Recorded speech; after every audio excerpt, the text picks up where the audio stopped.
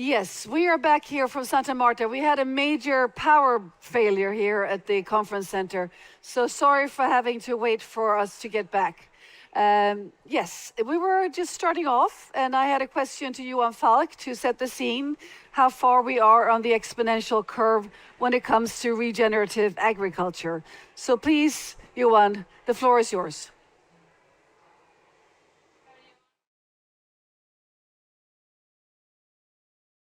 Stockholm?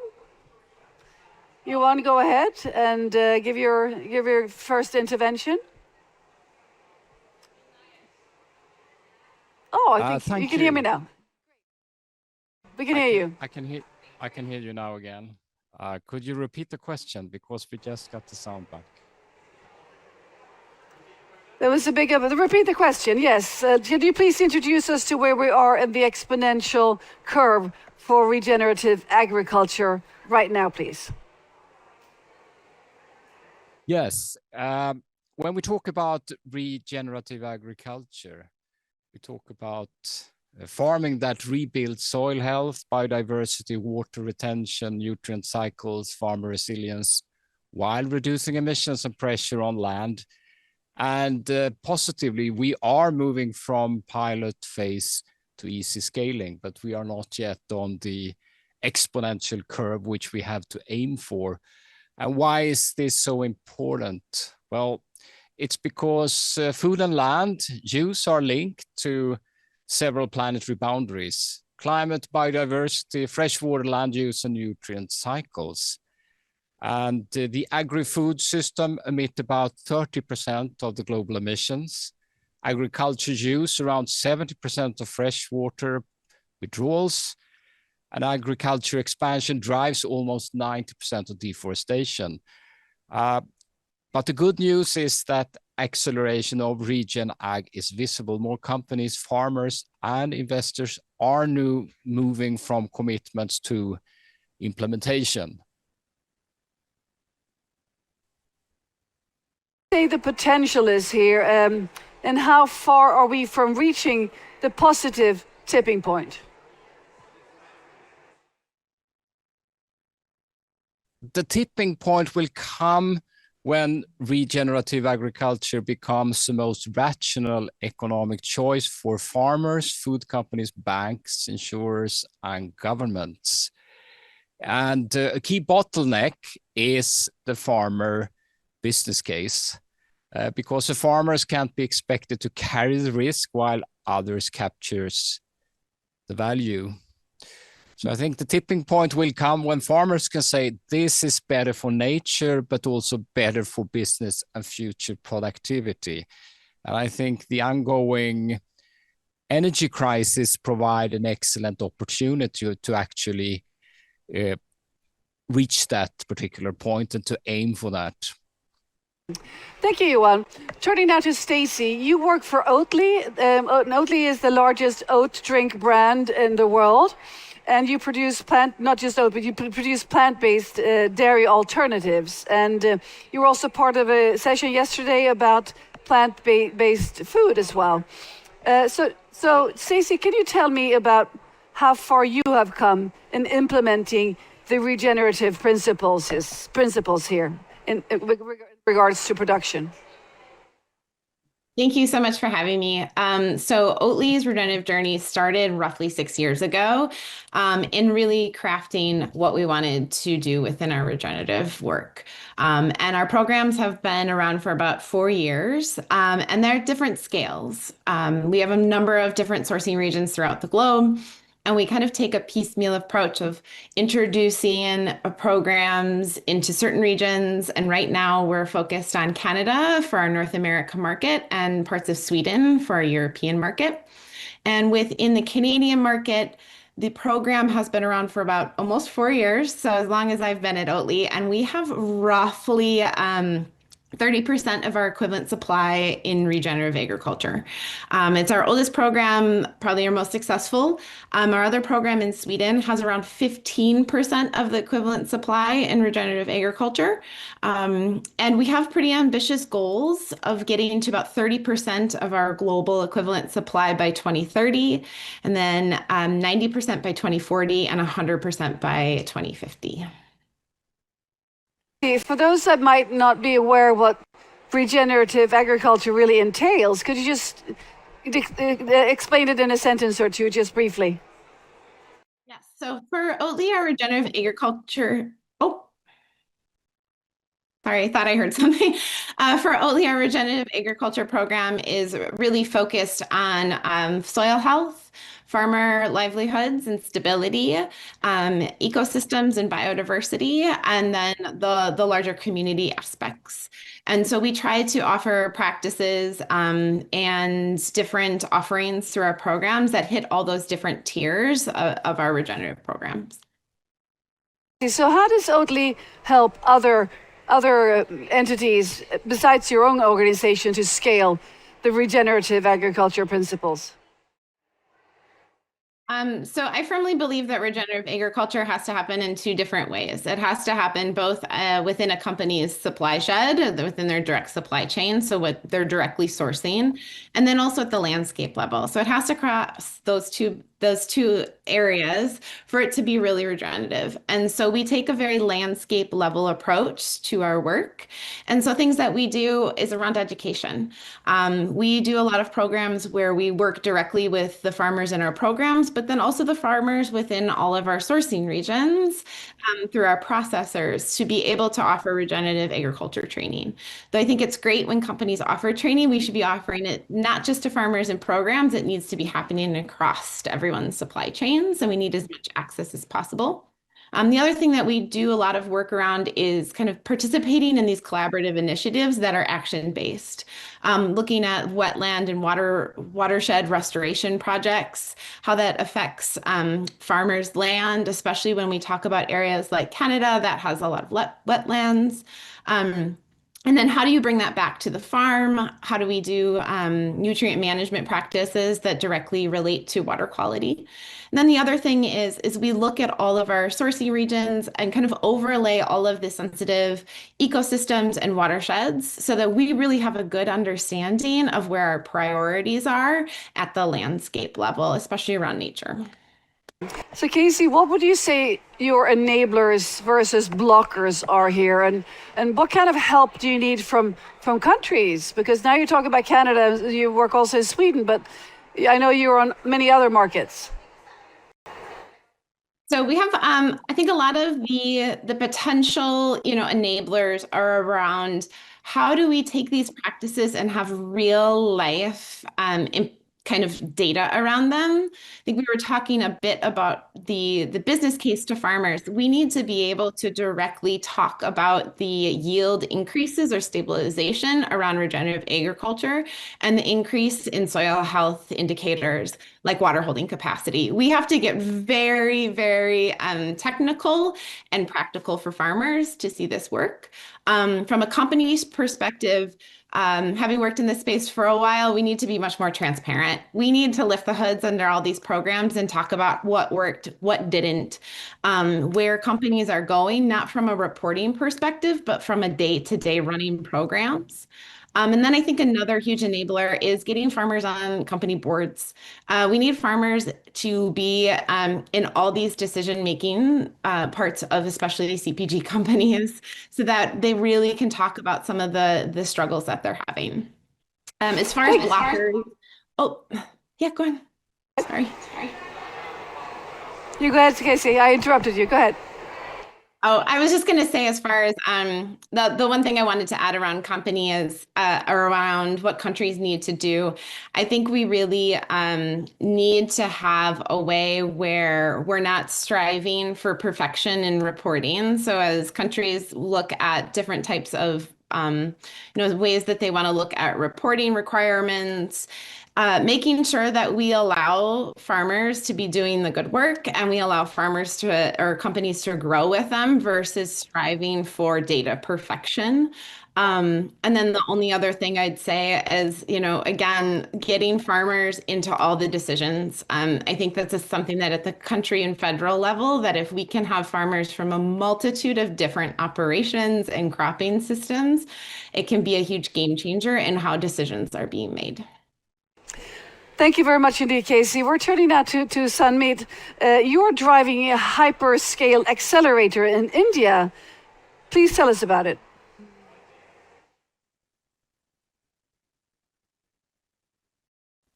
A systemic problem solving accelerator. We look at things at a civilizational level. Being the largest country, well, most populous country on the planet, I think scale comes very naturally to us. We see things from two different lenses. One is to bring solutions that are acceptable. We have to first make them affordable. And if they're not affordable, we're not going to be able to drive any change whatsoever. 6 out of 8 billion people, 6 out of 8 people on this planet live in the emerging markets, and affordability is absolutely key to driving climate solutions. So that's what the first lens. And then at the far end of the spectrum, we see things from an institutional investor like pension funds and insurance fund lens, because they manage 150 trillion of our monies. And if we don't bring institutional money, we're not going to be able to scale problems. So those are the sort of two ends of the spectrum that we look at. And then design solutions that become hyper accelerate through this pike that we have created. So starting with identifying problem statements, whether they are soil health degeneration or pollution in water bodies or depletion of groundwater and aquifers or air pollution, we look at the problem first and then go start hunting what are the solutions out there, bring them from around the world into India, make the solutions affordable through localization, design and develop and implement the first commercial demonstration project, design the scale-up financing and economics around the project, and then take it back out to the global south. So that's the sort of our travelator accelerator, if I can use those words. And I'll give you an example. Most recently, we spoke to a pension fund, and they said, "Sanmeet, don't bother coming to me if you're not asking for a $200 million check minimum."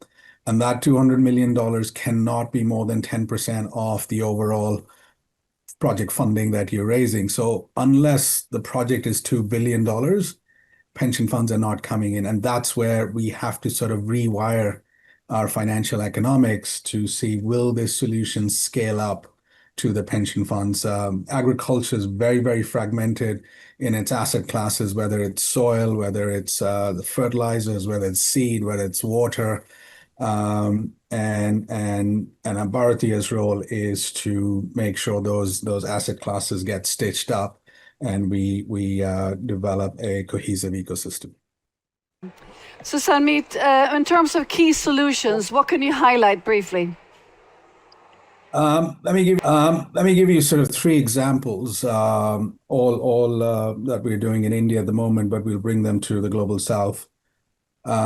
Sludge is the reject of wastewater, has a lot of nutrients, but a lot of the cities send them to landfill, where they emit a lot of methane.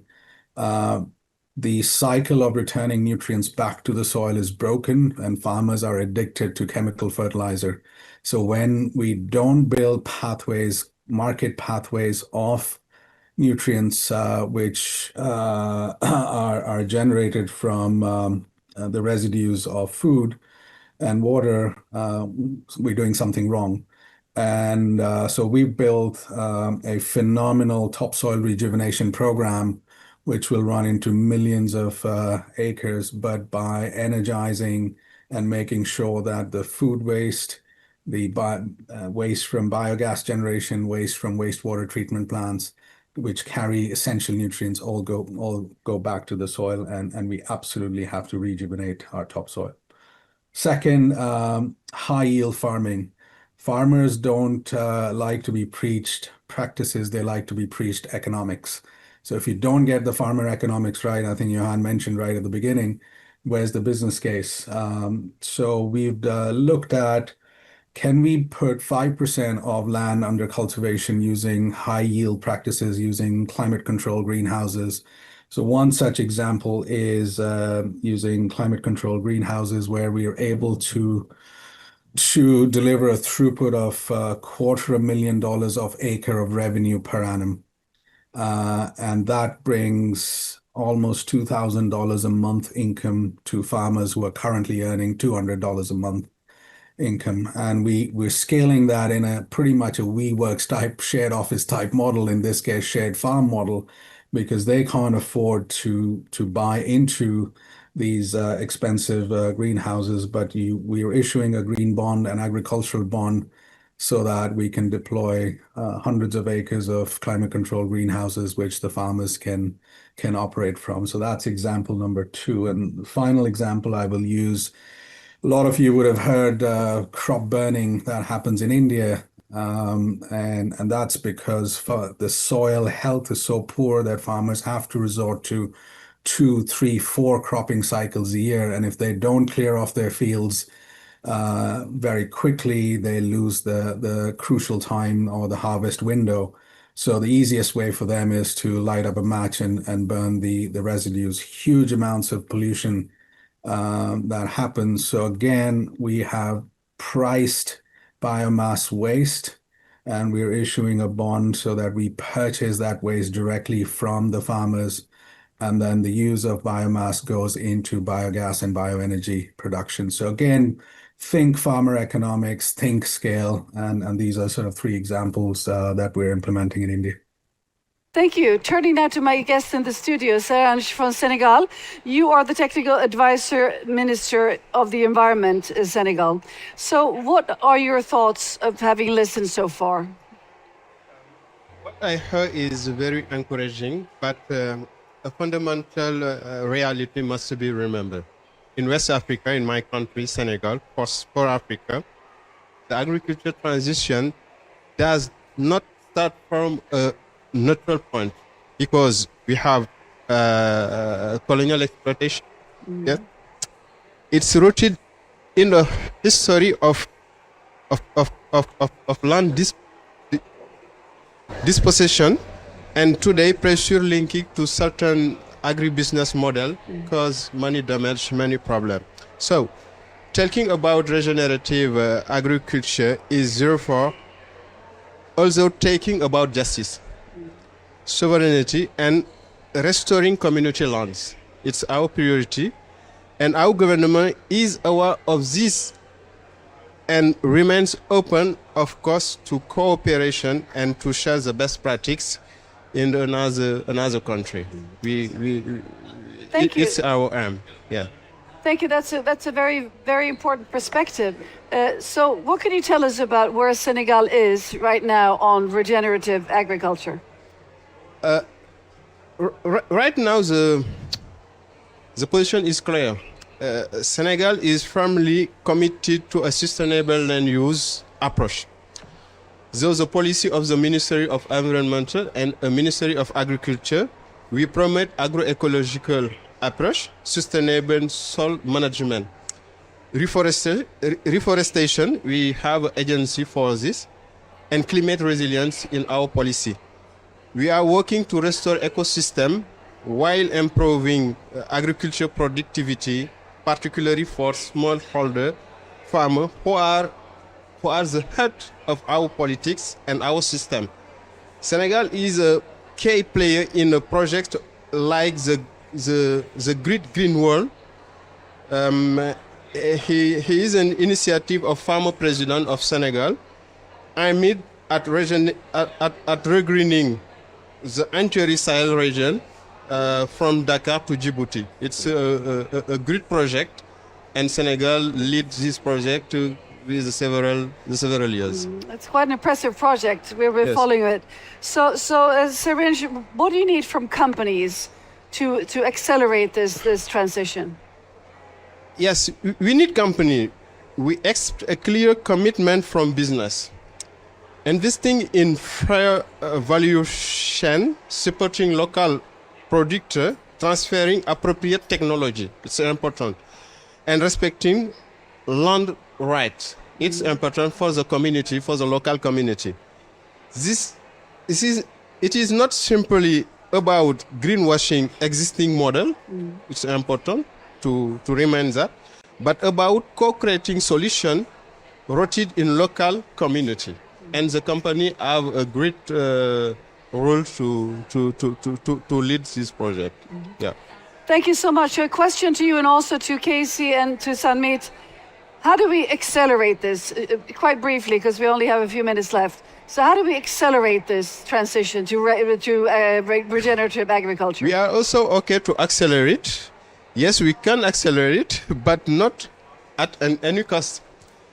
For us, the key action is to strengthen local agriculture system based on community knowledge. It's important to discover all knowledge in our community. Our demand is simply for community and another country. Accessible financing, it's important. Fair partnership, kindly, and recognizing of African reality, it's a global strategy.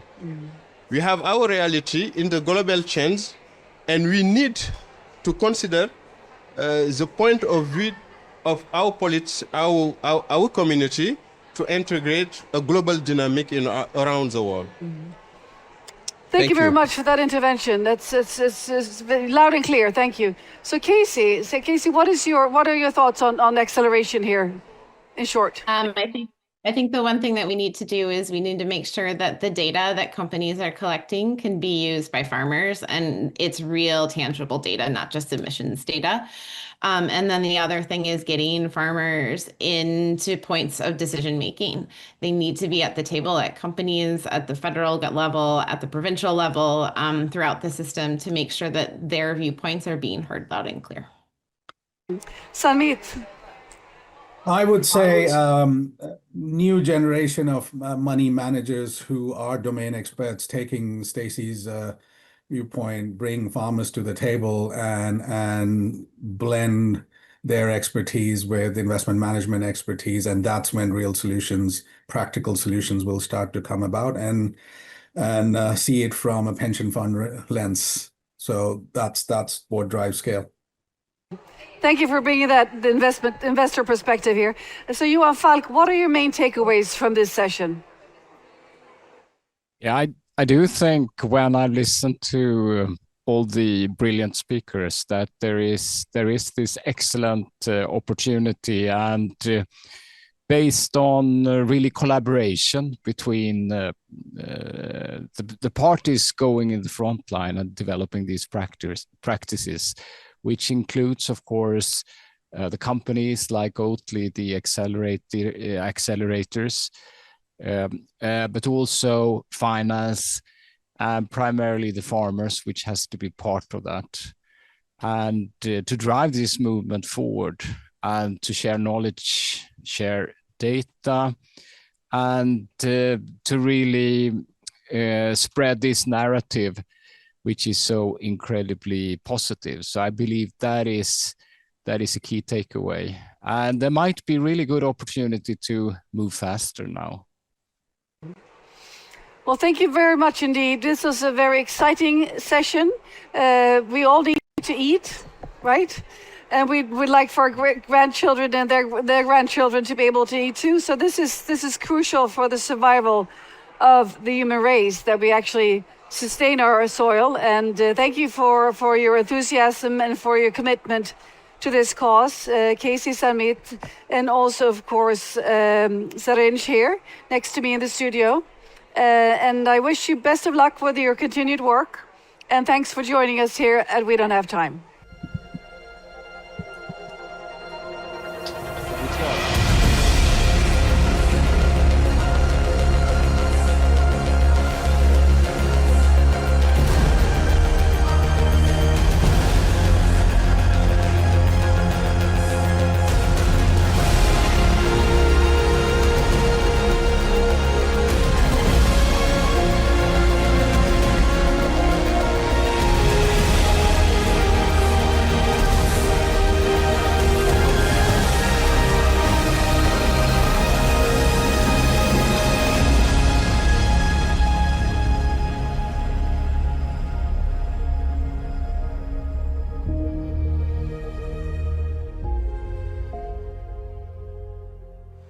So we got another wonderful guest with us here in Santa Marta at the first conference to transition away from fossil fuels, being organized by Colombia and the Netherlands. If you could say who you are and where you're from.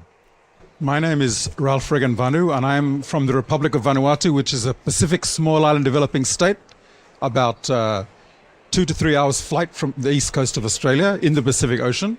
And I am the Minister of Climate Change, Energy, Environment, Meteorology and Geohazards and Disaster Management for my country. I think when we last talked and you listed the number of jobs you had, I thought that maybe there couldn't be more titles that a minister has, but maybe there's somewhere, I don't really know. We're actually fortunate because we do have this one portfolio that covers energy, climate change and environment, and Right. because they're so linked. I mean, Yeah. energy is the solution to climate change. Energy is the cause. Fossil fuels is the cause of the climate change. Yeah. But renewable energy is the solution. Yeah. So having it in one ministry really helps us deal with that Yeah, absolutely. multifaceted problem. And how big is your team? The team here is 2 people. Right, but back home?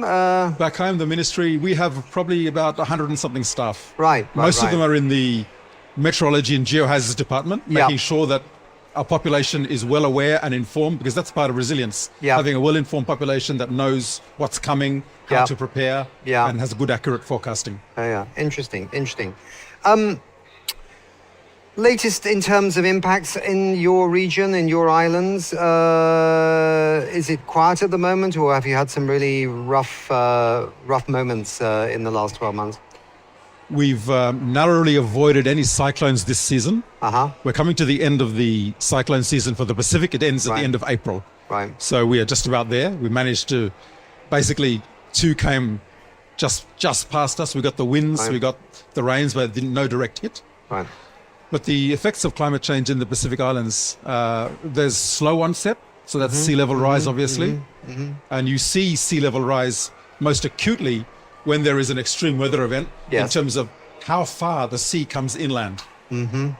It's incremental normally, but when there's a cyclone, you just see it just come so much further than it has Yeah. ever before. Yeah. So much more destructive of infrastructure. You lose entire coastlines, Yeah. which then have to be, we have to find ways to stop the erosion, which continues with the slow onset of sea level rise. Sure. Also, of course, saltwater inundation into all our freshwater sources in the lowlands. Vanuatu is lucky. We're a mountainous country, unlike Tuvalu, Kiribati, Republic of Marshall Islands, which are flat atoll states. Yeah. And they're the ones which people talk about when they talk about entire states are going to disappear. But then, of course, we have the extreme weather events. And this year, for example, we had continuous heavy rain for the first 3 months of this year, pretty much every day, which caused flooding in areas that had never been flooded before. We have areas where people thought were safe. We realize no, now they are subject to flood inundation, landslides, because of the continuous, unprecedented heavy rainfall. We also, of course, now are seeing that the seasons as we knew them are no longer aligning, and that affects, of course, food security in terms of agricultural production. Another impact, of course, is a very basic one of public infrastructure. We have kids in the main city of Port Vila, which is the capital of Vanuatu, still going to classes in tents after 3 years from a cyclone, the last cyclone, Right. because we haven't had the financial wherewithal to be able to rebuild these schools within that time frame. And this is where we come to international conferences like this to pick up the promise of the Paris Agreement that there would be climate finance provided by the historical emitters, those with historical responsibility for this crisis, to provide a pool of funds that could be used to build resilience. And for us, the most costly item, of course, is public infrastructure, roads, hospitals, school buildings. And we don't have the fiscal space. We are a developing country. We're in the lower rung of developing countries. We just graduated from being a least developed country 5 years ago. So we're really down there in terms of financial capacity. And that's the missing link we need. And especially in terms of the topic of this conference, for us to transition to 100% renewable energy, we've set ourselves a target of electrification being 100% from renewable energy by 2030, which is 4 years away. We are able to do that except for Port Vila, And for that, we need extra investment in solar farms and battery and coconut oil generators and wind farms to take us to the 100%. And for that, we don't have the financial wherewithal. We are here to seek international cooperation in terms of financing the just transition. And for example, a simple one, take the over 1 trillion of subsidies towards the fossil fuel industry and just take the money from the bad and give it to the good. Give it to us to help us to build out our renewable energy infrastructure. Absolutely. Quick thing on that transformation of your to 100% electricity. Do you have the people trained and ready to do that job, or is that another thing that needs to be factored in terms of capacity building, to actually install them, but also run them and manage them and things like that? Yeah, we are trying to build that capacity now. Yeah. 2 years ago, we started a new electrical engineering qualification at our technical college, particularly on renewable energy. So we could get that broad-based community understanding. So as many people from the community being trained in this diploma and certificate level to just basically run a simple mini solar grid or a pico hydro station, basic understanding of those concepts of financial accountability and getting the revenue to be able to maintain the systems. But we are taking an approach in Vanuatu where we use public funds, either concessional funding or grants or government direct input to building these renewable energy systems. And so because we are 80 or so islands, we're basically building standalone systems on different islands. Yes. So we're using a model where we build it and then we tender out the operation and management of these systems to private companies. Right. And so we're seeing the flourishing of the private sector to come in and operate and manage these systems so that they are continuing to be sustained into the future and can be replaced. And basically that's the resilience we're seeking to build into our energy infrastructure. Because the beauty is once you've got that all up and running, it's not like fossil fuels where you have to keep buying the damn stuff, right? I mean, there is the upfront cost, of course. But once that's done, that solar power keeps chugging on for, I don't know, is it 20 years? I don't know. But I mean, it's infinitely more economically and sustainably viable than the fossil fuels, let alone the climate change implications. Yes, so that management model we're trying to establish is so that we are actually covering the replacement cost as we build the consumers. But another approach we're taking in the Pacific, because we are very small in terms of economies and populations and widely dispersed across half the Earth's surface, we are setting up probably this year a regional renewable energy commissioner for the Pacific. So this will be an office that can help us standardize systems, standardize tech, assist with technical assistance and training, and so that we can, through scale, allow more possibility. So all the small Pacific Island countries, and there's about 14 Pacific small island developing states spread across the Pacific Ocean, we can build a common a technical platform, a common purchasing power, power and bulk procurement, reducing costs for maintaining these renewable energy systems. But definitely we are one of the largest areas in the world in terms of geography where we do not have fossil fuel extraction. And one of the outcomes we want to see from this conference is that we declare fossil fuel extraction free zones in the world. And the Pacific is up the front, right? Right. Throughout, all the way from Vanuatu and the Solomons in the west, all the way to Hawaii in the east, there is no fossil fuel extraction across this whole ocean. Is there fossil fuel there? We are heavily dependent on fossil fuels. Yeah, but I'm just saying, are there fossil fuels that somebody one day could drill for? Absolutely. In that region? Yeah. We do know that there is possibly vast oil and gas reserves under the sea. Yeah. But what we're coming here we do not want to take it out, but we don't want to be forced economically to have to do that. We want the financing to help us provide energy to all our people at the cheapest cost, which is renewable energy, so that we do not have to go down and dig this up. Good, absolutely. So that's maybe something that could be announced at the end of this conference, that whole region could be a fossil-free region as part of this contribution to fossil-free countries and states and regions in other parts of the world. I think we're going to probably announce an intention to have that declared by the next meeting next Right. year, which will be in the Pacific. Got you. Let's just ask you a little bit about this process here. I mean, it has to be different to the UNFCCC process, otherwise it's just a mirror image of another process that is remarkably slow, right, in its impact as well in terms of changing the direction of climate change. This first meeting is the first meeting, so what's your general feeling about what's been going on? And do you think it's going to actually provide an impulse to something that will lead towards more countries exiting fossil fuels? I mean, is there an energy in the room? Yeah. There definitely is an energy in the room. And the good thing about here as compared to the UNFCCC COP is we all come here with a stated intention that we want to transition away from fossil fuels.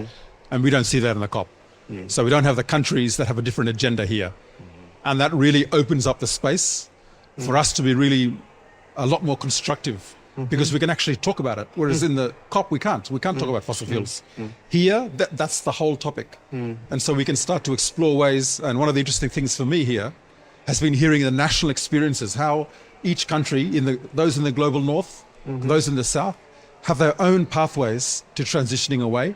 And I'm learning so much that you can't learn at COPs because you don't talk about it there. And so just that sharing of experience is helping us all. And what we want to see come out of this conference is basically we agree on action items we can take forward and work on between now and the next conference, so that maybe at the next conference we can then come up with some minimum standards that we all agree on as the 50 or so, and hopefully that number will grow. Back in Belém there were about 80 or so, and I know, That's for right. example, from 85 maybe. Yeah. So to give an example, Fiji, which was a leader in Belém, their government has declared a travel ban because of the fossil fuel crisis, the price. Okay. And that's why they can't be here. But they are part of us. Yes. They just, and many others from other countries in the Pacific can't travel due to the huge increase in the price of airfares. So it's not that they're not willing and able, it's because of this crisis is causing them not to be able to come. But I think one of our main tasks coming out of here will be to regroup that 80 plus, make sure we're all there, and that we can all participate going forward in some Right. sort of parallel track to the UNFCCC that can inform and hopefully provide recommendations or actionable items into the UNFCCC process, either this year or in coming years. Yeah. Could it be possible? I mean, is it too much to imagine that you mentioned 85, roughly the number at Belém? You only need 50 more for 100, and 100 is a nice number. Maybe by, COP 31 in Turkey, there could be other countries out there that could be, in a sense, brought into this coalition of the willing, this we are the many concept. Maybe other countries out there watching what's going on here and not sure, but maybe more convinced by the convening of this. Yeah. Yes, of course, that's what we're hoping. And that's what we're trying to build, Yeah. is a much more inclusive group of countries that do want to transition away from fossil fuels. We face in the COP process under the UNFCCC, we face the problem of obstructionist countries like the US, who very, very deliberately trying to just stop progress, not only in the COP but in many other forums. So that is the current geopolitical moment that we are in, and we recognize that. So we need to somehow build a movement outside the UNFCCC that can influence what's happening inside. And that's in fact a tactic in the Pacific we've been using for a long time, and we like to call it multilateralism from the margins. You do something else, like Vanuatu led, for example, the global initiative to have an advisory opinion from the International Court of Justice on the obligations of states about climate change. Yes. And that was delivered last year, and it was a landmark coalescing of what international law is, which basically validated what we've been saying in the UNFCCC process for 30 years. But even though at Belém, the ICJ advisory opinion wasn't even mentioned, it's now there and it's influencing the process. And here people are talking about it. So that's what I call multilateralism from the margins. You do other initiatives. Yes. Another one, of course, is the Fossil Fuel Treaty Initiative. Of course, that many of us are a member of, and I've got the badge on here. I mean, this is something else. We're looking for some sort of binding legal obligations to be established for countries to implement their 1.5 aligned pathways, and particularly to align with what the International Court of Justice says are state obligations. And it's got to be more than just voluntary, which is what it is now with the NDCs and so on. And that's why we're talking about an international mechanism, a treaty, something that is a convention that requires states to do things according to what the ICJ already said they have to do. Yes, yes. It was interesting. I was listening in on a press conference over on the other side. First with Anna Tony from Brazil, and then Rachel Kite from the UK. And I asked Rachel, I said, well, does the UK government have to do anything if they are joining this initiative, this process, this transition? And she said, yes, actually, you know, that there's a lot of the roadmap in the UK in terms of knowledge and documents and things like that, but it has to be brought together. And she also said something I thought was quite interesting, was that there are, if you ask countries, many of them have been already, in a sense, at least partly drafting an exit from fossil fuel strategy, if not more, but they haven't really talked about it. But a lot of countries have this in their paperwork already. So, in fact, you suddenly start realizing that we might be further down the road than we think in terms of mobilizing action in this area, among, interestingly, both developed and developing countries, rich, less rich countries. But that's also interesting too, because it's not just one group economically of countries, it's much more diverse, isn't it? And that's really exciting. This is a great example of what we want to see coming out of this conference. Yeah. We would like to see every country prepare their roadmap for transitioning away from fossil fuels to be presented next year at the next conference in Tuvalu in the Pacific. So that's a definite thing we want to see coming out of the plenary this afternoon. We all go back, put all our, we have it in our NDC, we have our pathway there, but we need to explicitly draw it together. And France provided a good example. They just released theirs a few days ago. Yeah. So they've provided the template. Yeah. This is what we all need to do. And I'm hoping that this meeting, one of the outcomes this afternoon will be all countries, we have to produce a roadmap before we come to Tuvalu next year. Yeah, perfect. And then let's discuss that. Another one is let's all make an inventory of our fossil fuel subsidies, bring it to the next meeting so we can start talking about subsidy reform if we know what everyone's doing, and we can collaboratively work together to at least, you know, let's deal with the low-hanging fruit. Yep. That's one of our objectives. Okay. Good, Ralph. Well, thank you so much again for chatting to We Don't Have Time TV. We've got a couple of million people watching the show today in 150 countries, so that's good to get your perspective. And best of luck with, well, the rest of the few hours we have left, and looking forward to Tuvalu next year, if not at the COP. Thank you so much for this platform, and all the best. Okay, see you there. Okay, thank you. All right, moving on, ladies and gentlemen.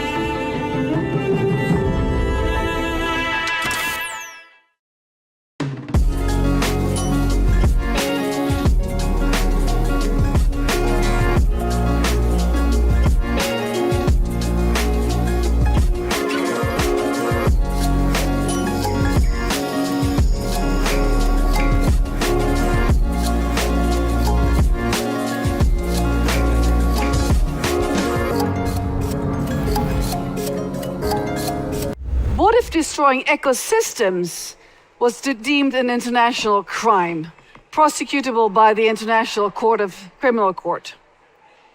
This session explores the recognition of ecocide as a legal framework to protect biodiversity, forests, and the atmosphere. From fossil fuel projects threatening the Amazon to the environmental destruction caused by war, we will examine how legal accountability can shift power, prevent ecological deforestation and destruction, and safeguard communities in the planet.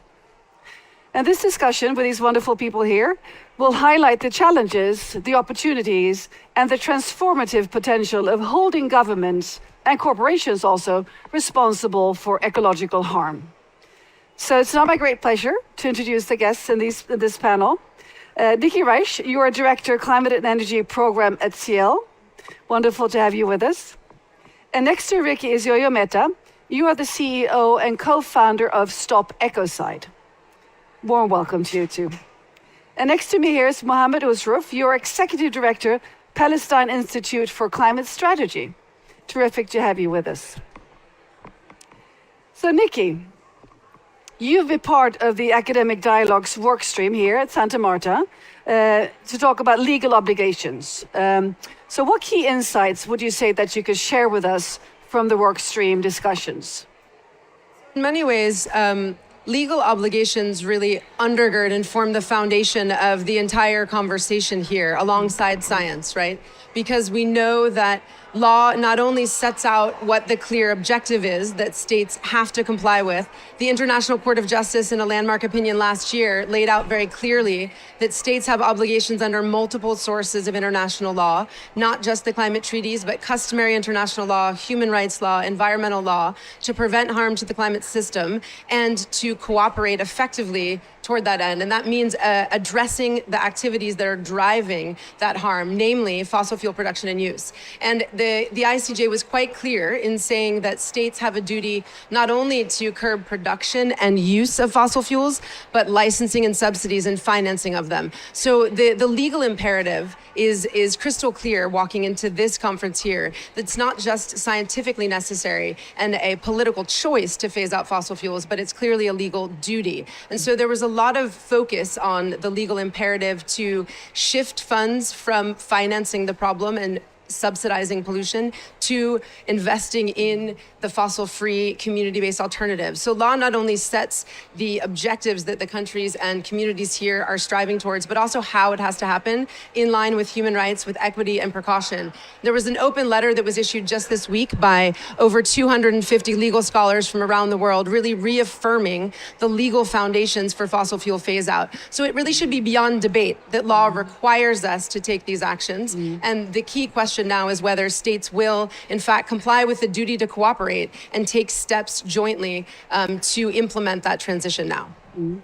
So I'd like to dwell a bit on the landmark advisory opinion affirming that states have legal binding obligations. So what really happened since then? Are we already seeing the momentum here, the impact? Absolutely. I mean, it's somewhat hard to believe that the ICJ opinion was only not even a year ago that it came out, because I think the seismic impact it's had is significant.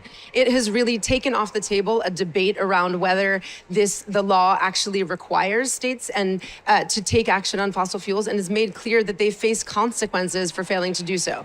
That it has put states on notice, really, both fossil fuel producing states and large emitters, that if they don't address the root of the crisis and take action concretely now, they face legal consequences. And we're seeing that this legal risk isn't just theoretical. It's already taking shape around the world. We're seeing lawsuits as temperatures and sea levels rise, so too does the tide of climate litigation, because communities are seeking justice for the harm. We've seen courts at the national and regional level take up the ICJ. We're seeing it supercharge both those legal claims, but also influence conversations throughout policy dialogues like this one, in terms of setting out the pathway to follow and making very clear that the duty to cooperate requires states to come together effectively and through legally binding mechanisms to make the transition a reality, not just rhetoric here in these halls.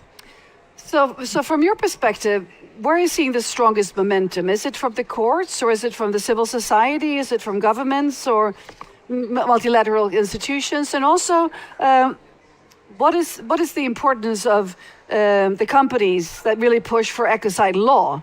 Because that is a very distinguished sort of part of this discussion, right? The ecocide law and having it in the Rome statutes. So I think, what's key about the momentum is that it's coming from so many different channels, right? That it's not just coming from one side. And we're really seeing that at the conference here in Santa Marta. We're seeing a convergence of the messages, law, science, and economics converging, but also these constituencies converging across civil society, the scientific community, governments realizing that they need to take action. So I wouldn't point to one thing. It's really the fact that the undeniable legal and scientific necessity is there. What is critical about ecocide is that it adds a lot of weight to the seriousness of action and conduct that is causing serious and irreversible widespread harm to the environment. In theory, the fossil fuel destruction that is jeopardizing the global commons, the climate and the ocean, and putting lives at risk is already subject to prohibition and contrary to international obligation under multiple sources of law. It's not just a matter of climate change, it's a matter of human rights, it's a matter of health. But we're seeing gaps in enforcement and governance, and that's where criminalization can actually sharpen the legal edge of enforcement here. And it's so critical to add that tool to the toolbox. Thank you very much, Nikki. Turning now to Jojo. Stop Ecocide International has representation and associate teams in over 45 countries. So where are you in terms of international support and the momentum here? Because if we think that just a few years ago, the term was pretty much in obscurity. It was coined 50 years ago, but it had been in a kind of political and legal backwater. But over the last few years, we've seen that completely transform. So we now have a situation where there is actually a proposal on the table at the International Criminal Court coming from Vanuatu, Fiji, Samoa, and strongly backed by the Democratic Republic of Congo. So that conversation is now on the table in the Working Group on Amendments at the ICC. But alongside that, what's been really interesting to see is that since the international definition of ecocide was launched in 2021, which was emerged from a drafting panel convened by our foundation, it has catalyzed conversations at national and regional levels as well.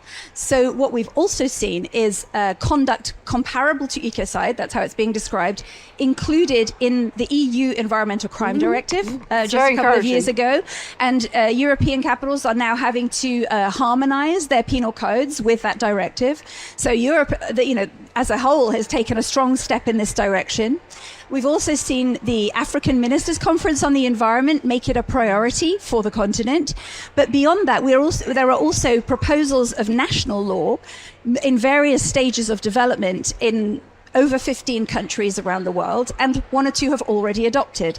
France has adopted a kind of environmental infraction of ecocide. It's not completely a serious crime, but it's a step in that direction.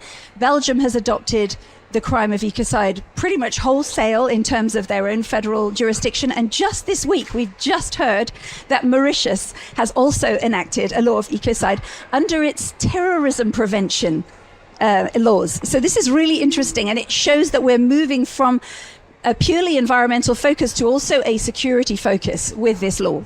So, Jojo, what is needed to reach a tipping point now? We have 45 countries, and it's basically a third of the global number of countries, right? So what do we need to reach a critical tipping point? So are we already there, maybe? Well, the direction of travel is clearly set. You could say the train has left the station. In fact, what we're now finding, which is an interesting position to be in, is that the legislative momentum is way ahead of public awareness, which is one reason that's wonderful to be here with you right now. Because effectively, what is now happening is that many other sectors are wanting to come up to speed with what is happening with ecocide law. For example, the business community is really starting to wake up to the potential of ecocide law to level the playing field, because one of the key things we see here is that until the restrictions are in place, the finance continues to flow to the path of least resistance. So for a lot of businesses, this represents something that can actually protect and help them move ahead in the right direction. And this is indeed very, very, very promising. So Mohammed, Executive Director, Palestine Institute for Climate Strategy, one of your organization's demands for this conference was a global energy embargo. Could you tell us more about this concept and also how it has been received here at Santa Marta? Absolutely. Now, the global energy embargo essentially is a trade embargo on fossil fuels against the State of Israel and also against any genocidal regime that is currently part of the ongoing tragedies in Palestine. What we're witnessing in Palestine is a continuation of more than 100 years of injustice, looking at infrastructure and energy, fossil fuels and electricity being part of a form of violence and uneven development, creating injustice in Palestine ever since the early 1920s. And today we see a pinnacle of that with larger intermediaries and oil companies, but also fossil fuel producing countries that are directly complicit in that supply chain. So far, we have 27 countries and 54 supply chains that are directly fueling the genocide in terms of oil, coal, and gas. And when it comes to the fossil fuel treaty today, and especially it being a milestone, such a landmark being in Colombia as well, one of the only successful countries that have actually imposed an energy embargo against Israel in July 2025 through two decrees, Decree 0949 and 1047. The presidency here has done so much and the ministries here have done so much. Yeah, what the only issue right now is that we need that momentum to pick up and we need other countries to do the same. And this treaty here, as a fossil fuel treaty mechanism, must ensure that those countries are protected and are able to defend themselves from either ISDS cases or cases by those corporations such as Drummond and Glencore. So we call for fossil fuel supply chain transparency and accountability, especially when it comes to ports and refineries and transshipments and every single part of the process.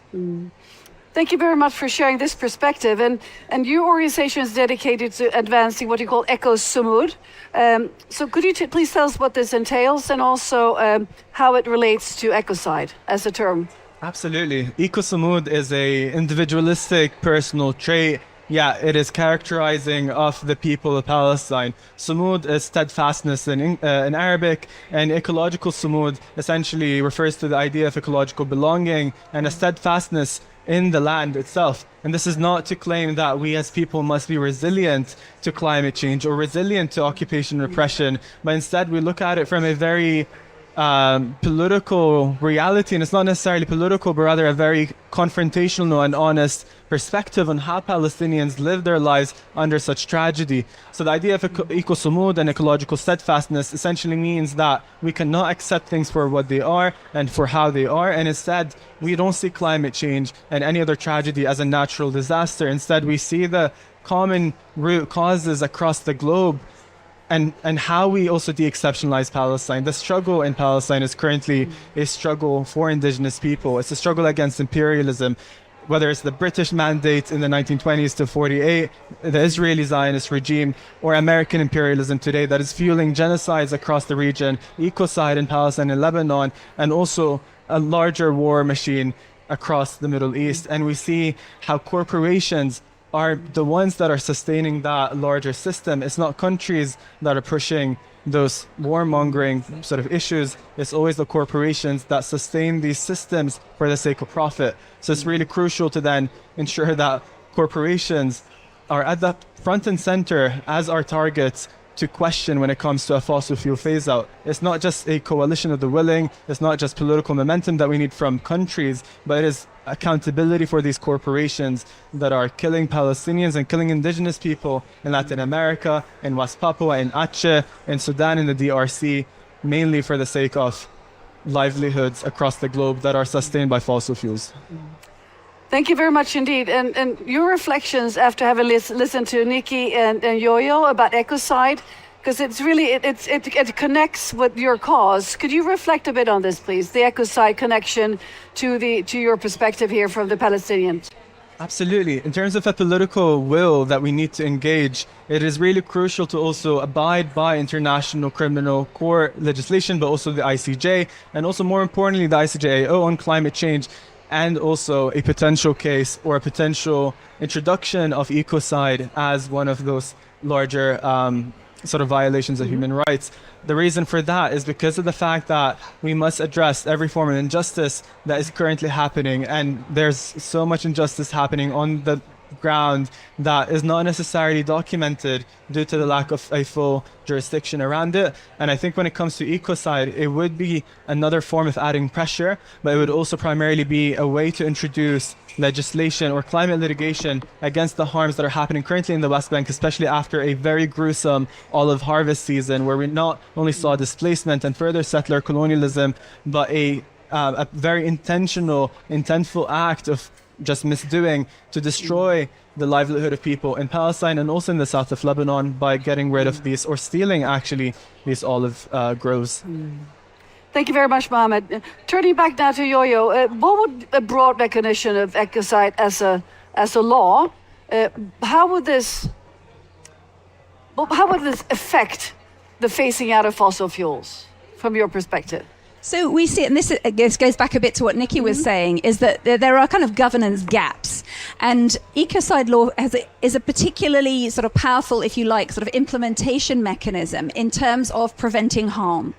And this is something that applies both within the current kind of, residual, I would like to say, fossil fuel structures, but also helps to keep the entire transition process safe. Because effectively what we also don't want to jump, in the English phrase, from the frying pan into the fire in terms of other extractive projects, and having the outer parameters in place that said whatever the approach we're taking from the current situation through to a healthy future, we need to have a parameter that says severe, widespread and long-term harm is simply unacceptable. And that's what criminal law does best, is to link those in the kind of cultural mindset and political mindset, as well as in the legal context, is have people understand that severe harm to the ecosystems on which we wholly depend is simply bad and wrong. And that helps us to treat it more as almost a health and safety concern going forward. And so it can support all of this transition process by having that outer parameter in place. Thank you, Yo-Yo. So when you listen to Mohammed and the Palestinian perspective here of ecocide and the law connection here, what are your thoughts? So recently we're seeing the whole concept of ecocide really coming to life, but of course in effect we're actually talking about a deathly activity that is happening, but in the context of conflict. So, and this is something that was actually first raised publicly by Ukraine, who started talking about ecocide in the context of conflict.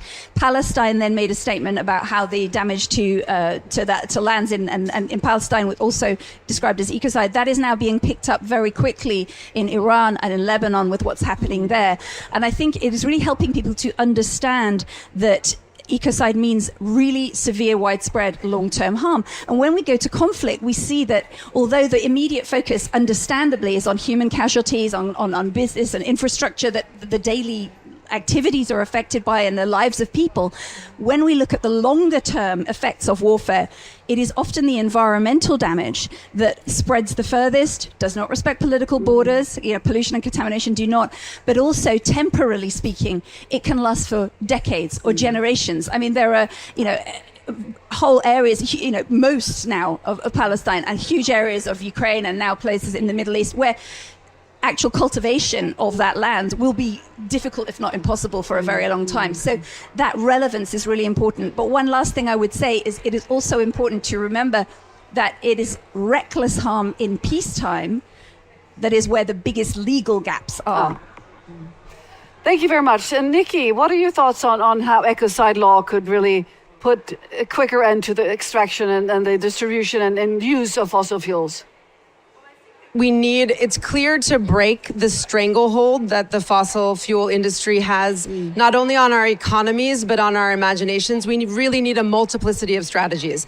And law is only ever going to be one tool, but we need a lot of legal tools to add to the toolbox. And I think the value of codifying the prohibition on ecocide is to really recognize that we know the types of conduct that are causing widespread and irreversible destructive harm to the environment. The science has been clear for decades, and the legal consequences of that are also clear. The obligations that flow from that knowledge of the destruction is to stop the harmful conduct. So it adds a weight and a gravity to the urgency of halting fossil fuel production and use around the world, but also halting the increased resort to militarization as a strategy, as a driver of war. We're seeing the backdrop of this conference couldn't put this issue into more stark relief. We are seeing the world suffering and reeling from war driven by, in no small part, pursuit of control of oil and resources. And it's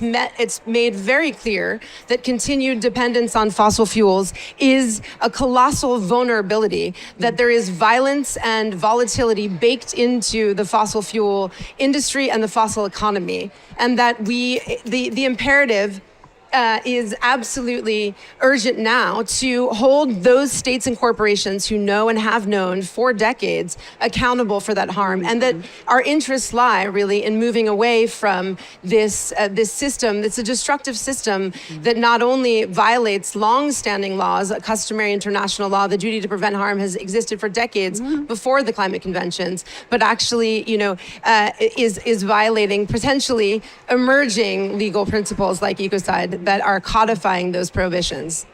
So, Nikki, would you say that ecocide law is complementary to already existing litigation strategies, or is it a fundamentally different tool?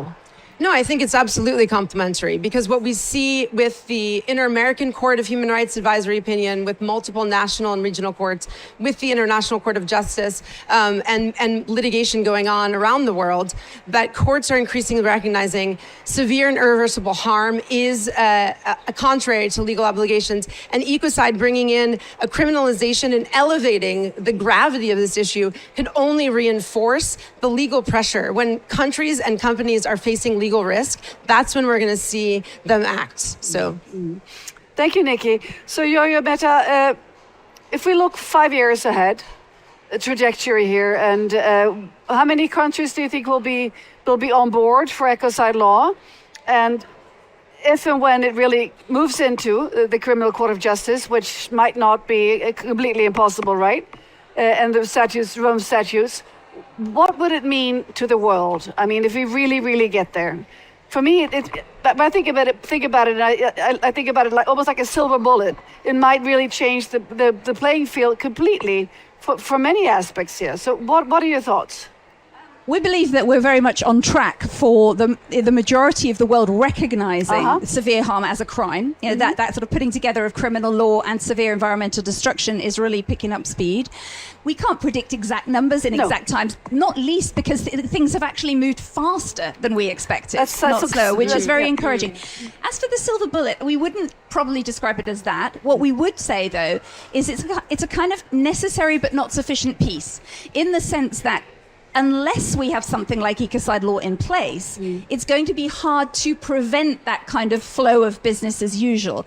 Having that kind of foundational backstop may not fix everything, but without it, it's actually quite hard to fix anything because there's no real consequence for that serious harm. I mean, the biggest multinational players have very deep pockets. You know, if they have to pay a fine for, going over some toxin limit, they're happy to do that and to carry on.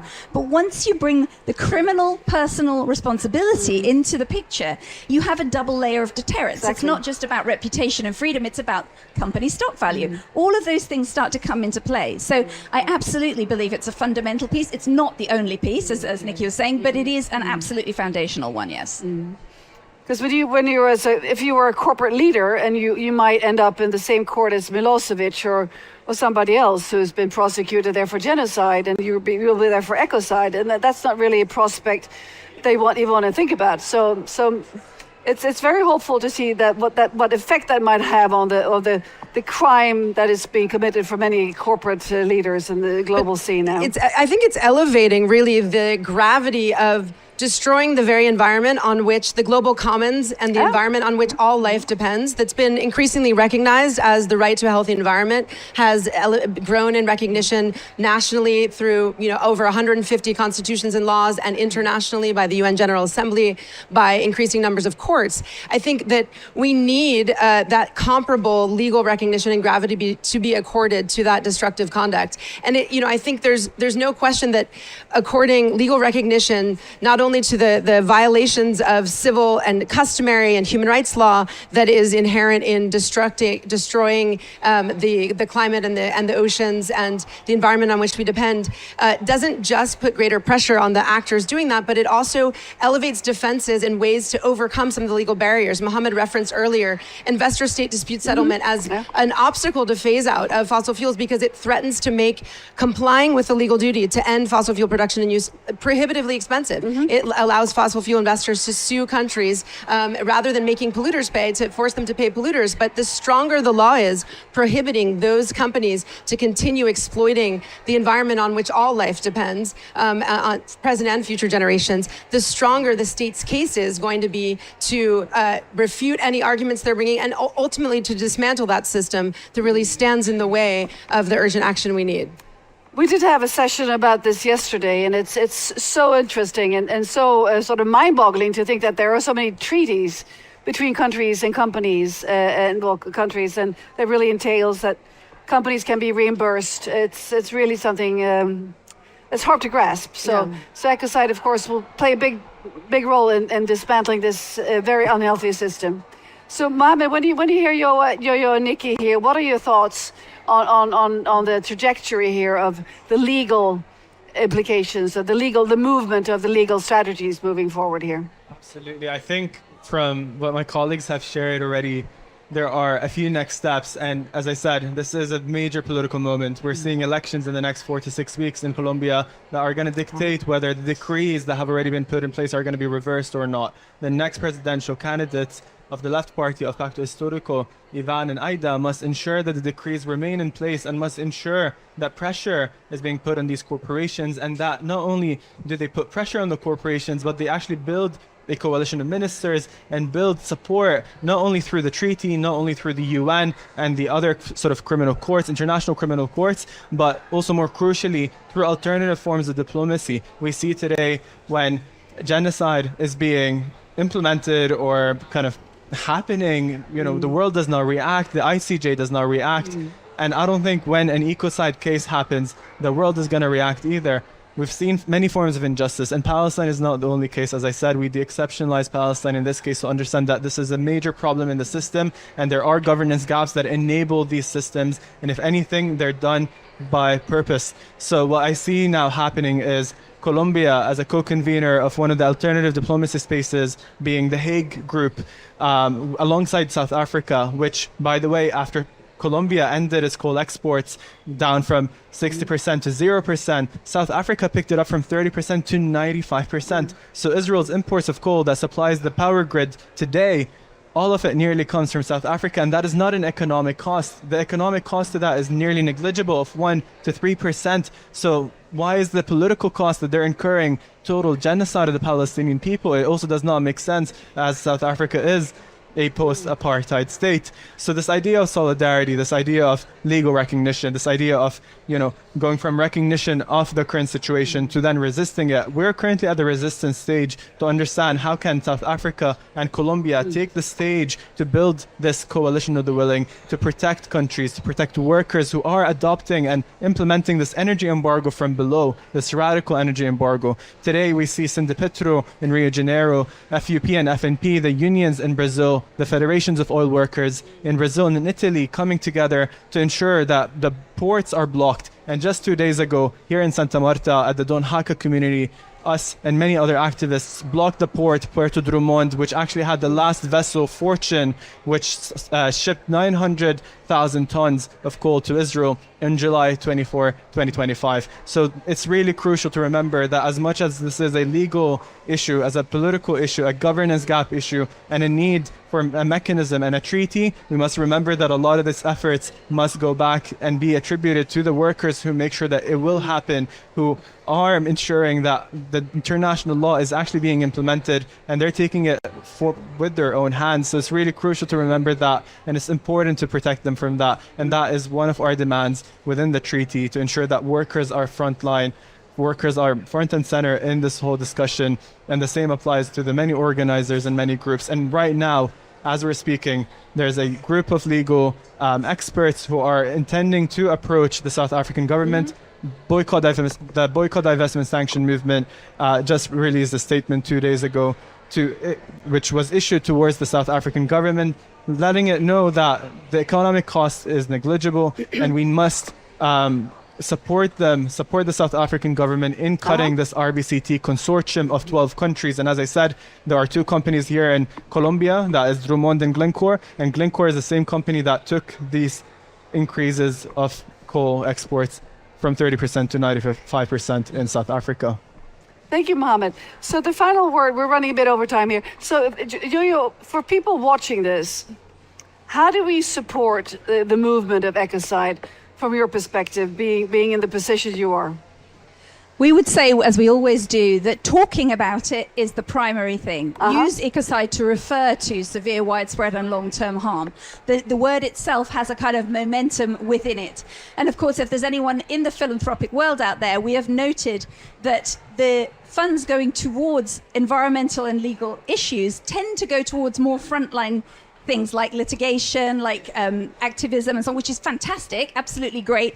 But it's also good to look at these very specific systemic interventions at governance level. And that's what this is also, ecocide law is a brilliant example of that. And the power of that, I think, has always been understood by, for example, the big oil and gas companies. They know if they have the conversations in the right places, they can influence legislation. But it's time that those on the side of the angels realize the power of that when it's done without all of that corruption. Thank you very much indeed, Jojo. And thank you, Nikki, for joining us, for sharing your insights, and for the work stream. That was very interesting to hear what's going on here in Santa Marta. And thank you very much, Mohammed.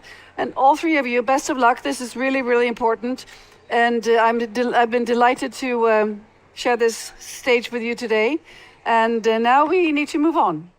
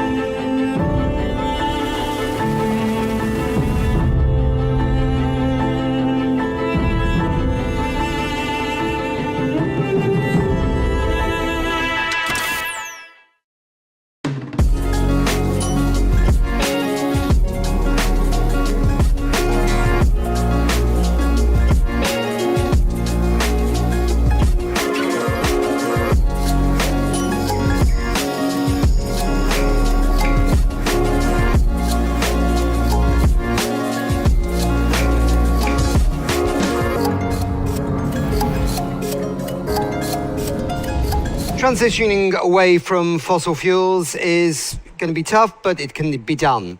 And it means leaving coal behind. It means leaving oil and gas behind. And it means moving to wind and to solar and to electrifying our economies and much, much more. But it's also about people and a human-centered development paradigm, perhaps. Do we have the leadership? Do we have the diplomacy, systems in place to ensure the transition is inclusive, brings everyone along, and raises all ships? It's now my pleasure to introduce our guests for this session. We have Shiva Gundan. Okay, that's good. I don't know who worked this out because, like, you're at the far end and it's now working its way around. There must be a god, I suppose. Yeb Sanyo, Chair, L'Adaptio Sea Movement. Clara Toomey, UN Climate Verified Agent, Environmental Legal Expert, and EU Climate Pact Ambassador, and co-founder of something called Rights and Roots. And Sophia Luna Quispe? Quispe, okay, good. Policy lead at the Re-Earth Initiative. So let me go to Shiva first. I think you're coming from Fiji. Fantastic. Who I think wanted to be here, right? But there's some ban in Fiji on flying and burning oil because of the crisis right now in the Middle East. Yes, I think that ban has been lifted just 2 days ago, maybe? 2 days ago, but that was too late, right? Okay, sorry, I just want to mention that. From the perspective of the Pacific Island communities, climate change, of course, is not abstract, it's existential. How should climate negotiations, discussions change to reflect the urgency and the lived reality? And is Tuvalu's hosting of the next meeting of the Fossil Fuel Transition Conference a sign in the right direction? Nisambula Vinaka Vakalevu for having me as part of this panel.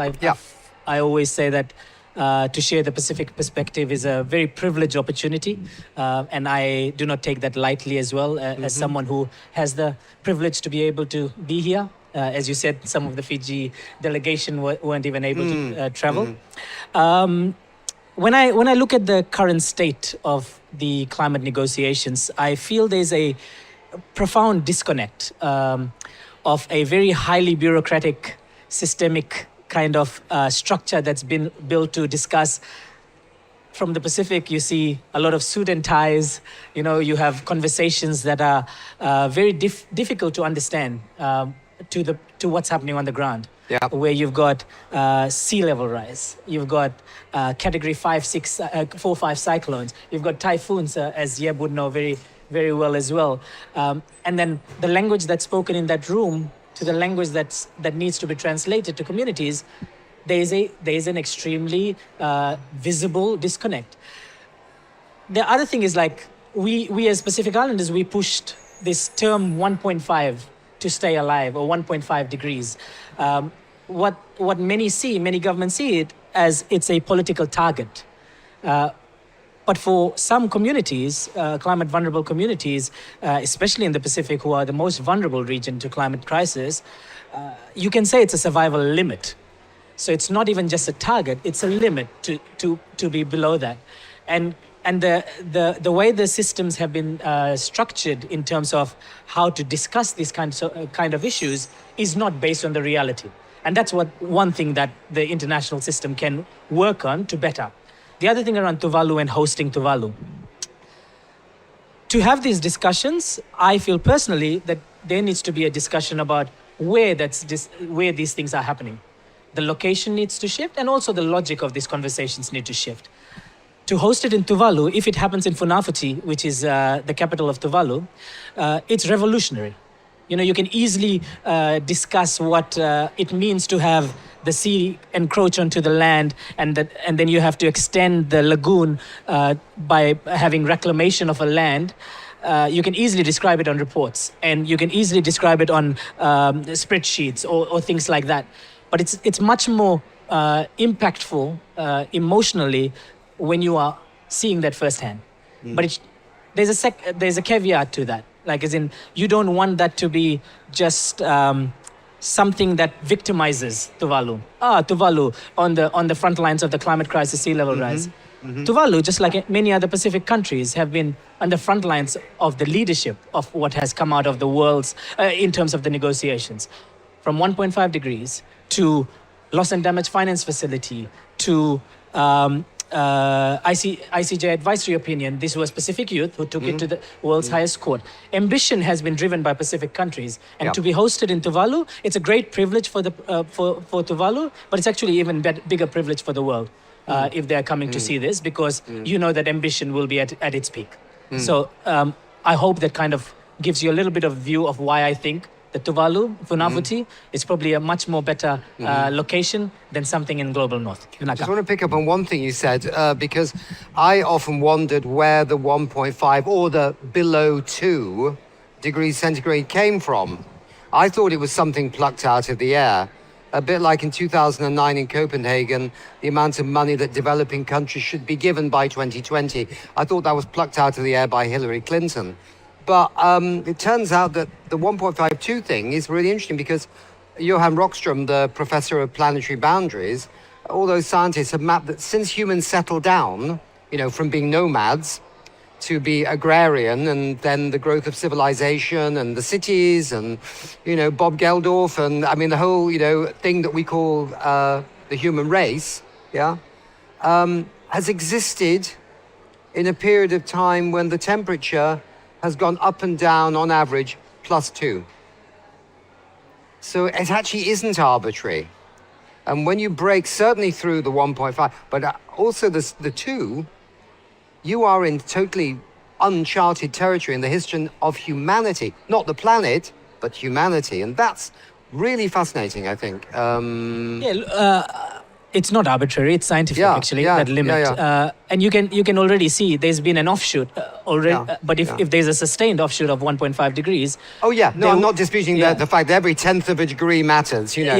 But it's just that some people, it's a small point. But I just want to say, because I found it very interesting to learn that just recently, that there was science behind it, not just, it wasn't plucked out of nowhere, the numbers. And just realities, like as in the temperature has gone up so much. And within that percentage that we are talking about, Pacific had 1 or 2 Category 5 cyclones in a decade. But in Vanuatu, there was 3, 4 and 5 cyclones in 1 year. Which is you can't dispute the fact anymore. No, you can't. And the insurance industry has all the numbers going back years, right? And they know it as well, we'll come back, Shiva. Sophia, let me come to you. You're a member of the, maybe you can say that for me, because my pronunciation of that may be Quechua. Okay, so you're a member of the Quechua people of the Andes region of Peru. Again, how is climate change impacting your community? And can the transition away from fossil fuels avoid what we would call the repeating patterns of extraction and injustice, certainly in the indigenous territories? So briefly, what's happening where you are, and how can we make this transition a fair transition? Well, we are seeing the effects of climate change everywhere in the Andes, sadly, and everywhere in many territories and in indigenous territories in Latin America. So for our case, we are seeing the slow melting and deglaciation of our glacier and snow-capped mountains, which are for us so much more than water sources or natural resource sources. They are our ancestors and sacred beings that we hold connections in spiritual and identity levels. So we are seeing the slow disappearing of some of our key ecosystems that are really tied to our traditions and our collective memory and our histories. And that's something that is particularly affecting the younger generations, because we are seeing the cultural and non-economic losses caused by climate change, because there is no amount of money in the world that can possibly give us back the Father Glacier and mountains that we are slowly losing. And well, that's just one of the things. We are not facing only the effects of the crisis, but we are also the forced contributors of providers or sources for the green energy transition, because we are one of the regions in the world that will be the most affected by the growth of the critical mining demand. And for that, for example, we have lithium that comes from salt flats in not only countries like Bolivia, Chile, and Argentina, but those are territories that for indigenous people are sacred spaces. For example, for the Coya people in Chile and Argentina. And in the Andes, we've seen the immense growth of, for example, extractivist projects that come from companies like Glencore that have been proven and fined for poisoning rivers in my home region in Cusco, that have not repaired the damage that they've done to our communities and the generational damage that they're leaving. But that are still being given the permission to expand their extractivist operations. Like recently, they just launched a copper mine project that was worth $1.8 billion investment, and they put the name of our people in it.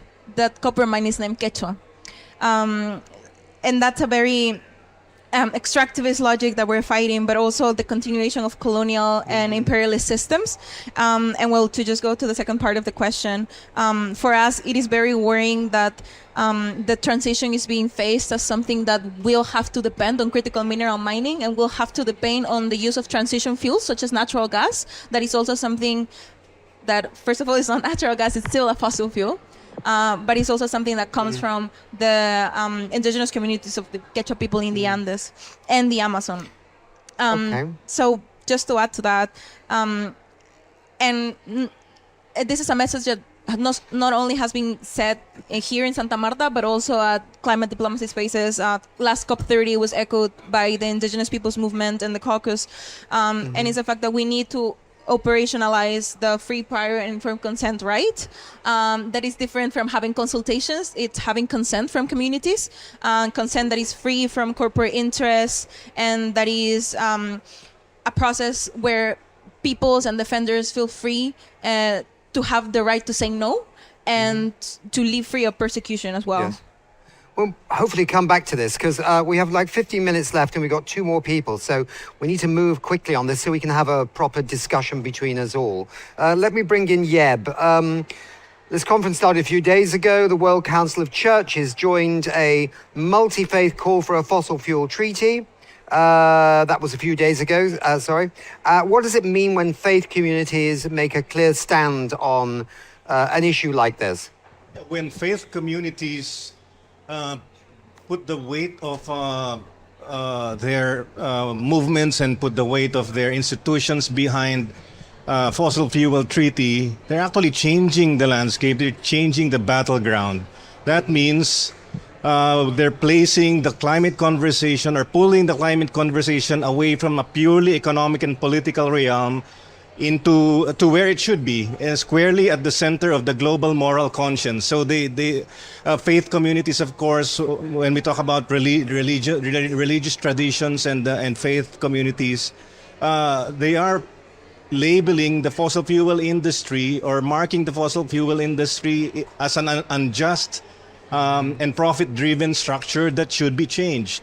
So that is the line that faith communities are drawing. So we are now framing the climate crisis, and in particular, the main culprit behind it, fossil fuels, as the problem. And in fact, many faith groups even go as far as saying it's a structural sin that needs to be addressed.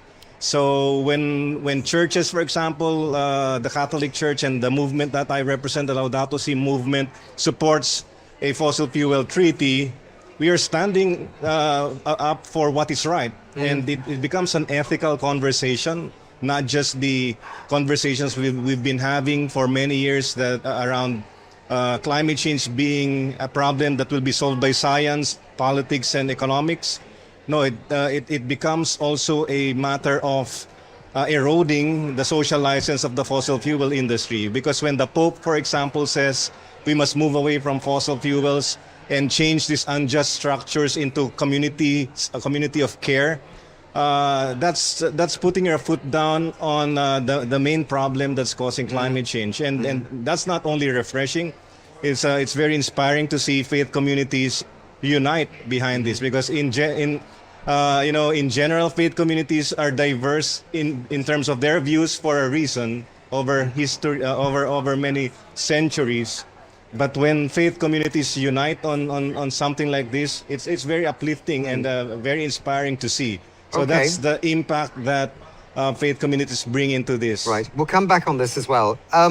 Clara, you're an environmental legal expert. You're also part of the Climate Pact in the EU. I was at an event in Berlin just the other week with that. Interesting as well.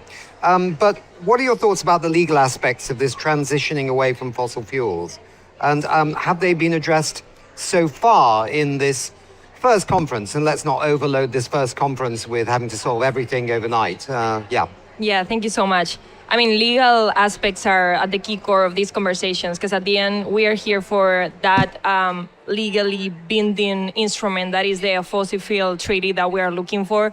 So that is a key core. As we know, like climate commitments, climate diplomacy right now is based on purely voluntarily commitments by states, and that's why it's not enforceable. And that is why I have a lot of hope on this instrument, that it can be the first legally binding mechanism that is gonna like take us on this way of the transition. On the other hand, there is also like a lot of like legal challenges as well. There's like some instruments that I was not even aware, so-called investor-state dispute settlement, for example. Yeah, that's a real little nasty piece of work in the 21st century. You can imagine in the past, it was probably looked quite innocent. Both sides, both countries respect, the investments that the others make. But now, it's Well, you tell us, right? Yeah, well, in simple terms, it's basically a mechanism that allows companies like oil companies, for example, or mining companies to sue a government when they're going to lose profit by some policy that pretends to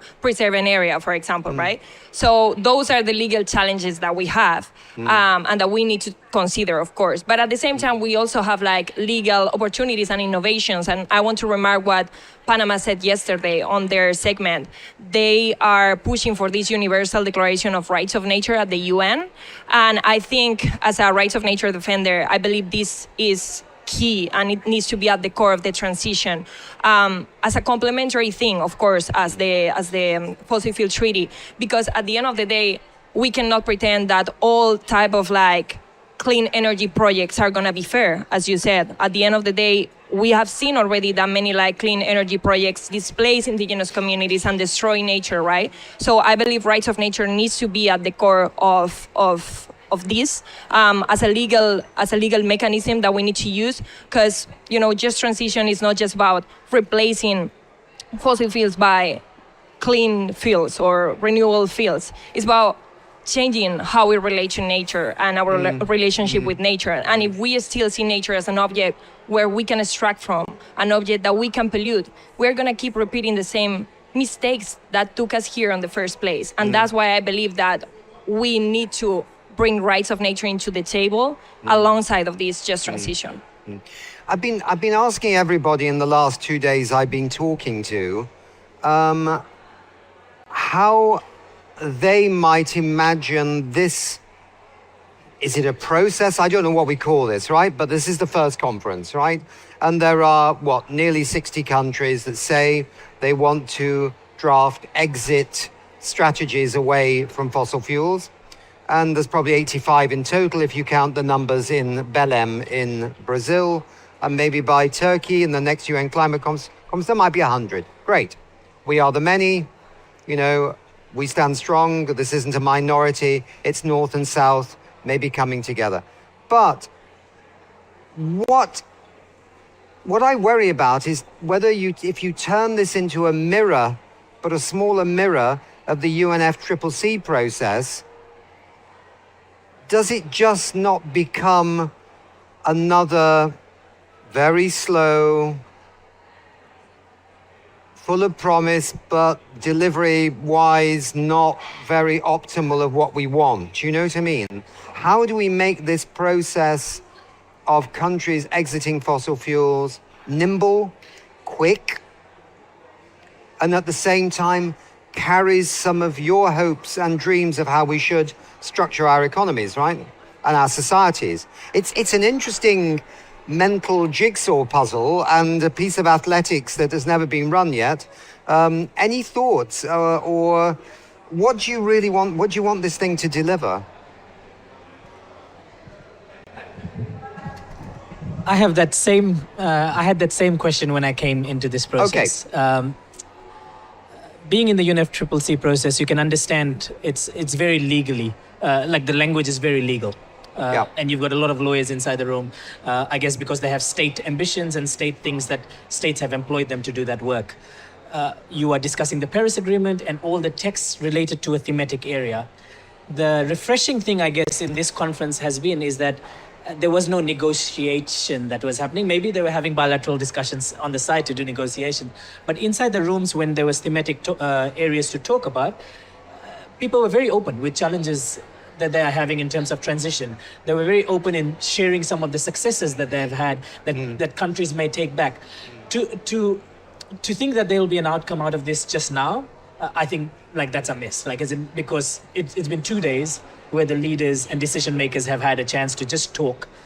This will take a little bit of time, but the good thing is you don't have many blocking countries in the process right now. At least this is the kind of coalition of the willing. That's right, but at least fight it. You still have countries here who are fossil fuel producers, like Australia, like Canada, etc.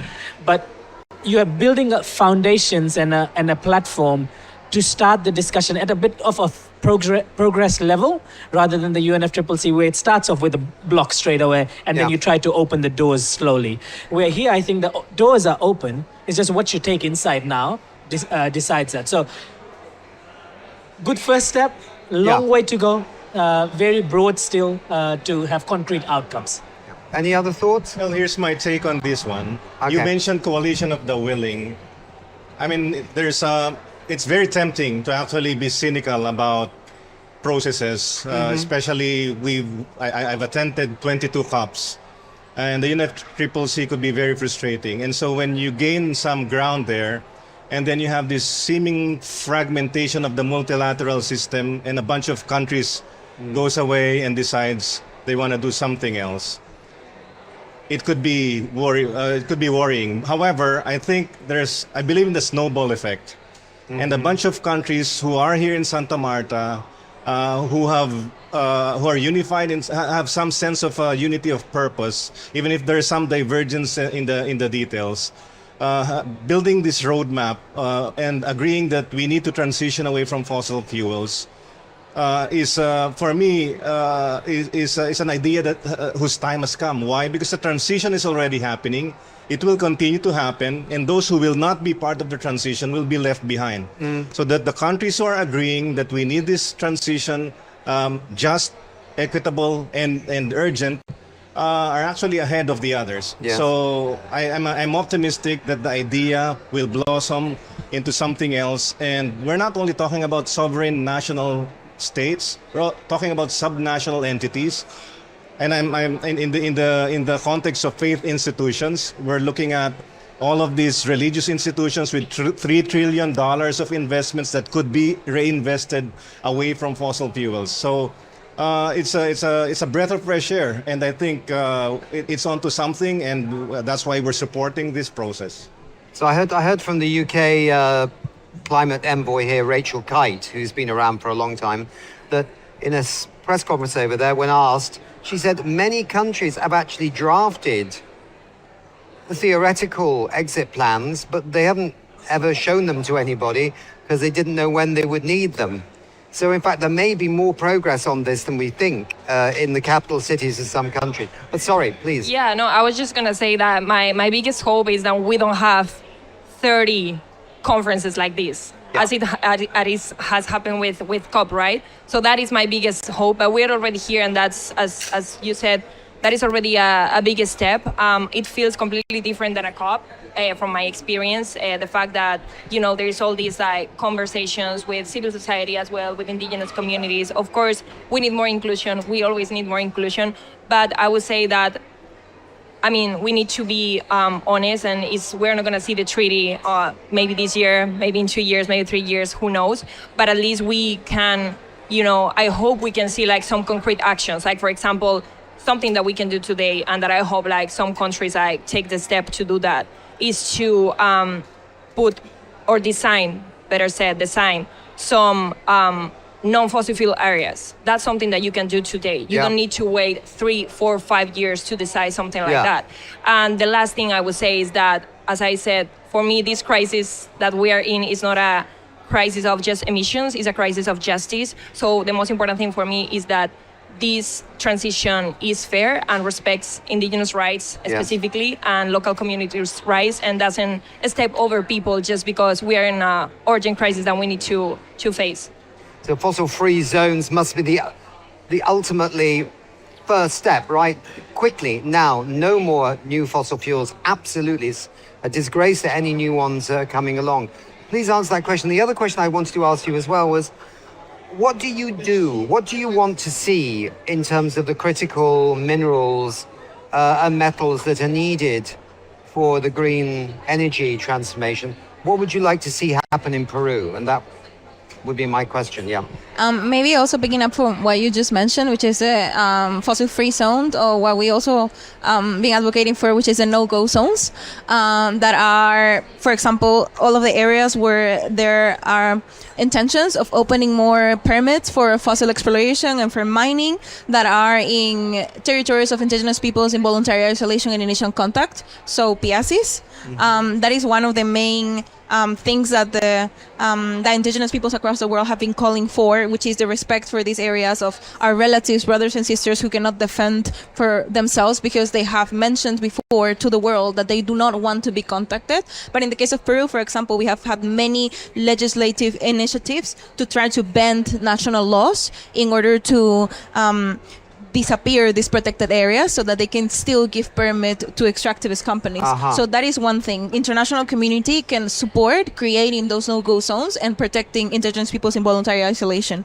Then again, the right to free prior and informed consent and the right to say no from the communities, and diversification of the investments that are being made for renewable energies. And especially all of those that are not centered on fall solutions, so that are not centered on carbon markets or that are not centered on whatever wants to replace trees with machines. And maybe also answering the original question, I think that this is Santa Marta has been a great opportunity to show us what a people-centered process can look like, because there has been an effort to include multiple sectors of civil society. So you had the peasants, women, youth, indigenous peoples, Afro-descendants, which is, I think, something that has not happened in many spaces up until now, but there's still a lot of risks of replicating what the UNFCCC spaces look like. So I hear from my colleagues that have been inside the rooms where the breakout sessions are happening that you have the same dynamics where states go first, and then at the end, if there's time and if people are still have the attention span to pay attention to the conversations, then you will hear the same from youth, indigenous peoples, and women.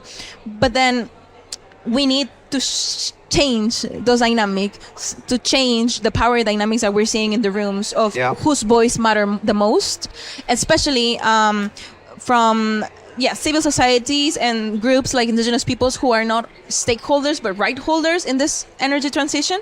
And I would invite you to read the statement made by the youth sector, where we're not only using this conference as an opportunity to talk about a fossil-free future and a fossil fuel treaty, but also an opportunity to criticize everything that the fossil fuel industry has been involved on, meaning the militarization of territories, occupation, genocide. We are trying to diversify the conversation and bring intersectionality and intergenerational principles into the conversation. So showing the world that fossil fuels are connected to some of the most pressing oppressions of the world, to multiple people. So I think that's definitely one of the key things that we would like to see develop. So we're kind of running out of time, actually. The show's called We Don't Have Time, but we actually had some time, but now we don't have any time, which is a pain because this is a far bigger conversation. This is more a glimpse into it than going beyond that. But then we're not a side event, we're a digital broadcaster, so we have to say, unfortunately, au revoir, goodbye, until next time. But it was a very interesting conversation, and there's a lot more to be said. I understand that.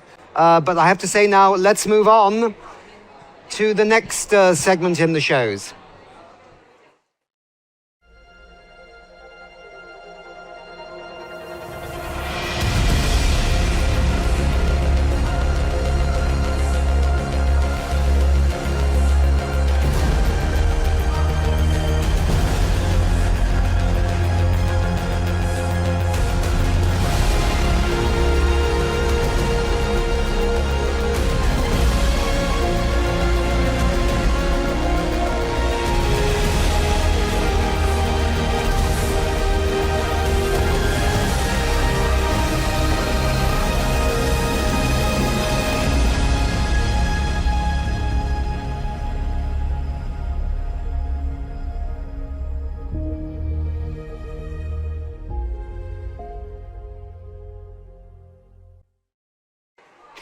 So obviously getting off fossil fuels is absolutely key to combating climate change, but not all fossil fuels are the same. And some live for a very long time, like carbon dioxide, the main one that everybody knows. But there are others that are highly polluting, but yet have quite short lives. So maybe there needs to be a two-step process in this process of getting off fossil fuels. Maybe there needs to be some rapid action in some areas right now, and maybe that buys a little bit more time for people to draft their plans to get off fossil fuels generally. Let's have a little chat about this, shall we? We've got on the stage with us Marian Rodriguez. That's you. Okay. She's the global head of sustainability standards at the Climate Bonds Initiative, which has been very successful over time, hasn't it? That's, yeah. And we've got Trina, is it Sheeny? Okay. Founding co-chair of FACE, Intergenerational Justice. What does the FACE stand for?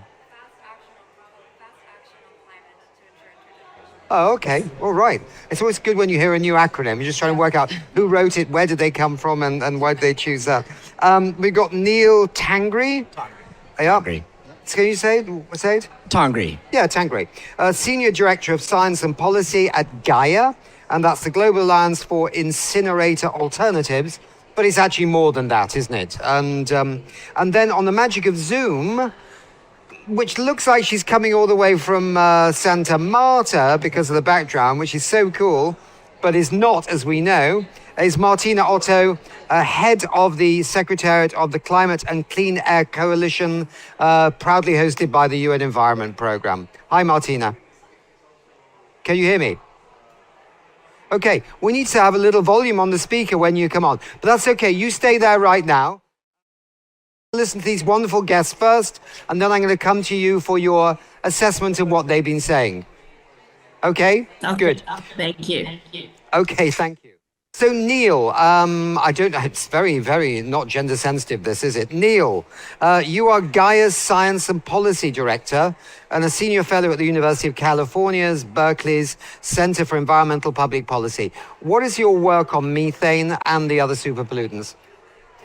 Yeah, it's great to be here. So there are three major sources of anthropogenic methane, right? Fossil fuels, agriculture, and waste. We work on waste. And so the waste piece is actually one of the lower hanging fruits. You were talking about the advantage of methane as being a kind of a quick lever to reduce climate change in the short term, right? And so there's some real low hanging fruits when you're dealing with methane.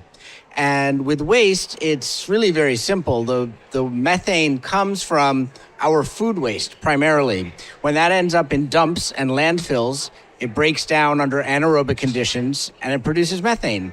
And if we don't send it to the dumps or the landfills, then we're avoiding all of that methane emissions. So we are working at a local level all over the world through our member organizations to promote composting, anaerobic digestion, animal feed. There's all sorts of different things that you can do that take those organics and actually rescue the nutrients in them. Because right now we're looking at them as a problem, but they're in fact a huge resource because there is a lot of fossil fuels, a lot of energy that went into growing all that food, getting it to the consumer.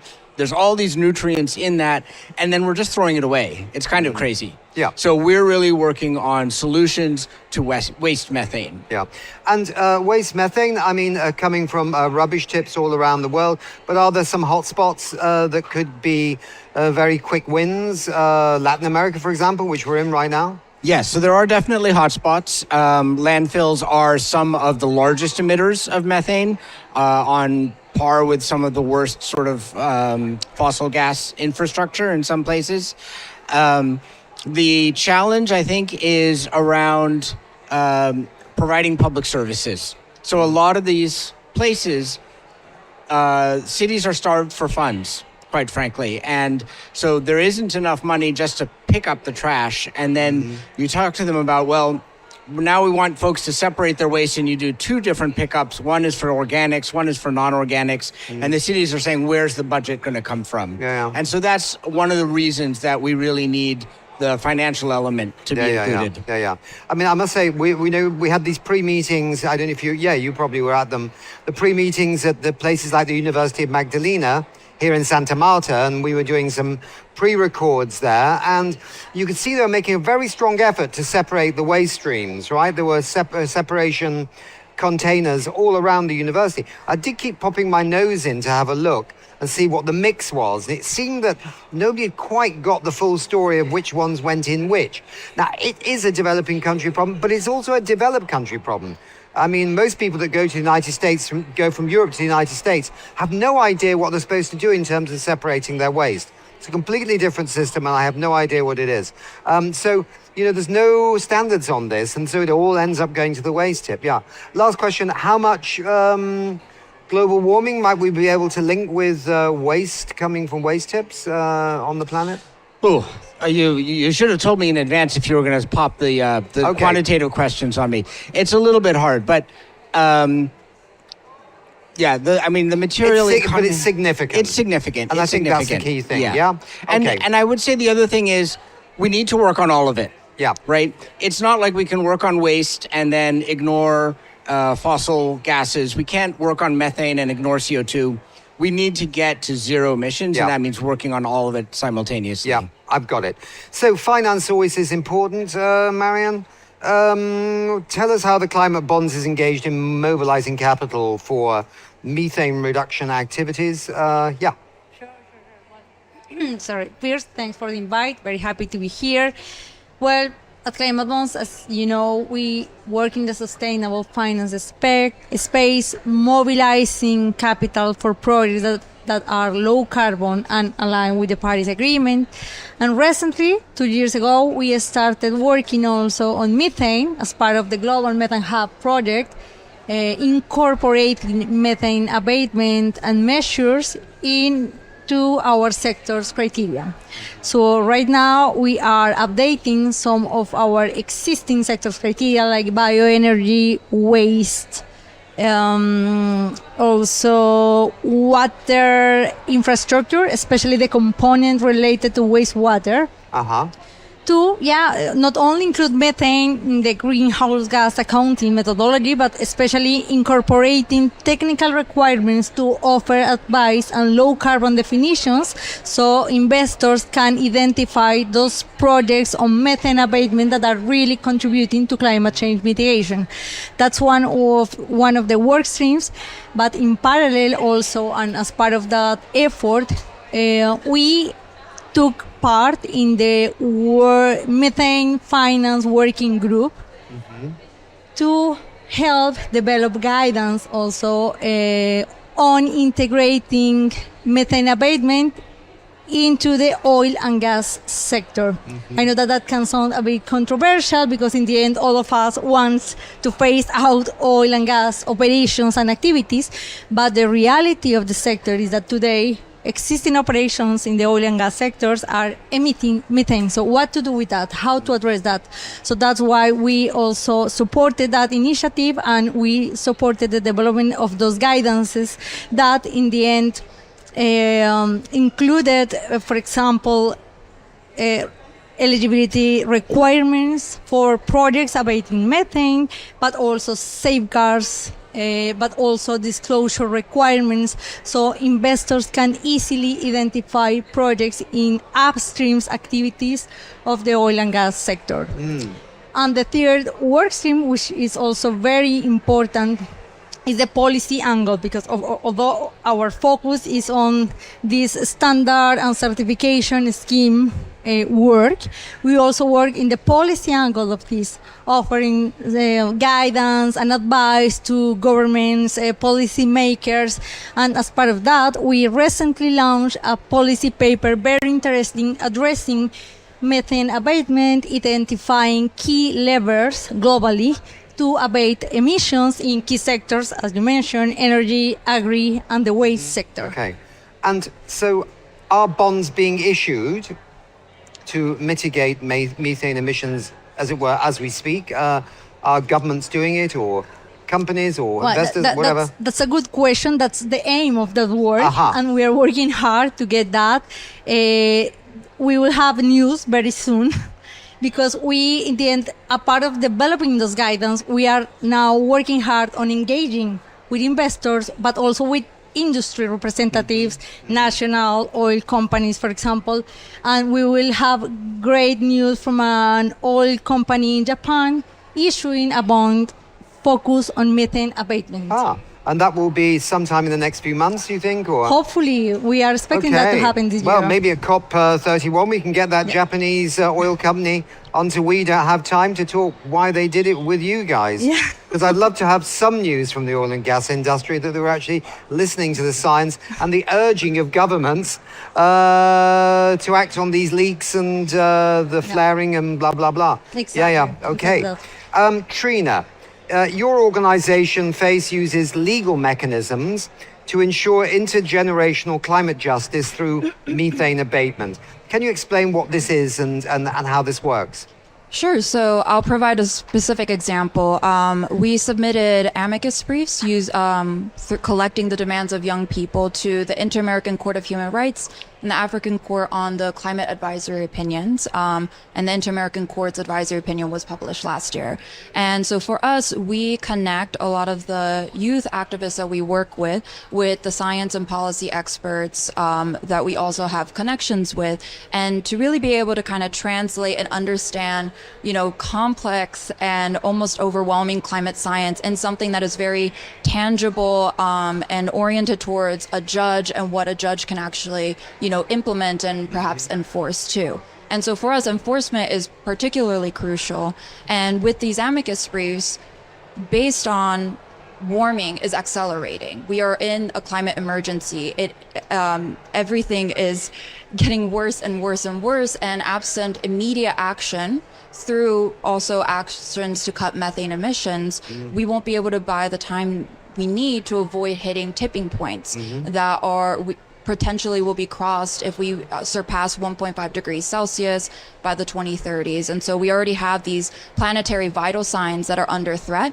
And of course, with decarbonization that is, urgent and structural through, a feminist, fast and fair and funded fossil fuel phase out, we also identify methane mitigation as one of the key complementary pieces that we call an emergency brake to really give us these emergency measures to make sure that we can secure a habitable planet for humans, at least. Where are you operating? Are you global? Are you local? Are you in North America, Europe? Whereabouts are you? We're everywhere. I'm based in New York, but we have been working with youth climate organizations all over the Americas and in African countries and all over Europe as well. And we have, partnerships with a lot of other international-based organizations. So you have a lot of NGOs out there in this space, and you're taking a part of the story in a sense. The Environmental Defense Fund in America, haven't you? And also... what's that one? The Clean Air Task Force? Clean Air Task Force, There we go, Clean Air Task Force and others. Many, many, many out there. Martina, let me just bring you in so you don't feel lonely, because I know you're in Paris right now and it's quite late. Just give us a few thoughts on what you've heard so far. Yeah, no, and that's fantastic. Thank you very much, Nick, for having me, even if it's only virtual. I think it's interesting to hear the dynamics a little bit of what's going on, and I've been listening into the previous show as well a little bit on what is happening in Santa Marta. And obviously this is about the roadmap to phase out and get rid of fossil fuels. And the methane agenda is often accused as being the fig leaf and almost a license to continue to do things. But I want to really bring home the point that we need both streams of action. So we keep calling it the sprint and the marathon that we need to run. So the fast action on reducing methane right now, and the longer run with the transition. So it's really both, because the transition obviously will reduce that methane as well, but not fast enough. You can catch 30% of reduction, but it's not fast enough. And that's where it's critical to come in. I think what I heard from the discussion as well is this mindset shift that we talk about this methane as a resource and how do we deal with this. And that goes just as much for the fossil fuel sector. So it's about cleaning up while phasing out. It's about harnessing. If you look at the numbers, and I think it's pretty striking, we're all really worried about what's happening in the Strait of Hormuz. But if we know that the methane emissions that come from the fossil fuel sector each day are roughly comparable with the volume of LNG that is disrupted currently in the Strait of Hormuz. This gives us a scale of where we are. And if we capture all this and not make it contribute to climate change, it becomes a resource that we can use right now for energy security as well. I just want to say that. And again, that's not to prolong fossil fuel activities, but it's to help us in the transition. The same went on, actually, the discussion on waste, and I thought that was really, really important. Waste is something we all need to deal with. The municipalities see it as a cost factor, but if we can turn it as part of circular economy into a resource, then we not only capture the nutrients, we have valuable product instead of a problem that we need to pay for to get rid of. And in addition, we create jobs and business opportunities that can generate incomes again. So I think that's really the dynamic. So flipping the script a little bit and taking it as a resource that will help us. There was a question about the numbers. And waste is responsible for about 20% of the global methane emissions, agriculture for 42%, and the energy sector for 38%. Now, if we look at the reductions that we need and that are doable, we look at the biggest weight being on the fossil fuel sector. We look at 70% of the emissions reductions that have to come from that sector. For agriculture, we look at 10%, and for waste at 18%. And all this is doable with low cost available measures today. So there's no excuse not to do it. I want to make sure that we have that in our heads, that the bulk has to come from the fossil fuel sector, but action is needed in all sectors and not staged, but right now, and it's possible.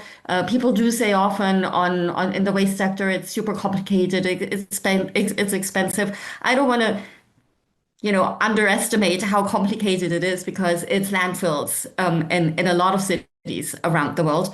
And there's issues from waste pickers to, yes, how do we pay for separation and so on? But we have to start asking the questions in a different way. But it's doable. 90% of the actions that we can take in the waste sector are in the low-cost area already today. So no excuse. Thanks, Martina. Just stay with us. Thank you. When you look at the waste thing, I mean, it is basically low technology, isn't it? So we don't have to invent anything to solve this problem. Yes, that's exactly right. And that's why it is lower cost, is that it's really not an engineering problem to solve. It's a people issue.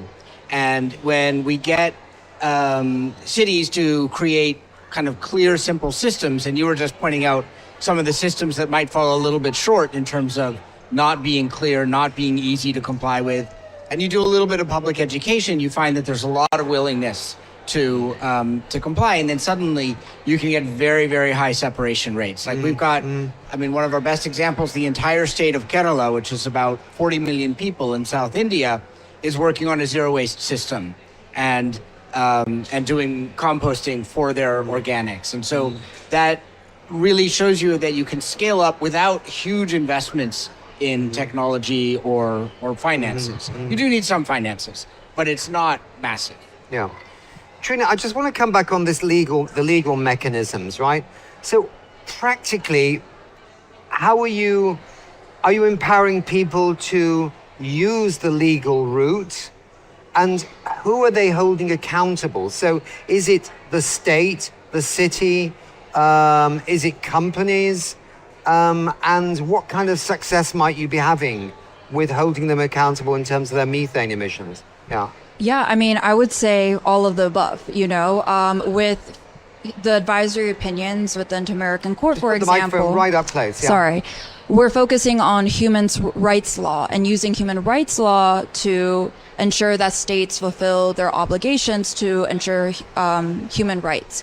And that includes suing, the governments if they fail to enact strong regulations that are requiring methane reductions and greenhouse gas reductions, which is part of their due diligence standard, and their emissions reductions, obligations that they're supposed to undertake. But it also means suing corporations for failing to do enough, and making sure that states are holding corporations within their national boundaries and beyond their national boundaries accountable too for those emissions that are happening even outside of their boundaries. And so with the International Court of Justice, for example, too, you know, all of these courts at the international and regional level are recognizing all of these different elements that create this overarching state obligation to reduce, to cooperate, to stop transboundary emissions. And within that, methane mitigation is one of the key pieces as well that you can really enforce in the courts. And how does science help you? I'm just thinking that in the last few years, we've had some amazing satellites up there pinpointing these massive plumes of methane coming out of oil and gas and mining operations as well, coal mines, waste tips too, and things like that. There was a big one the other day in The Guardian, I think a few months ago in Texas. Does that help at all, or is that a starting point?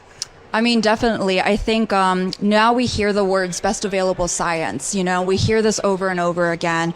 This is something that was recognized both by International Court of Justice, Inter-American Court of Human Rights, but also the International Tribunal of the Law of the Sea.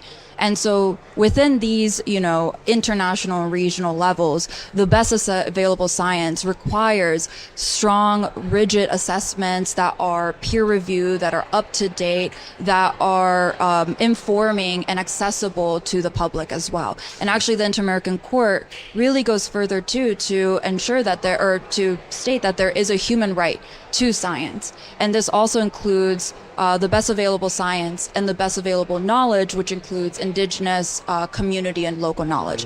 All of these pieces together inform what people are currently experiencing and how they can bring that as an evidence base when they're pursuing litigation efforts against their governments. Right. Certainly, if you look at, not just with methane or the super pollutants, but if you look at legal action generally in the climate area, from work at the London School of Economics in London, but also I think the University of Columbia, there's more and more and more and more legal cases coming, and more of those winning. Not all of them, of course, but winning as well. So I've always thought the legal route was always an interesting route, because everyone always says, you know, with these big treaties like the Paris Agreement, it's soft law, you know, you can't do anything with it. But when you actually translate it into your national legislation, it's now part of your national legislation. If you don't meet the targets, you should be sued. And some places worked, right, hasn't it? Netherlands and others. So question though, in developing countries, if you wanted to take the legal route, it's a bit tougher trying to find a lawyer, isn't it? What about Client Earth and some of these networks of lawyers that are making themselves available? Do you work with them at all? Yeah, definitely. I mean, there are so many international networks right now that are providing support, and especially for young people too. They have an even harder time having access to justice, you know, and being able to collect the people and the legal expertise and the funds even to be able to provide to support litigation, or even have, you know, a scientist that can help them create the evidence base. And so with all of this, it is part of this international cooperation also on the NGO end too, to make sure that these cases go forward as well. And there's a lot of movements happening right now. There are cases, you know, in Peru against gas flaring too. And so they're brought by young people as well. And so there are these cases that are happening, and we are in a really exciting moment, I think, for climate litigation. There's this huge synergy. Just coming back to the Climate Bonds Initiative, I mean, so at the moment you're, in a sense, prepping the market or preparing the market for methane bonds. I don't know how else to phrase it. You're getting it ready, you're finding out the interest, you're helping investors and others, cities, maybe states, I don't know, governments, to work out that they could maybe do something in this area. Is that it? And that, exactly. In essence, we are paving the way and also doing something very important, which is building confidence to the market, because that's the key conversation with investors and the financial market, which is how to ensure that in the end you are not funding greenwashing practices that are so common today, and that could happen with this like growing up phenomena of methane finance. So by developing those science-based standards and guidance and frameworks, we are building confidence, which is key for paving the way to driving investment into those specific projects that matter. And as you said, don't require really sophisticated technologies. I mean, the technologies are already there, but we need to ensure that capital goes to those projects. Couldn't have somebody just used ordinary climate bonds to deal with methane? Do you know what I mean? Because methane is a carbon-based gas, right? It's a climate-changing gas.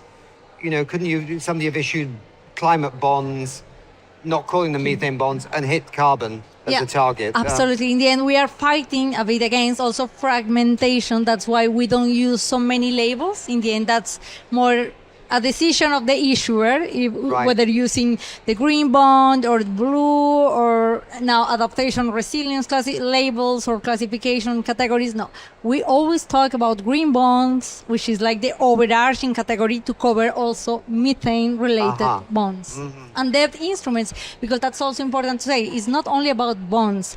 Now we are also expanding our scope of work to promote the use of those scientific tools in loans and other type of debt instruments. That's very interesting. I think one of the most fascinating things about Santa Marta was actually listening to a chap called Ma Yun?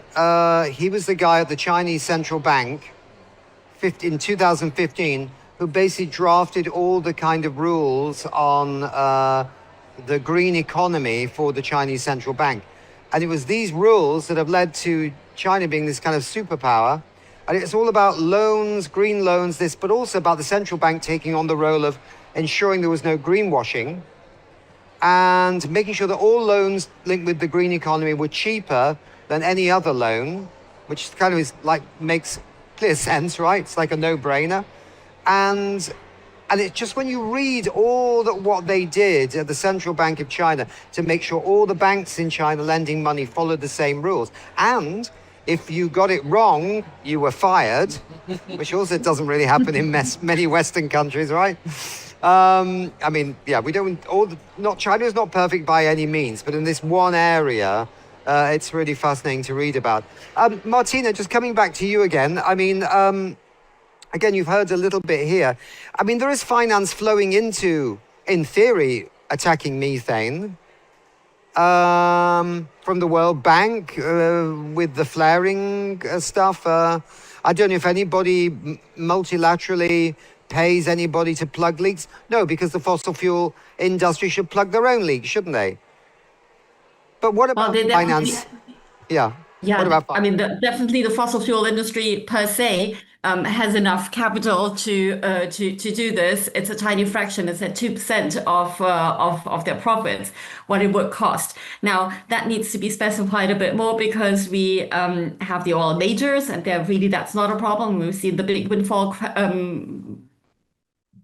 that we have seen right now as well was just in the news, right? But for the national oil companies, at times having that capital at the outset is hard, and that's where the World Bank gas flaring methane reduction comes in. And on the one side, we have had a big win in making sure that the finance sector overall has come up with criteria, is much more conscious about not putting money into fossil fuel. So there's a lot of reluctance on putting money into helping plugging leaks, and the bigger one is actually making some of the structural changes to do away with routine venting and flaring.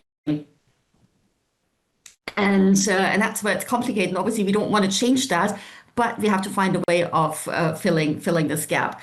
And for other sectors, it's often about creating the right project pipeline. So it's not even about the money not being there, but it's about getting the right projects to those who are ready to finance. So that's a gap.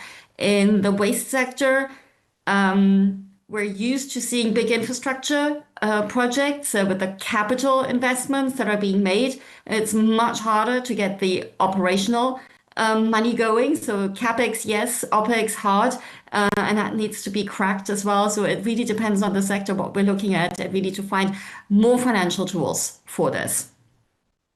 But another question to you, Martina, is in nationally determined contributions, national climate action plans of nations under the Paris Agreement, there are many, many more countries now that have actually included methane and also some other super pollutants. So they're in there. And if they are targets and timetables for those, then they could be subject to a legal action by, say, NGOs in a country saying to the government, you know, you're not meeting the targets you committed to. Is that right? Or? Well, there's a part about taking things then back into the national law as well. And you're right, there are many more countries that's a big win that we have seen over time. There's many more countries that have included methane and other non-CO2 into their NDCs. We have been counting 91% of the NDCs 3.0 that have been submitted have some sort of reference.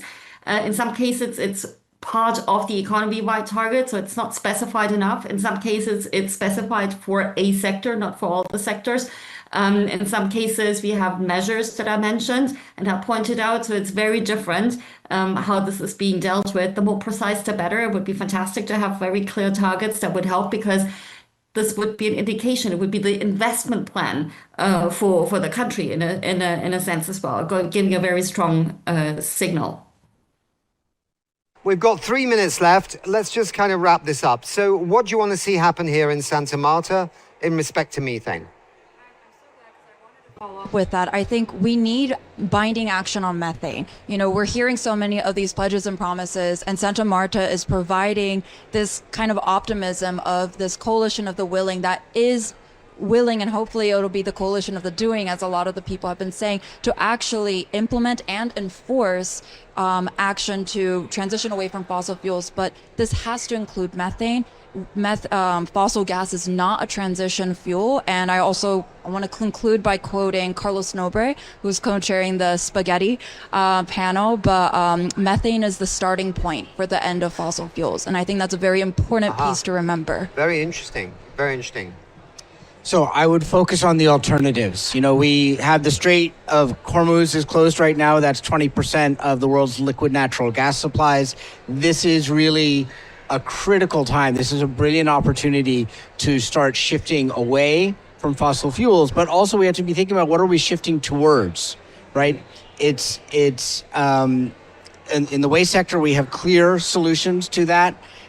In the energy sector, there are clear solutions. The agricultural sector is lagging behind a little bit, but I think we really need to be thinking about not just what are we getting away from, what are the solutions and how do we drive those forward as fast as possible. Yeah.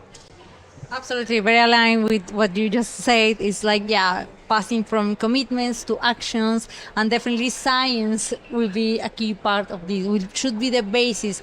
Of course, now, and also based on the discussion that are happening here, when we say science, we mean different type of knowledgements, right? It's not only the traditional science that we know, but it's how traditional communities are also providing valuable knowledge into those discussions. So yeah, I think that science, but a wider perspective of what is science, should be the basis to mobilize action and to channel capital. Yes. So I would like to see an outcome here that says all nations that are here right now say we are going to phase out fossil fuels, but whilst we write our phase out strategy, we will remove methane immediately out of the economy and not even wait for the plan to be written in 1 year or 2 years, but to do the methane now and pull that emergency brake very hard. Is that right, Martina? Yeah, I love that way of how you set this. It's cleaning up while phasing out. I think that's what we need to do. We have transitions in all the sectors, fossil fuel, waste towards circularity, and agriculture towards sustainable food systems. These bigger shifts have to happen, and there's measures that we can take right now, and there's really no excuse for them. So there's a bite of the apple that we bite up first, and then we get to the bigger changes. Take that bite out of the apple. Okay. Thank you, Martina. It also connects with the waste story as well. Be less waste if we ate the whole apple, but that's another matter. All right. Thank you very much for being here. We don't have time, has run out of time. We're 18, 19 seconds over. Thank you, Martina, very much for coming in very late from Paris. Watch out for the outcome of this conference in a couple of hours. And thank you very much, all our wonderful guests here. It's Thank you very much. An endlessly attractive story is getting rid of methane. Thank you. Let's move on. Good afternoon. The Mamo has said that to initiate this dialogue, first of all, we're going to listen to the music that it's going to be played.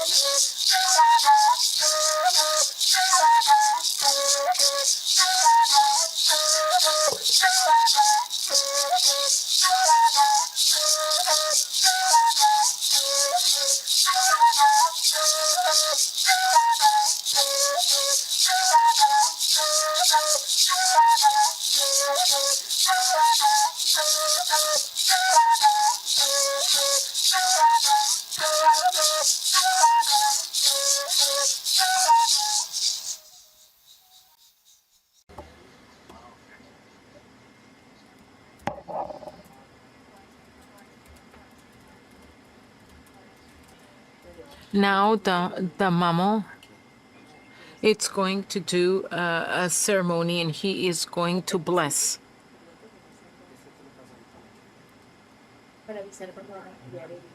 Good afternoon. My name is Yarin Torre Chaparro, and I'm a Mamo. I'm a spiritual leader, and I'm going to initiate the spiritual part of the ceremony.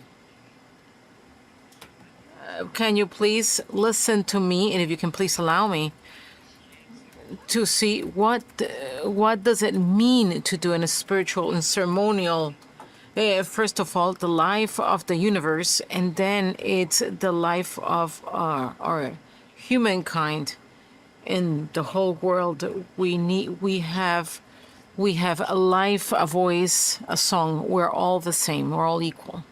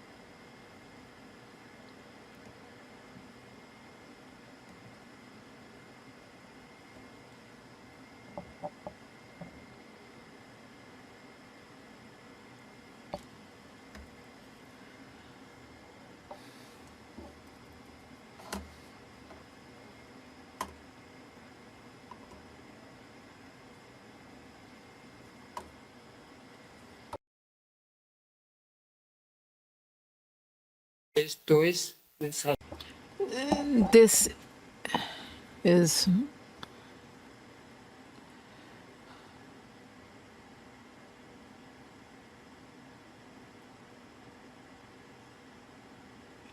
okay. We're going to continue.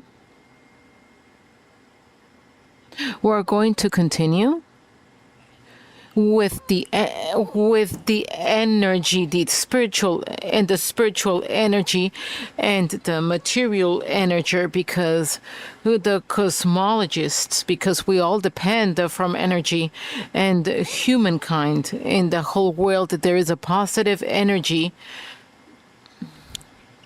so that there is a good life, so to be able to have a good understanding as a humankind.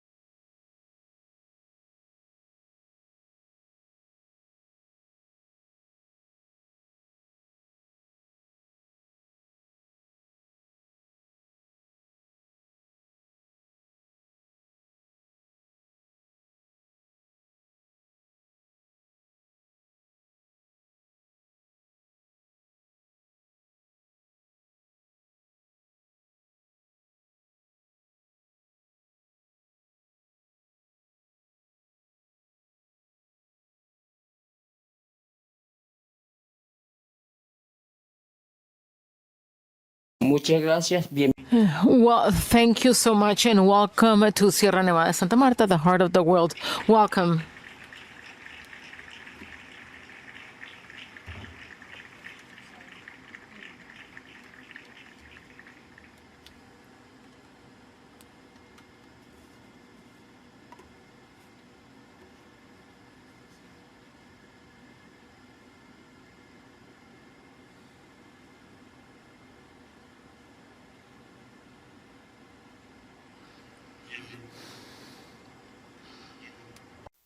Singkageun kreves kwasi ringi panya kawi iwarnende. Iyan ima ringi panya wabaga kanamu ang kabasa kwekari. Iyan ni nang izamai kwakume a bori doyan. Ima gagreves kwasi ga kanamu ang kabas kwasi. Charse marakasi panwekari. Maga karaman wani. Nangawabali. Yin ku nandi. Ni winek ku nandi winana. Chowa chikarviam ni wise ik nang kurani kasi ni vikavekari. Jiva karviam ni vikavazanan. Jiva ku nandi ka ku narizanagan. Ka kwak nandi kan kwak mo. Ka kwakuna nandi ka je kwakmogwi na rizana. Ei magum, niviri. Chui au nivingua nunaname emi a bununkura. 500 años mire de siguro neki ik kwai naknu nankura nankwe nanekri rimasa jamkan. Ei me kanwe kwai zorieri. Uvicham pinajuna kwana nanukwi. Ema vivizanisi zori naname. Inari zia zunari zengwa. Vinchunu nanandi seran kwase teronase. Eiman taksu zia zunazi kwanengo ginan taku nanangwanande kivari inani nantak kumengo mang vivizanisi zenugeri aziname gumang vivizani knoko wanandi inani nan zia gazi zojaba.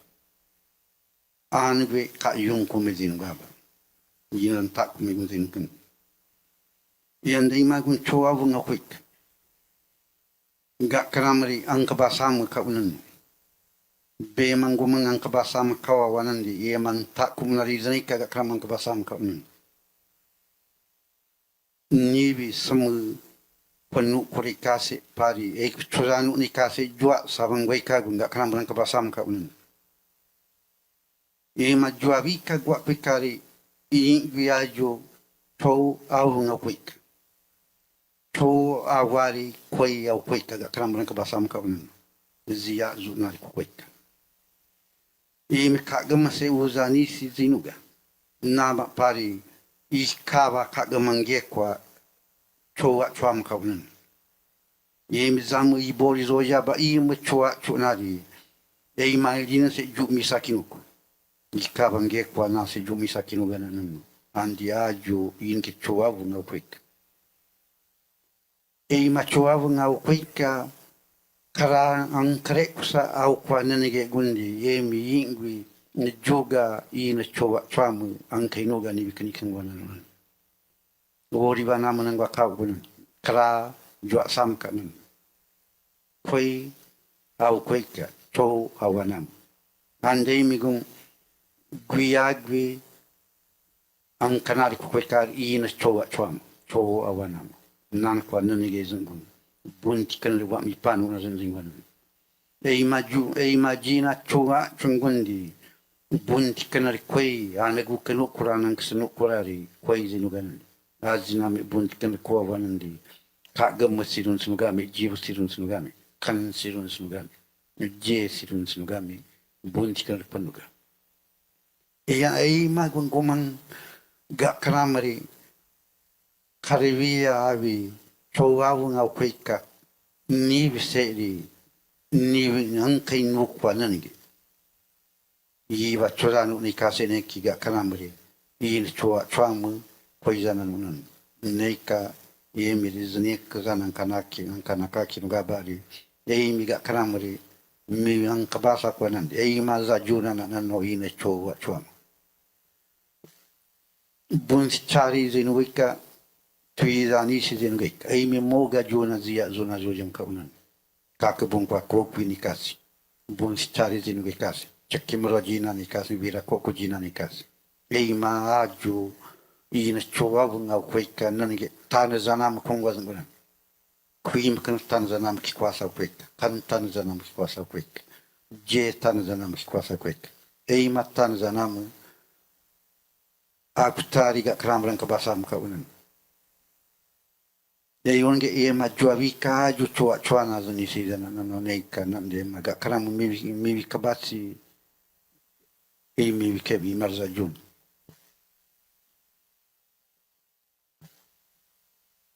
Buenas tardes. Good afternoon. I'm Mamo Camilo, and all four are the younger or the smaller siblings. I want to salute you with great admiration, and I want to share a message that leads us to be together. That since the onset, we have been here to take care of the air that we all breathe, the water that we drink, and that as we can see between the sea and the land, we we get together today to be able to get together as well in the thoughts and in the words and in the mission that has been sent to each one of us. That's why it's very important to remember that the same that we as that the same way as we are born, many of the elements that we have today, like the sea, the land, the trees, and all the species, are the things that we need to take care of. And this is a calling that I'm doing this calling because I feel that we've left aside the responsibility of ourselves taking care of whatever exists in Mother Nature. That's why when we do this kinds of chants, it's because we have to see that what exists today, it's because it had an origin, and each origin has a meaning, has a song, a dance. And the meaning that leads us to the fact that we have to keep on replicating, sharing, exchanging this message so that we don't forget about it. And if we forget that, we would change the way we think. We would only see what we do, and we wouldn't think in what they left us at the beginning. That's why I would like to thank the ministry, the government that has given us the spaces to compare. And what we want to say, it's that we ourselves are we're facing a very challenging situation, and that's why we all have the right, we all deserve to live. Likewise, all the animals, all the water, the air needs to run, needs to be there to be able to work as it has been. And as we have seen, the Father Buki Buki, that's the sun that shines on all of us, that illuminates all. The water belongs to us. Water belongs to us. In the same way, we have to take care of all of us.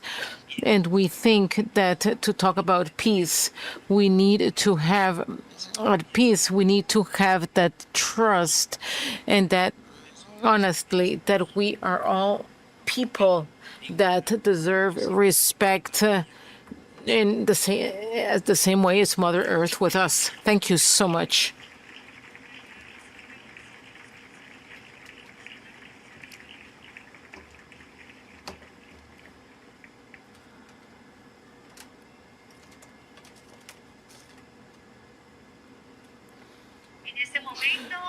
Right now, we would like to welcome. To this venue in Santa Marta, Magdalena. We would like to welcome the President of Colombia, Mr. Gustavo Petro Rego.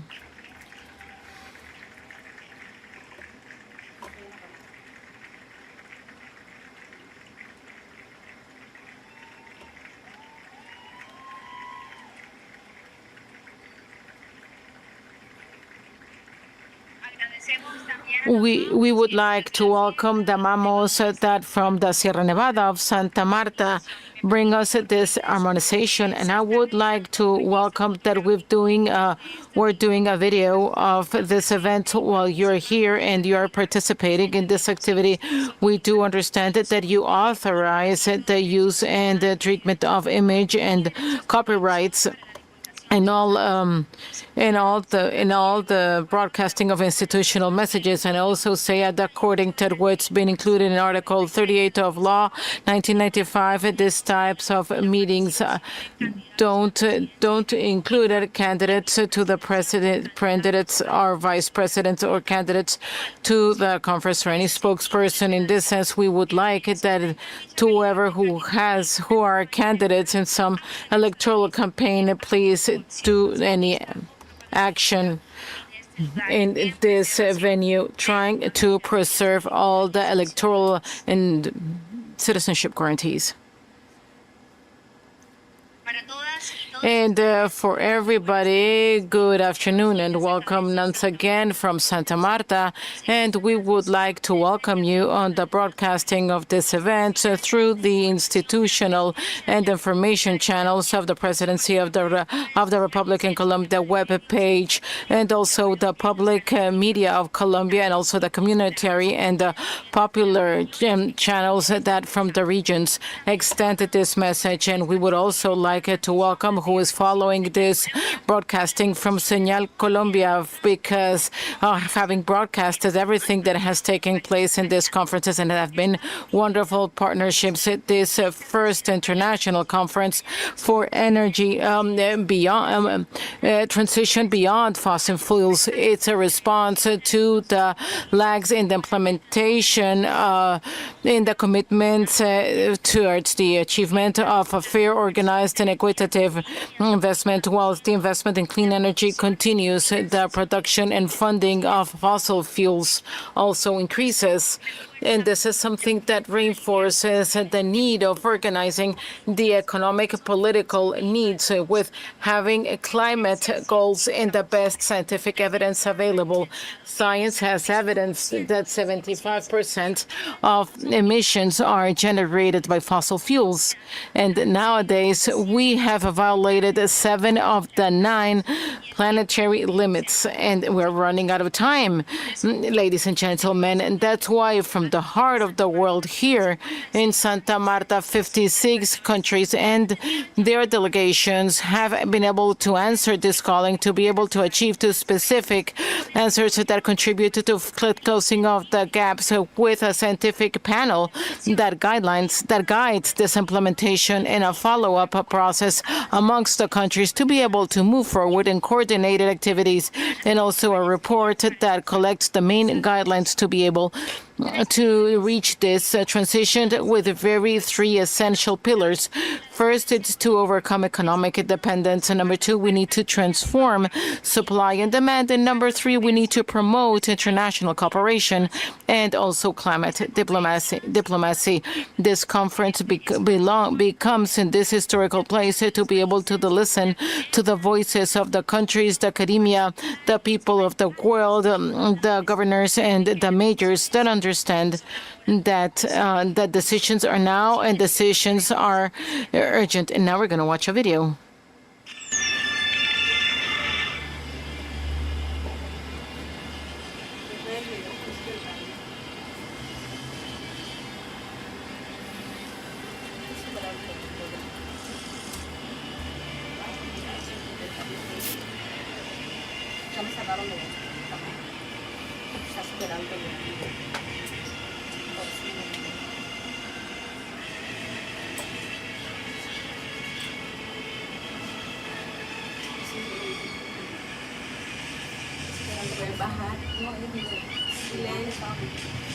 Pregúntale si pero va a esperar.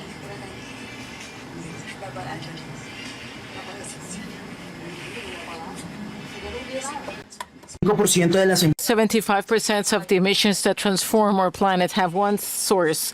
That's why today 2 nations that with diverse geography and joint interconviction would call the world in Santa Marta, Colombia, and the Netherlands, the North and the South, the same responsibilities. The first conference that goes beyond fossil fuels. It's that we don't choose this crisis, but we can choose what we do with it. And the world to decide, it's here.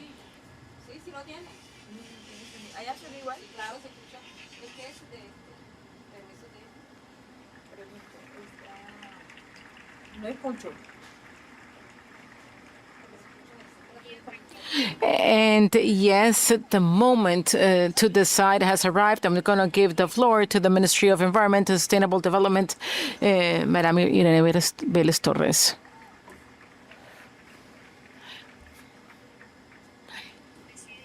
Mr. President, thank you so much to be able to respond to this call where 56 countries are gathered here together. And during the last 4 days, but even in the 3 months prior, we have had many online discussions, 20 meetings where 500 academics from the world have participated, 100 trade union organizations, 40 global parliament members and 10 subnational government members, with the conviction that here we're talking from a government level, and that's why we've had an introduction to this space by the Mamos of the Sierra and the indigenous communities of Magdalena. We have also had conversations with the civil society, and this is the first scenario of this kind at the international level that seeks to generate a new democracy and a new balance in the dialogues between the governments and the people. So that's why the indigenous communities, civil societies, NGOs, farmers, Afro-descendants, children and women have had the floor and have been represented with their own voice. During today's morning, we had a plenary, and right now we closed the first dialogue on some of the relevant topics.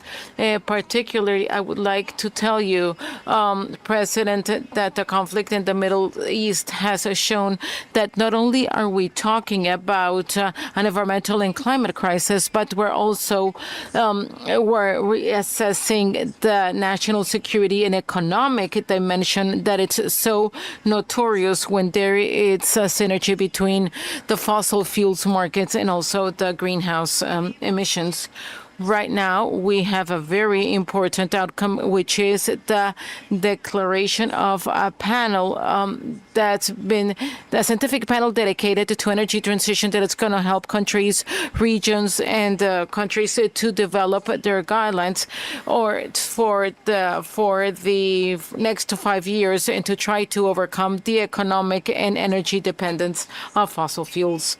Mr. President, here we are gathered here together. Those have already decided to act, that ones that are convinced that it's necessary to initiate the phasing out of fossil fuels, but also in a very urgent but organized manner, because this is a coalition of collective capabilities. It's a power and exercise. We call this a coalition of the willing. You have the floor.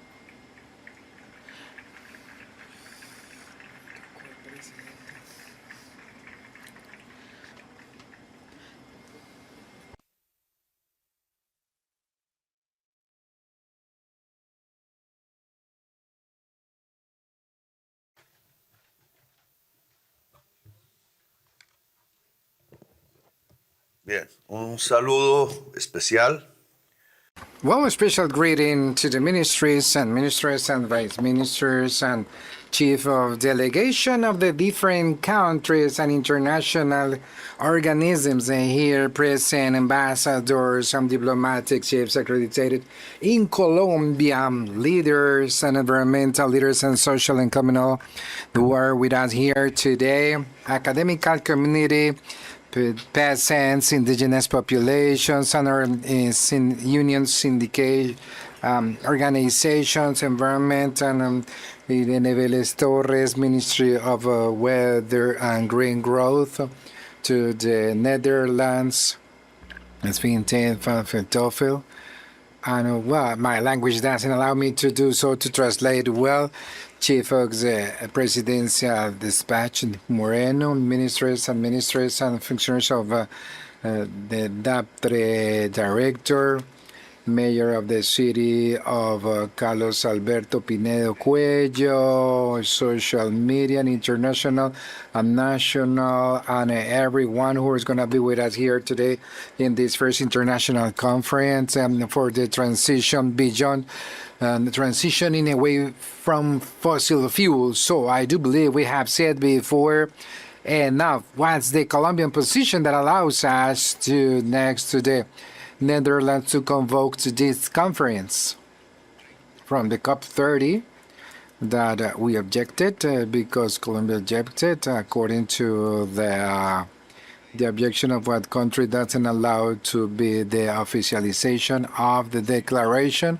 We did it just because of a basic reason, a unique, the letter that thousands of scientifics of the experts precisely what the COP30 that was made in Belenji, Pará, in the magical place, an amazing one of the region of the Amazonas River, an ocean of a sweet ocean and of salty water. The Atlantic, in this case, was configuring the system or one of the mechanisms because exists the Amazonic jungle is the vapor, the huge steamy that is creating upper waters and the reaches among some other things to the high mountains of the Oriental West, and it becomes in water because much part of the drinkable water or sweet water that is consumed, but in the Andes are the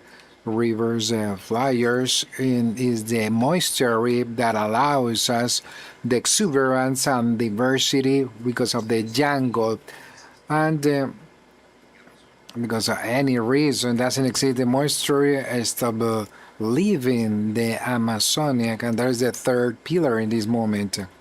So for example, if you think about the oceans and you think, for example, to frozen these fragments or ice, which is in the heart of the South America, or the third climatic weather. Without it, so we're gonna reach the point, no return point.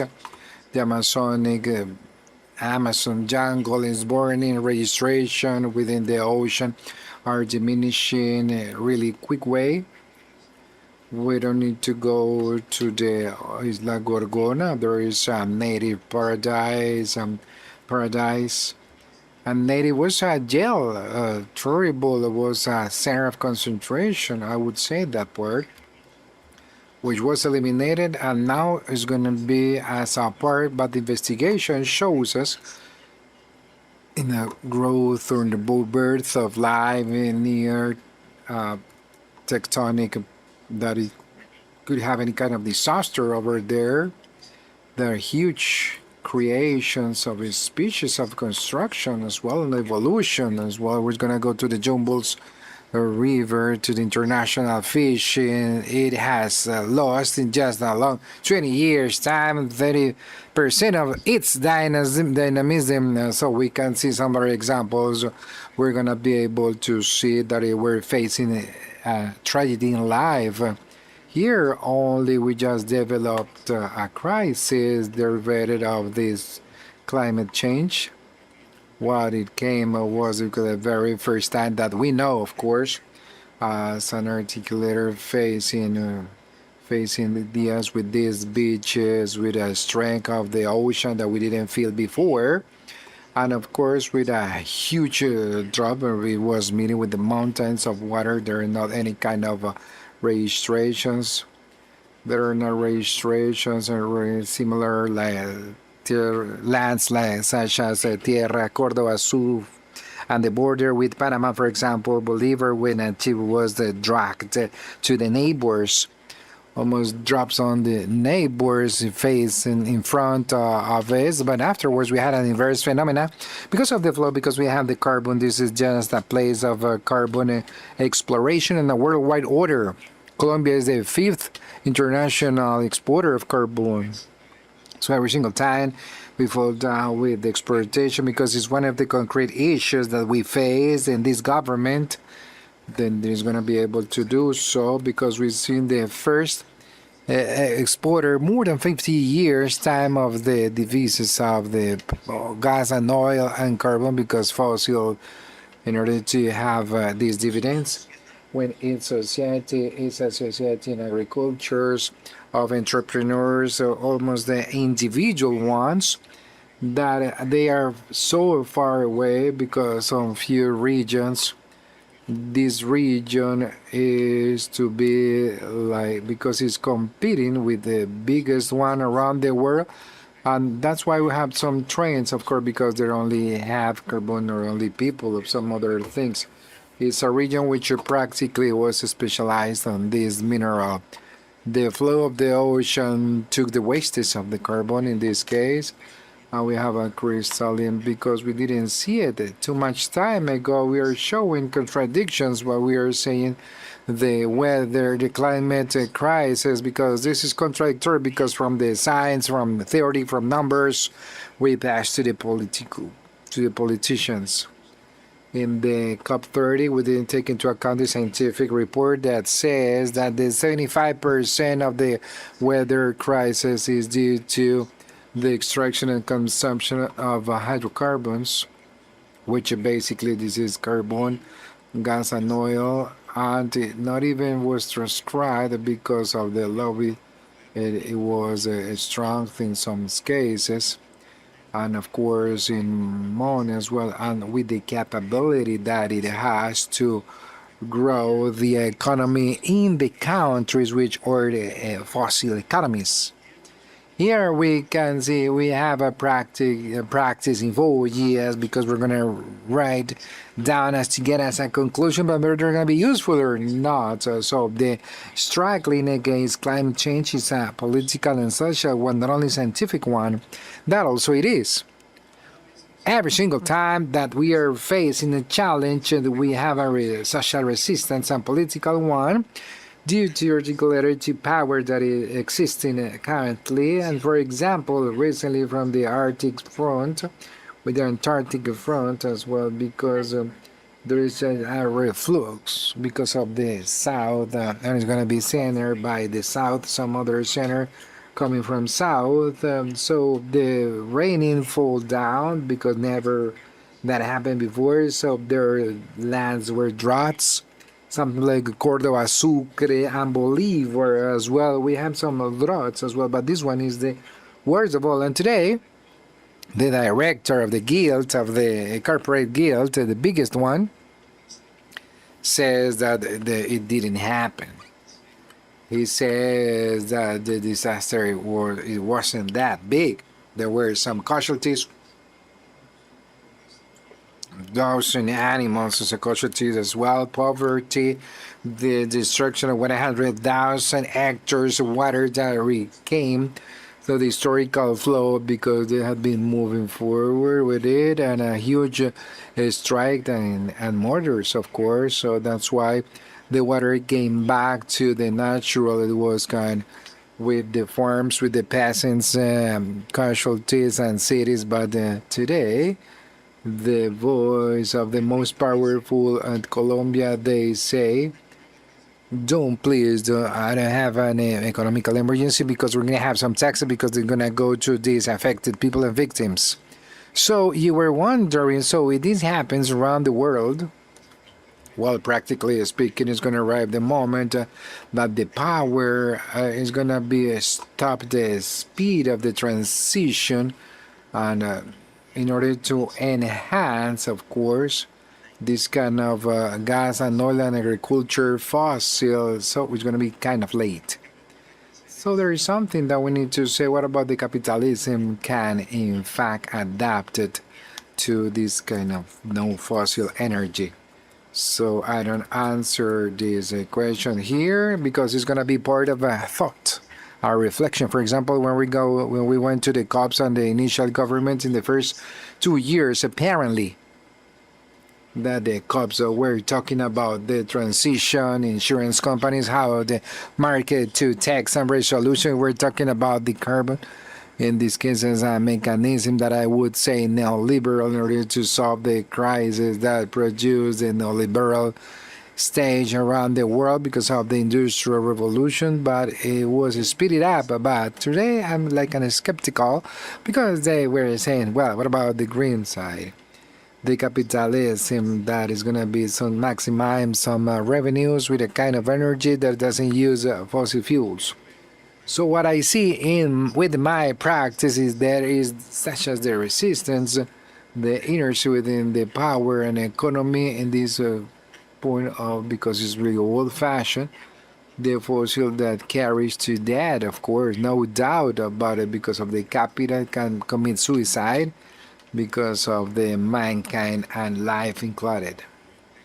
obviously mankind can allow us to do so, and obviously just because of the instinct to follow, continue existing in this planet, is gonna provoke and is gonna express such a way that the political tensions is gonna be able to be more intense in every single country, more with the responsibilities of this climate change as well, about the countries that they suffer the consequences, which are all of them with the climate crisis. So we have a conflict between mankind and capital. I'm going to place that name between mankind and power.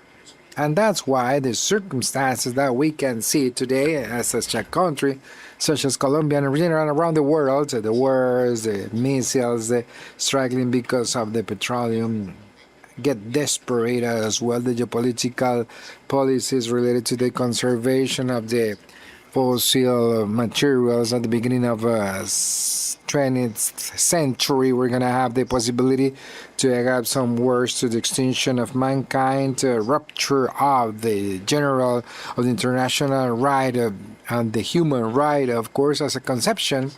And we're going to go to the barbarie. So the barbarie is the previous stage of the fascism.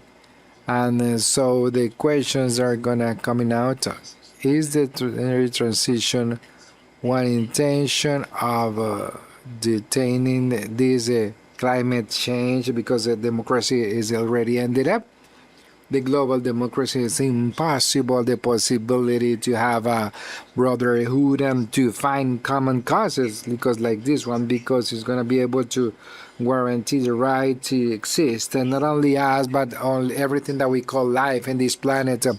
Well, we're going to be in presence is go deeper with the barbarie in this case. So the answer has to be immediate and really quick as well. It has to be the unit of towns or cities, not only because this unit was a failure in the company in the ONU, UN, because we don't have the importance to solve a word and to solve this, whether the COP30 is just one of the last part, the words that we see is just the first thing that we can see, and there is something that we cannot see, the union of nations created by the Second World War, and it's really important as idea, but we don't have this kind of situation. We have to replace it. We have to get a powder.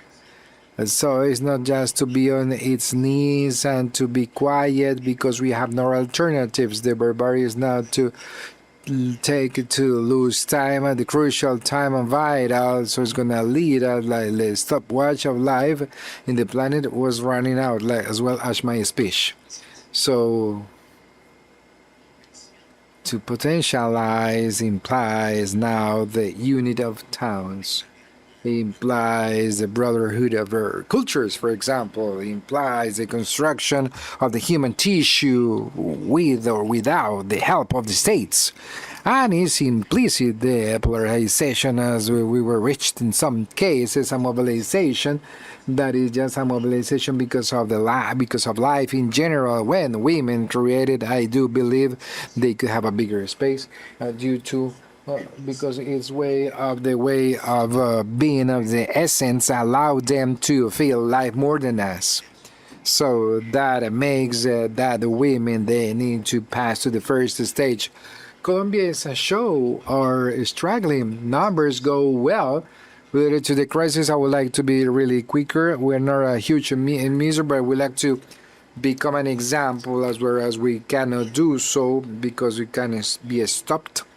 And well, we're going to be able to do so, mobilizing the Colombian organization under these objectives. And we have been struggling with too much strength, lives, and mankind and existence. Thank you very much for listening to me, and you are very kind.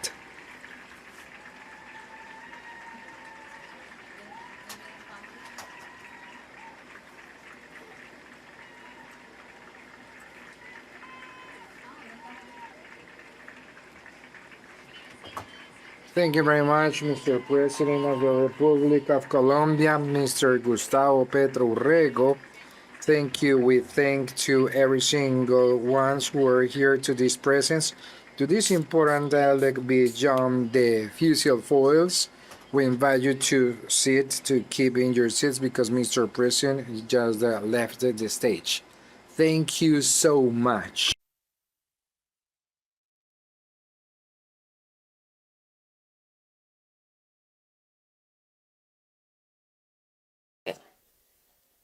Listo, entonces. Okay, well done. So, as follows, we're going to the breakouts. Don't we invite you to go to the breakouts, please. But before, we're gonna have some important announcements. Colleagues, For your patience, we'll continue with our agenda as it was planned. So we will come back to our breakout sessions at 5 p.m. So you have a very well-deserved coffee break, a space for chatting to each other. Please be there on time. Don't force me to break out and to bring out the megaphone again. So all of your sessions are in your emails. If you have questions, please ask. And thank you very much.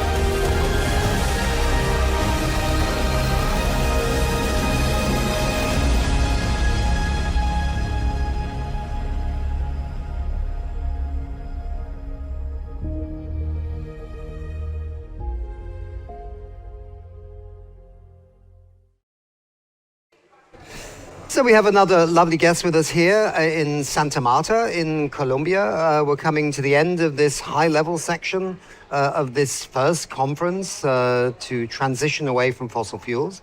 And if you would say who you are and where you're from. Yeah, my name is Kjell Kühne. I'm the director of the Leave It in the Ground initiative, LINGO. And that is a global initiative? It's an international organization, think tank, and we work on a global scale. Okay, but you're normally based in Germany, is that right? I'm from Germany. I'm normally based in Mexico. Ah, you're normally based in Mexico. Okay, lucky chap. Super. And what have you been doing here? There's been like two processes, I suppose. One has been a kind of pre-process of academics, NGOs, scientists, others feeding into this kind of high-level session with the governments on, options for how you might draft an exit from fossil fuels plan. Yeah, I think that the interesting thing here is that it's not so much about a document. This is about a process, and breaking the addiction from fossil fuels is a big challenge. It's a big task. Many pieces are needed, and so the Colombian government and the Dutch have invited stakeholders to participate in that process. So officially, the conference started on the 24th and has been running all the way to today. And it started actually, among others, with our chapter, as they called them, the Science and Policy Pre-Conference that brought together about 500 people from academia and from think tanks to work on some of these challenges. They're not so hard nuts to crack for getting off fossil fuels. And we started working on that and incubating some pieces that can be taken forward by governments and offering, an evidence base for the task that they're facing.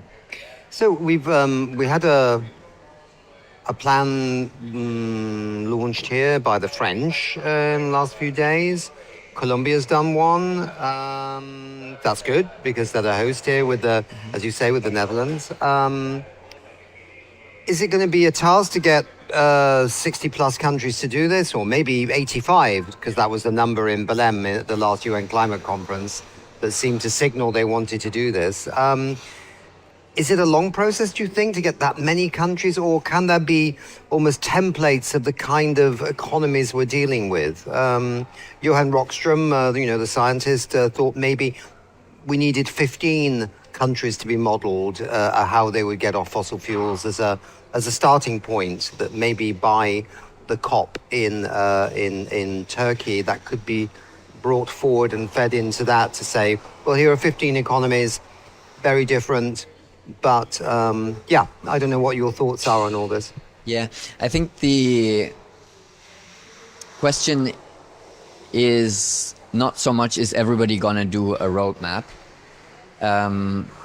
If there is political will, then the roadmap makes sense. And we certainly think that the countries who came here, that's already an expression of political will to talk about the implementation of transitioning away from fossil fuels. So a logical next step for a country that has attended Santa Marta, has joined, and I think that is what is getting established here, a coalition of the willing, of those who want to go beyond fossil fuels, would be to work on how are we doing that on the national scale to start that conversation. And roadmap is, that's something that the Brazilians gave it a push in Belém.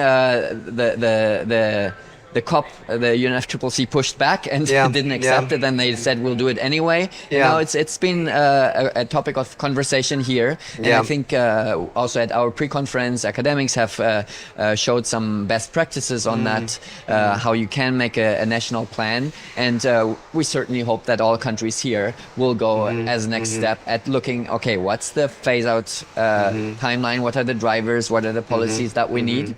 And go about starting to implement it, or identifying barriers that need to be worked out and that can be addressed together in this coalition of the willing. So it's as Johan said at the opening yesterday, it's time to roll up the sleeves. Yes, absolutely.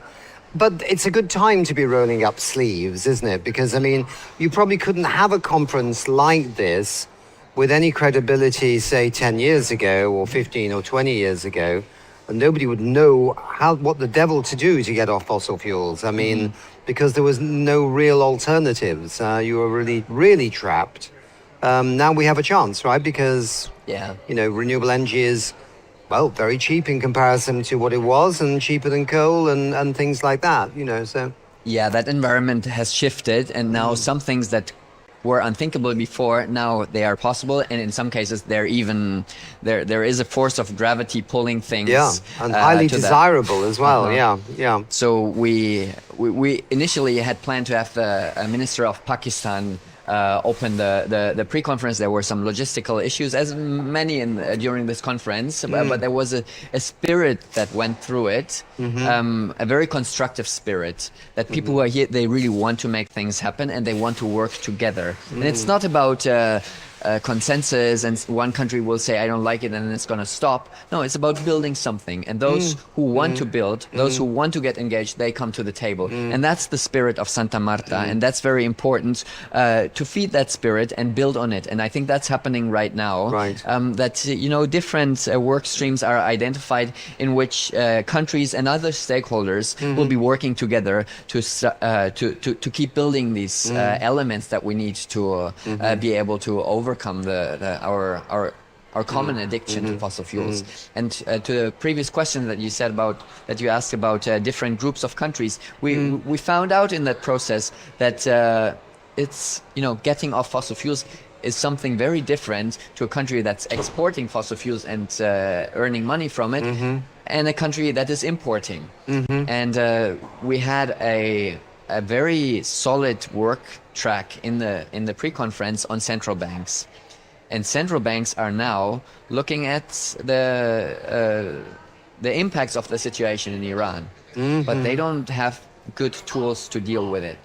So we have started a conversation about what should central banks do, what's their homework with regards to the energy transition. And there are many things that are not done yet. The tools are not there. Some study needs to be done. So there's some homework to be done, some next steps for the central banks, and that we already established a group to work on that with the central banks, because several of them participated here in the pre-conference, and now the government conference has taken that up and is institutionalizing that process to bring the central banks into this conversation and study, identify, and develop tools to help transition faster, because right now it's a difficult environment for investing, because if inflation goes up, then the investments become more expensive, and actually it's a bit of a paradox, but the fossil fuel dependency in such a situation of a shock makes you less able to invest in renewables.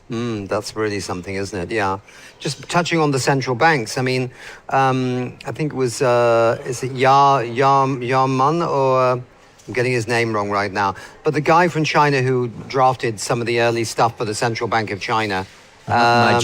Yeah, there we go. And I was talking to him about him, talking with Nick Robbins about him. And it's quite interesting. I saw the video that he actually produced, and you can see this very deliberate policy by the Chinese Central Bank to, stop the greenwashing, ensure that the loans for green stuff was cheaper than the normal loans. Bring in all kinds of rigors and cross-checking to make this thing happen. And no wonder China is a kind of superpower of green tech at the moment, given that this highly focused and structured approach. Maybe it doesn't work for everybody, but there's certainly a model there for some countries that might work. But you're right, and the central banks are all a bit different, aren't they? Their roles and responsibilities are a bit different in each country. So that's they are, and actually, for example, the European Central Bank is relatively cautious. They have a secondary mandate, which they could be using, but they are not using it. They're just focusing on the primary mandate, which is price stability and financial stability. But even that primary mandate requires to look at fossilflation. Yeah. Because we had the shock from the Ukraine invasion, and now we have another shock, and nothing has happened in terms of developing tools to defend against these shocks. So that is a problem, and that is going to be addressed in the central bank's group. It's called the Santa Marta Transition and Financial Stability Group, SMART FSG. That has been established, and it has now been put forward in the high-level segments by the governments to formalize that process and draw in the central banks to work more. And that's a powerful economic player in the ring there. Very interesting indeed. Yeah, exactly. And your organization, what contribution do you continue to make a contribution towards this going forward? So we were a bridge builder between the academic and the think tank community. We brought them both to a very interesting table, and we had very close coordination with the Colombian government, who was keen to have science provide input and inform the conversations here. So that has been quite a novel setup with a lot of political will, and it has led to us feeding elements into this process, such as this central bank's working group. There is probably going to be a registry of fossil-free zones of places that do not extract fossil fuels, which is also coming out of the pre-conference. There will likely be a forum on ISDS for countries who want to remove that barrier to a transition that is coming from this arbitration model. Interstate dispute settlement. Investor-state dispute settlement. Investor-state dispute settlement, arbitration done in private courts that I know, hold back regulation. It's very... Yeah, it's the way that some fossil fuel companies could get compensation for being told that they are no longer welcome. Yeah, and so we really brought together a wide range of academics, of think tanks working on key topics of this transition, that in some cases they were already on the official agenda, in other cases they were not. We were encouraged by the minister to explore more than what they had identified with the Dutch colleagues already as things to be worked on. And there are also topics such as methane, which Carlos Nobre has reminded us this must be the first step on the road of fossil fuels. And so there was a whole work stream on methane, and we had colleagues from the best academic institutions. We also had colleagues from Tuvalu, who are a vocal defender of more ambitious and binding methane action on the global stage, and who are the hosts of the next conference. So we think that this work on methane will continue, and we hope that this coalition of the willing will make methane one of the agenda items of the things that they work on. And we have, the UK government has a statement on fossil methane to cut those emissions faster. So there is different elements, and now this was the government. This was just a 2-day conference, and they had many things to figure out. And I think the Colombians and the Dutch did a great job in trying to bring these issues towards something actionable. It's looking good, and there is this spirit of Santa Marta going through the room, where people are working together on building something rather than putting each other down. There was very little of that. Good. So we shall look forward to coming together again, perhaps in the Pacific next year, and see how this progresses. But it is inspiring to see the freshness and the smiles on faces, and rather than the crushing atmosphere of a COP so often. Yeah, that's right. I believe there's going to be a lot of work done over the year.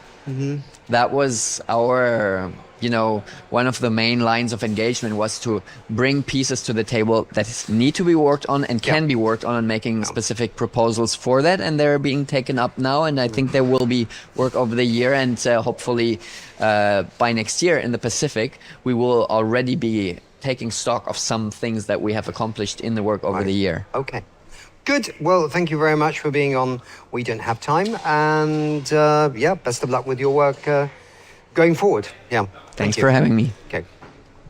Moving on.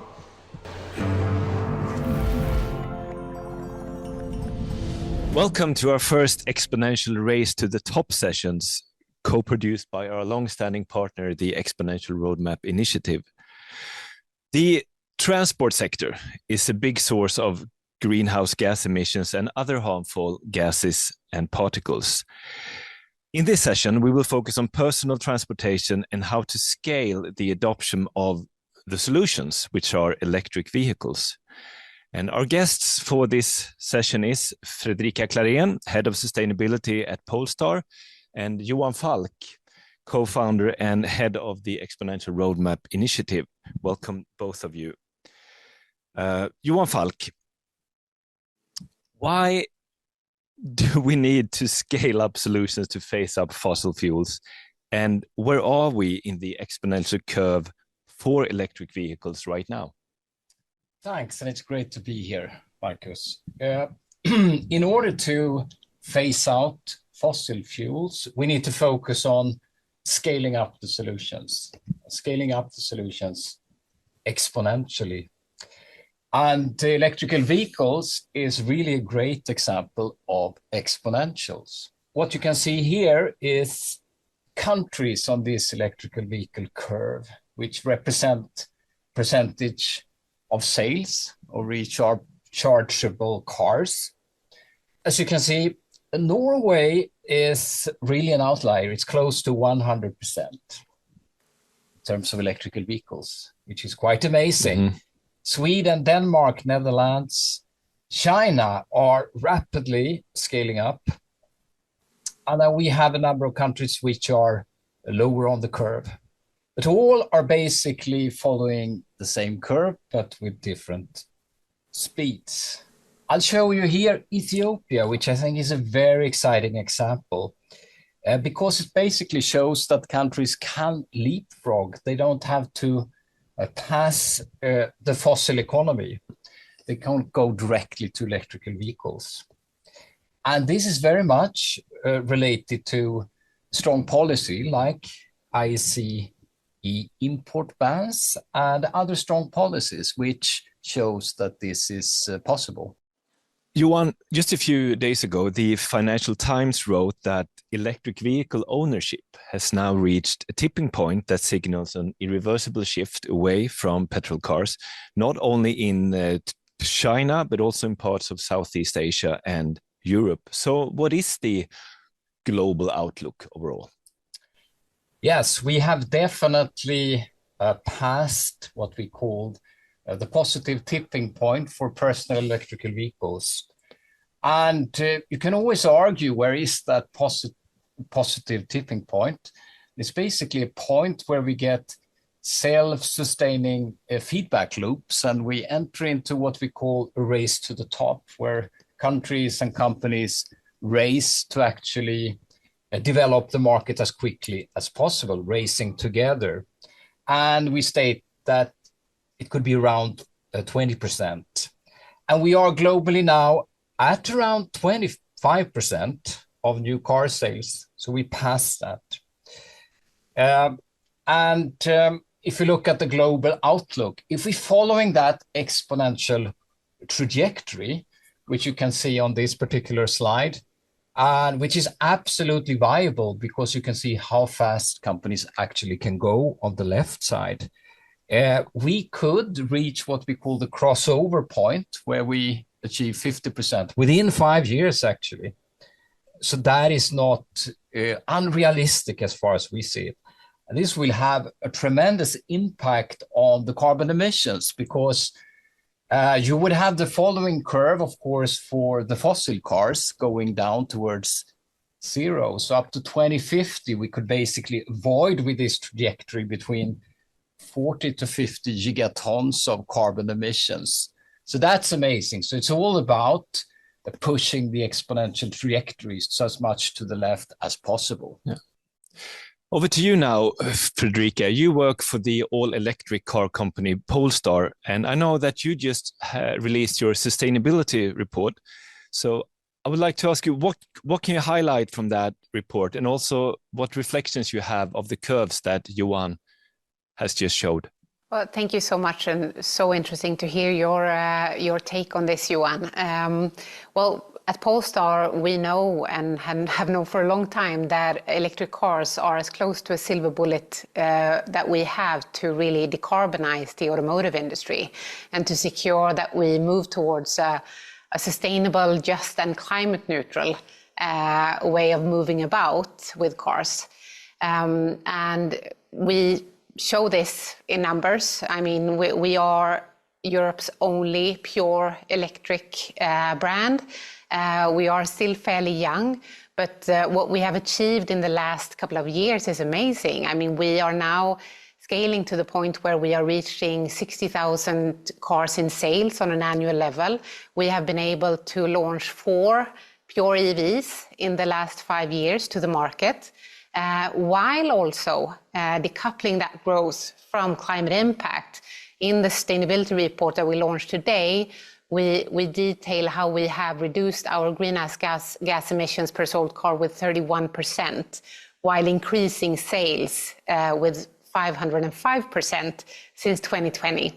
So I think that what we are able to really insert in the global narrative is, a very hopeful and inspiring message. And not only a message, but clear, tangible products that the consumers today, can tap into. And if you look at a Polestar car, and I'm super biased, of course, but it is truly a marvel of great design. It is fun to drive, and also it has a positive climate impact. You avoid emissions from switching to the EV, and you also buy from a brand who is trying to decouple growth from climate impact. But I mean, we are in a very weird context, even though we have this silver bullet in our industry, and we are at the inflection point in terms of sales. The narrative is being diluted. That narrative is being diluted, and I think that has to do with the fact that companies have invested and are still very vested in legacy technology, and now they are trying to push back. They're trying to hinder and slow down progress to keep short-term earnings. So what is so important now to really pull this lever that we can do to transition away from fossil fuels, which is the topic of today, we need to come to the consumers with a very clear message.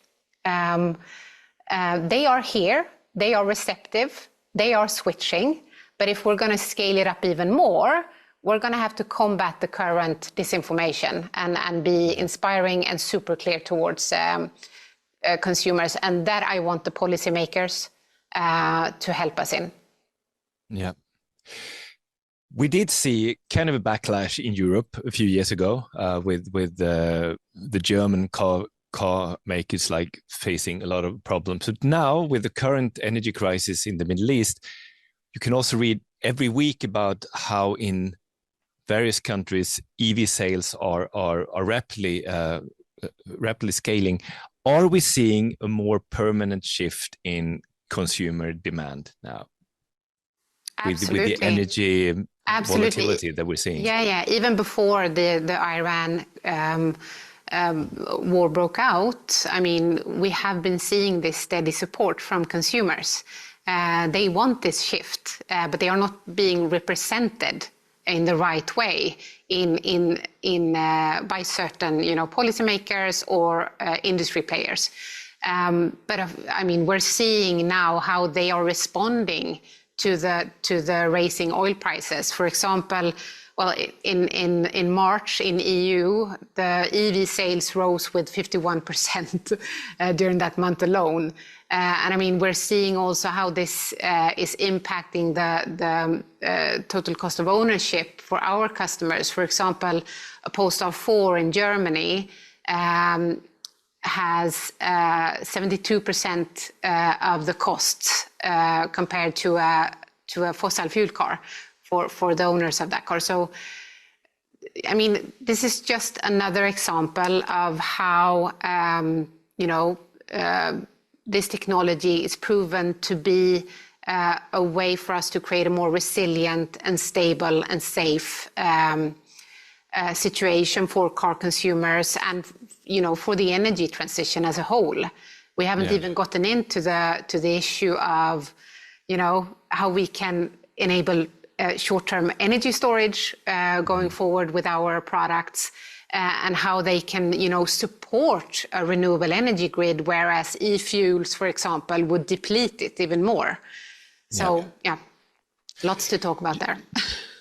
You mentioned policy. So what do you need from countries and, in your case, also a region like the EU to scale even faster? We need to use the levers that the countries that Johan just spoke about have utilized. Those are still relevant.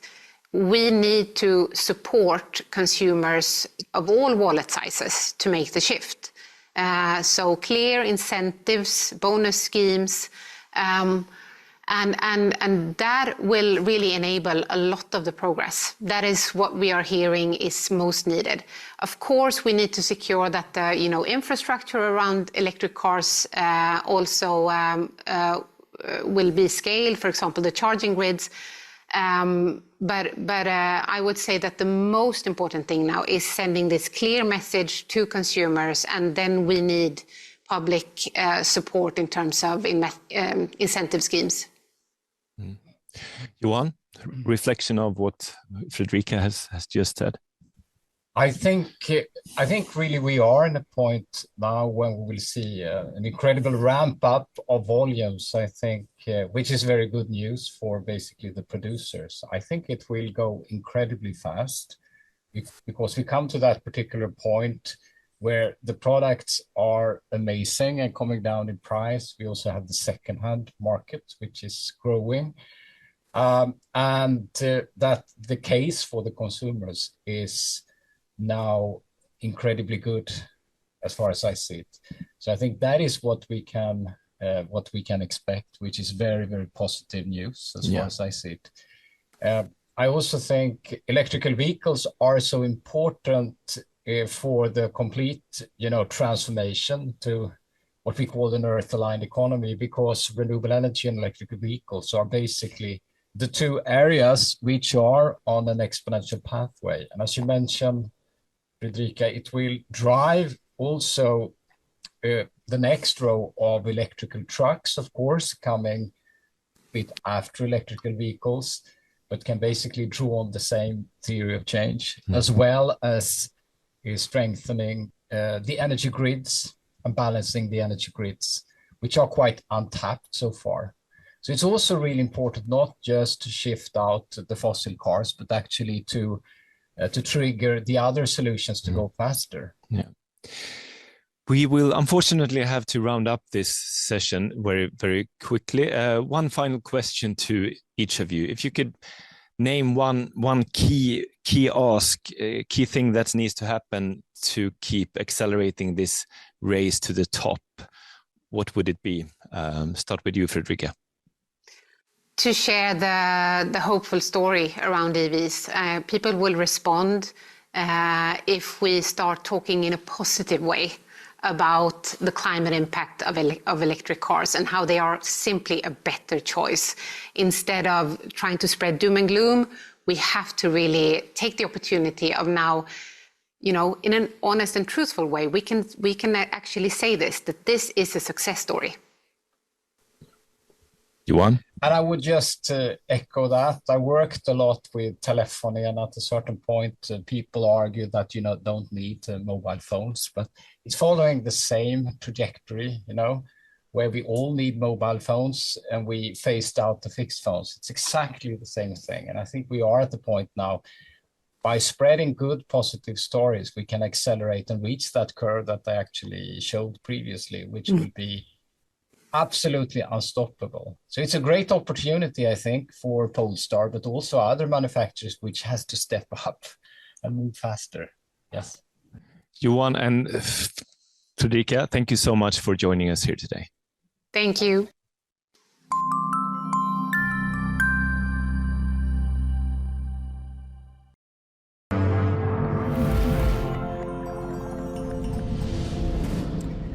I am here with Juan Manuel Santos, the former president of Colombia, who's also one of the planetary guardians and chair of the elders.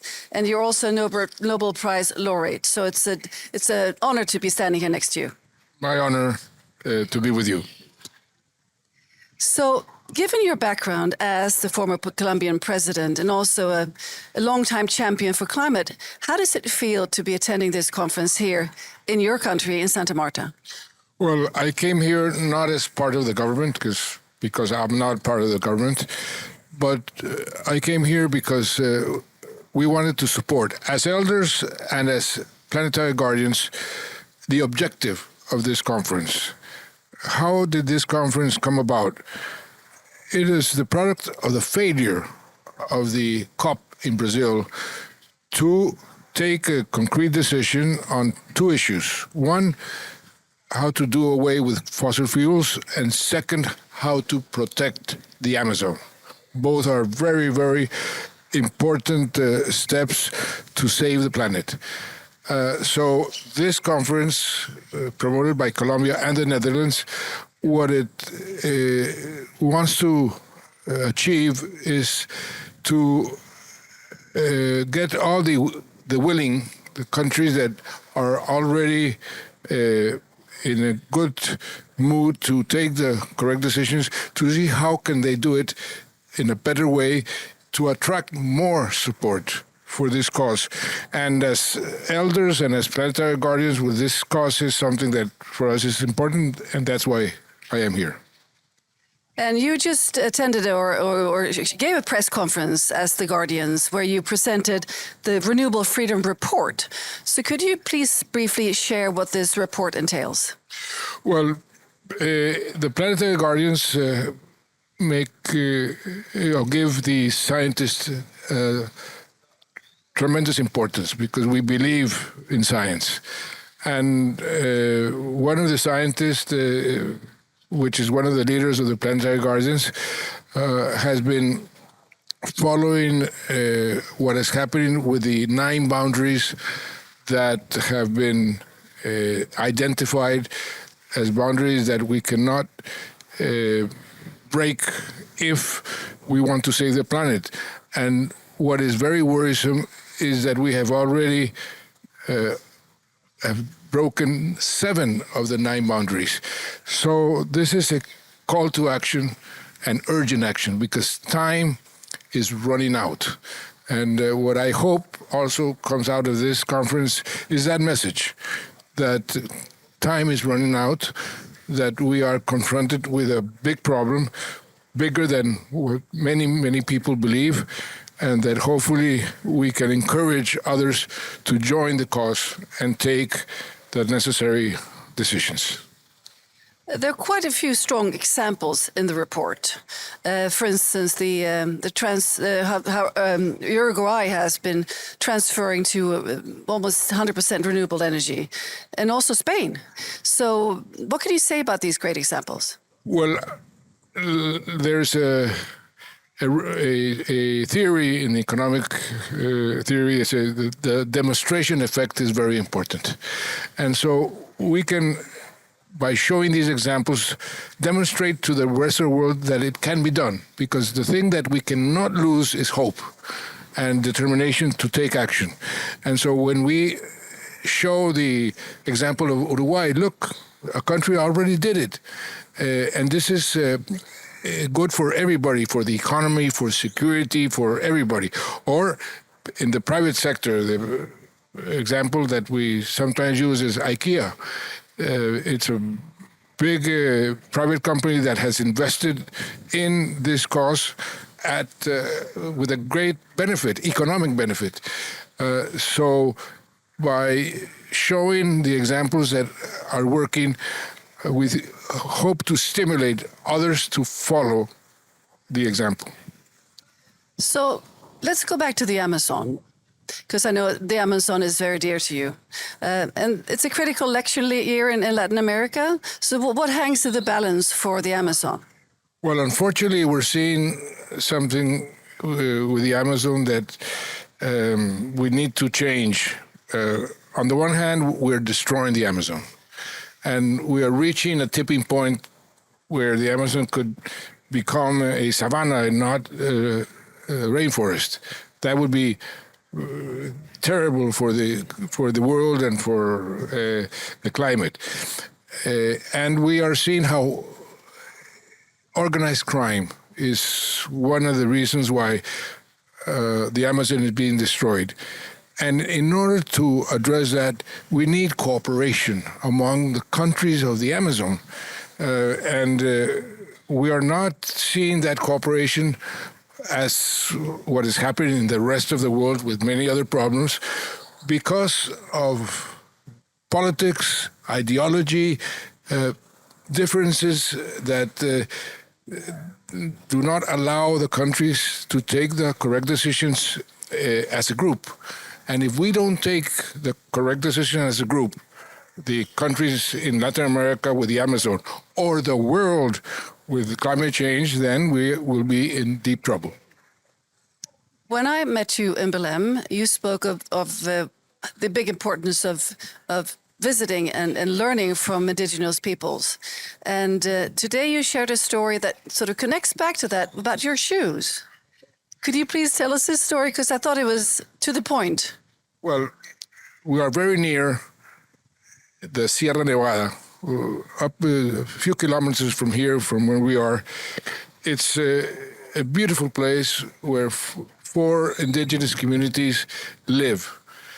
I have developed a good relationship with them, especially the oldest one called the Kogi.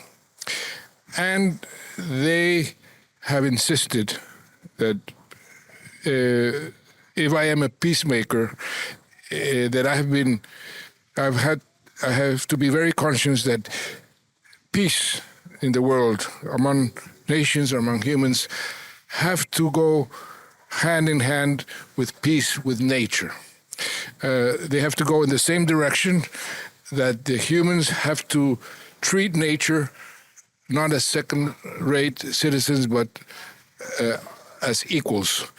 And so my wife said, you're elder, you're a planetary guardian, and you should express your convictions of fighting climate change and saving the planet in everything you do. And so she gave me a pair of shoes where there's peace in one shoe and nature in the other. And they have to walk in the same direction, side by side. So she said, you have to wear this in that conference. And that's why I'm wearing this pair of shoes. And they're also good-looking shoes, by the way.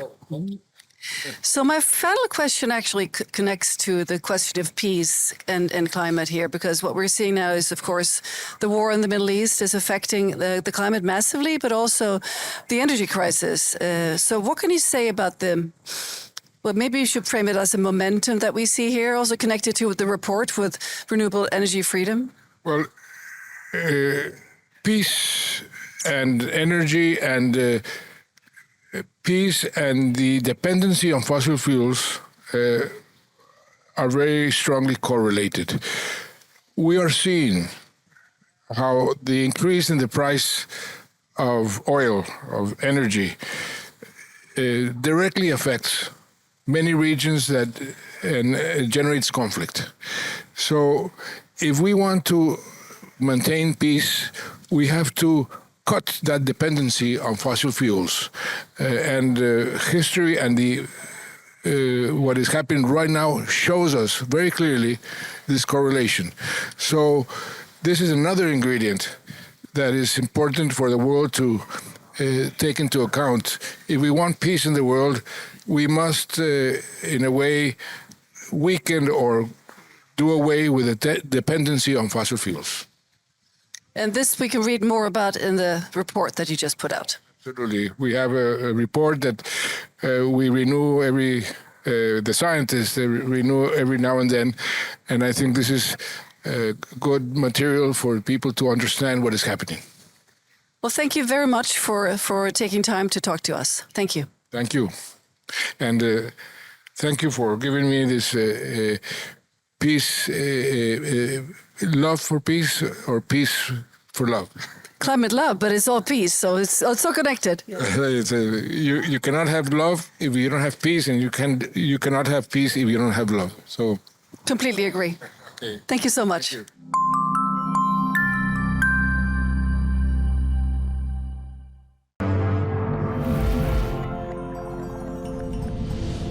I'm here with a parliamentarian from Bolivia. I'm Cecilia Requena, Congresswoman from Bolivia.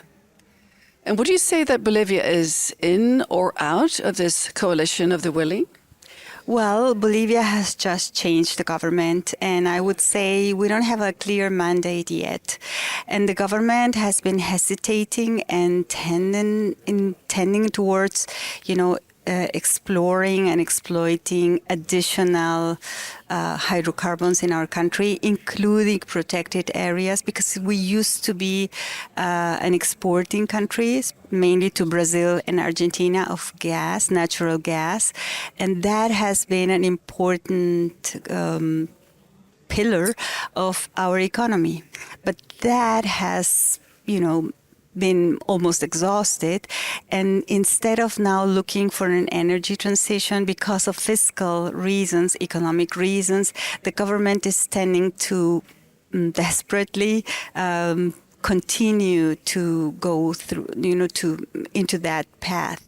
I understand that, but it's not the right answer, I am afraid. First, because it's going to take long, 7 years at least.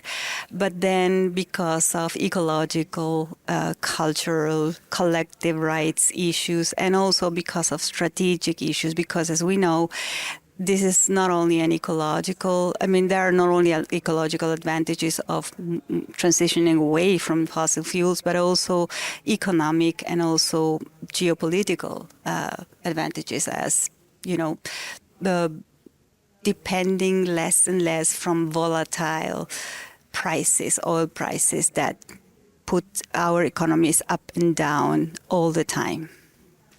So what will you be bringing with you back to your parliament from these discussions here to push for this green transition?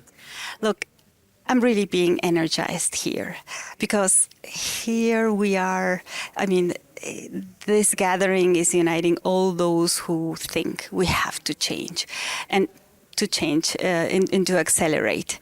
And even in these discussions, you find so many different ideas on how to do it. So it's interesting. There is a debate on how to do it and the priorities. So even when there's consensus on where to head to, the how is always, a challenge. But I take, the energy to go back to my country and along all those who think alike, to give the battle, because we are going to receive new laws regarding hydrocarbons and mining, and all those things have really to do with our future, with where are we heading to.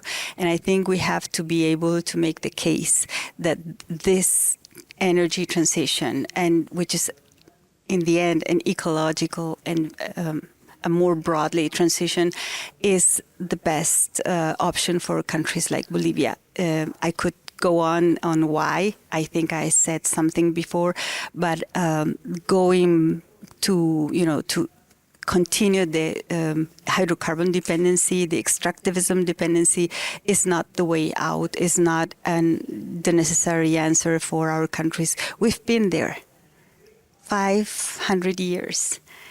That's not the answer. We have to move on, change, and change is feasible, and it's much better even in economic terms. Thank you very much indeed. You're welcome.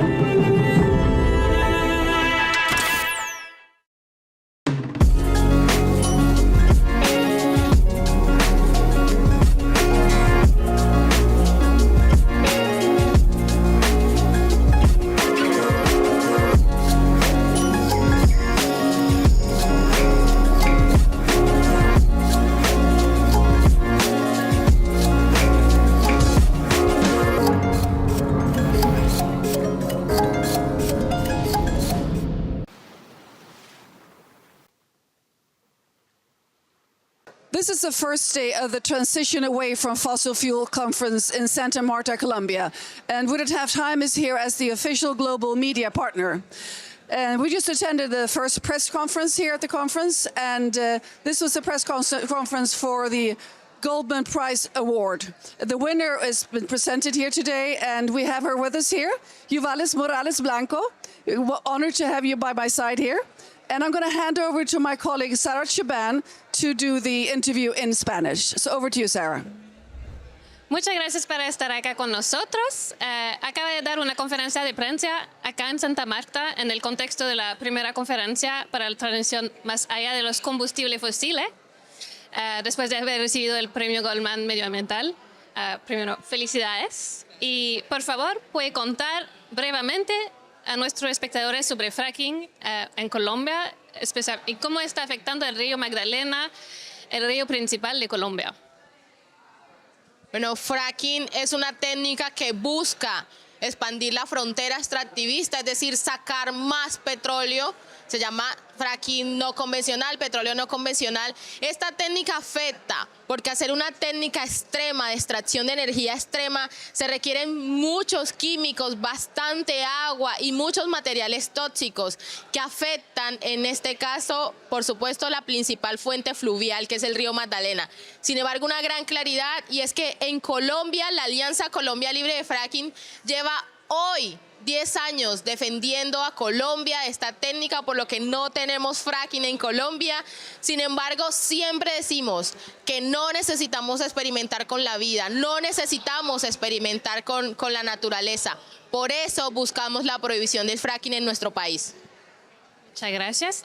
Como dijiste, la Alianza contra el Fracking en Colombia empezó su trabajo, su lucha hace 10 años, seguro antes de eso. Pero ¿cuándo empezó tu lucha contra el fracking y cuáles fueron los actores involucrados en esta lucha? Hoy yo tengo 25 años, empecé esta lucha cuando tenía 18, en un contexto bastante peligroso para ser líder social y ambiental. Recordar que Colombia sigue siendo el país más peligroso para ser líder social y ambiental en el mundo. Y a estos a los que tenemos que enfrentarnos las juventudes, los líderes sociales y los defensores ambientales. Así que empieza por una defensa territorial y al final y al inicio del día termina siendo por la lucha por la vida en la defensa de los derechos humanos. Muchas gracias.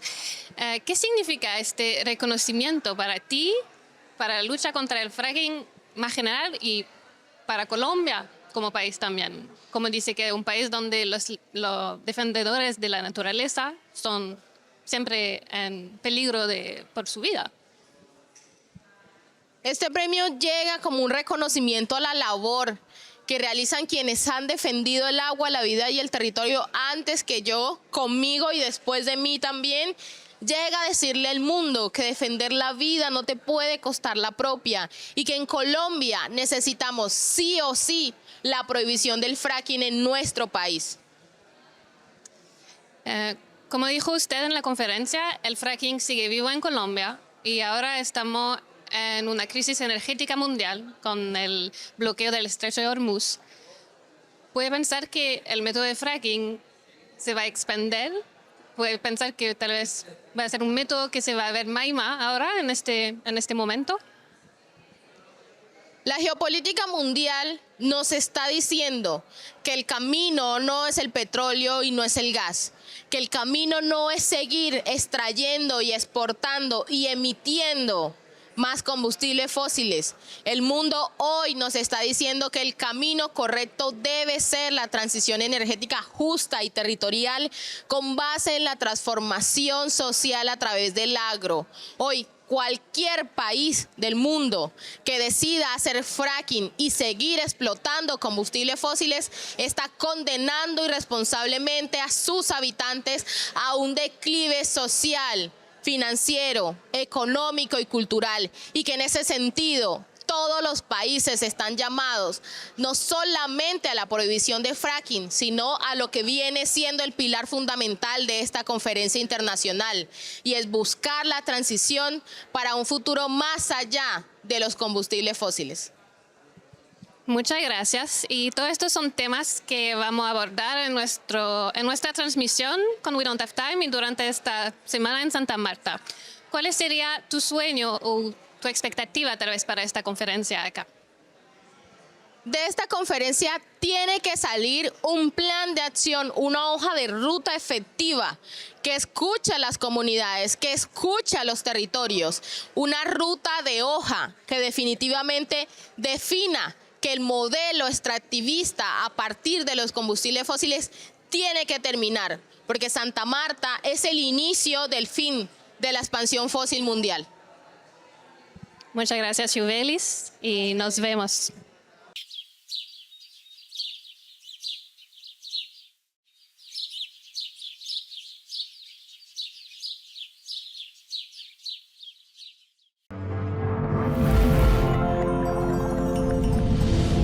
I am here with a parliamentarian from Colombia. Could you please state your name? Juan Carlos Lozada. And what can you tell us about what's going on in this room here today in Santa Marta at the conference? Oh, we've been having such an interesting discussion. I think parliamentarians play a very big role in pushing transition in each of our countries. We are not the government. We are not civil society. We're somewhere in between those two. We represent the civil society. We don't take the biggest decisions, but we can make big decisions in budget when it comes to Congress, and we can present laws that can enhance our politics for the transition. So to be able to share experiences among parliamentarians from everywhere in the world, in this room we're more than 30 parliamentarians from more than 15 countries. It's a pleasure and it's an honor, and I think we're learning a lot from each other. And what is discussed here in the room? What will happen to those insights? Well, usually we take them home. We are part of a big network of more than 900 parliamentarians who are pushing for a just transition, who are pushing for phased out of fossil fuels. We have demonstrated that whenever we go to these international stages, when we go back to our countries, we're able to coordinate actions that goes towards that goal. For instance, in the Amazon, we're more than 5 members of parliament here who presented at the same time a bill in Brazil, in Peru, in Ecuador, in Colombia, in Bolivia to phase out the fossil fuels in the Amazon, which is a strategic, very strategic ecosystem that we have to preserve. So, of course, we're going to take all these learnings and all these ideas to our home countries, and we're going to push our governments to start building a road towards the phased out. So Colombia being one of the organizers here of this epic, historic event, what would you say are the main winnings, the gains from being part of this coalition of the willing? Well, only the fact that we have this coalition and that we have met in Santa Marta is a huge win. We have been part of the Conference of the Parts of the United Nations, and we have seen how systematically talking about the phased out is vetoed by some countries. So to be able to gather with the people who want a change in this planet, who want to take the deep decisions that have to be made for the planet to stay alive, it's an absolute win. And I think that the cooperation that is going to be built after this conference is going to take us towards that goal without any doubt. So the fact that we're here is already a big win, and what's going to happen after this, I'm sure, is going to be, as you said, historic. So there are 56 countries present. Is there a special country that you would like to give a shout out to, that you would like to grab to bring into this coalition of the willing, and why? Of course, without the United States, it's absolutely impossible to do this transition in the world. Without China, it's absolutely impossible to do this transition. Without India, it's impossible to do this transition. We need to get the countries that are the most historically responsible for the state of the art of the planet to join this coalition. Of course, that's going to take time, and that's going to take political will from those democracies to be able to get back, especially the United States on track. What's going on today in the United States politics is unspeakable and unacceptable for the rest of the world. So, of course, we would love to have people like the governor of California to join this task force to bring America back to the Paris Agreement. So what would they win if they join? What would they lose, in short?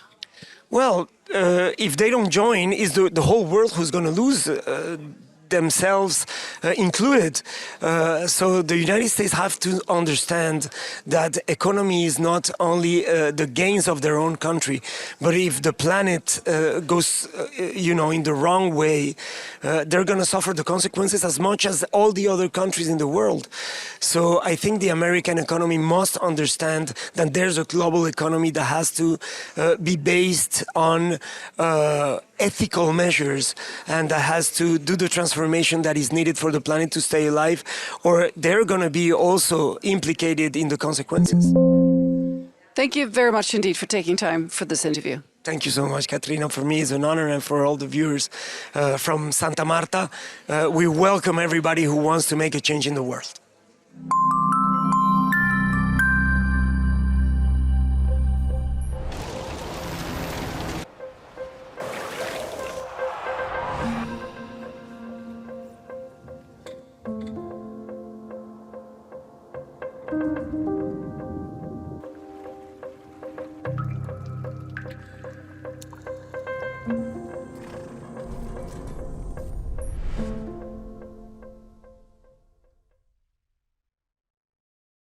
Hello. Can you hear coming here from Santa Marta to Fiji? Okay, you can hear me. That's really good. We just need to have some connection in terms of your speaking voice to us here. And maybe that's something to do with the speaker, or I don't know. Can you just say something? Bulavinaka, and I hope you can hear me. Oh, that's very good indeed. Hello. Is that Sivendra Michael? Indeed, sir. Thank you. And you're the Permanent Secretary for Environment and Climate Change in Fiji. I know we heard that many people could not come from Fiji because of the price of fossil fuels, because of the war happening in the Middle East. So you're being kind of stuck there. But are you hearing about the conference a little bit from people here? Yes, our Pacific colleagues that are attending the conference provides regular update. We also have a Viber group and a WhatsApp group where we are consistently touching base with each other. I got an update from my civil society colleagues yesterday regarding the high-level discussions that was happening. So yeah, very much up to par with the information that is and the discussions in Santa Marta. And I'm sad that I could not attend in person, but really glad that the Pacific is well represented by Tuvalu, Vanuatu, Marshall Islands, and many other countries that have been championing our 1.5 degree guardrail, as well as our journey towards the transitioning away from fossil fuel. From what you've heard, we've just got maybe an hour or so left, maybe 30 minutes. Do you think the impression you're getting is that it's gone well? The last update I got was that there was still some discussions around the concrete, outputs and the way forward that was still being negotiated amongst the leaders. I'm still waiting for a follow-up update, as I understand that they have just concluded their last high-level plenary. So at this stage, I would say that based on the last comment, it's good that to have our leaders on the table to actually discuss this. And the Pacific has always been united in its call for action, one that cannot be discounted, which is particularly in relation to the urgent need to transition towards sustainable energy sources, just so that for us, it's always about keeping within the 1.5 degree reach, right? Because of how often or how little people know about the impacts of climate change in the Pacific region, and how less it is discussed in scientific reports like the IPCC. And what do you think the next steps are from Santa Marta? From my knowledge, I think there can be a couple of pathways that will be explored. We do have the fossil fuel treaty. Please do remember that. Santa Marta is one of them that's been happening as a conduit to the work that the fossil fuel treaty is doing. There are many other avenues that has been discussed with the fossil fuel treaty outside the UNFCCC process.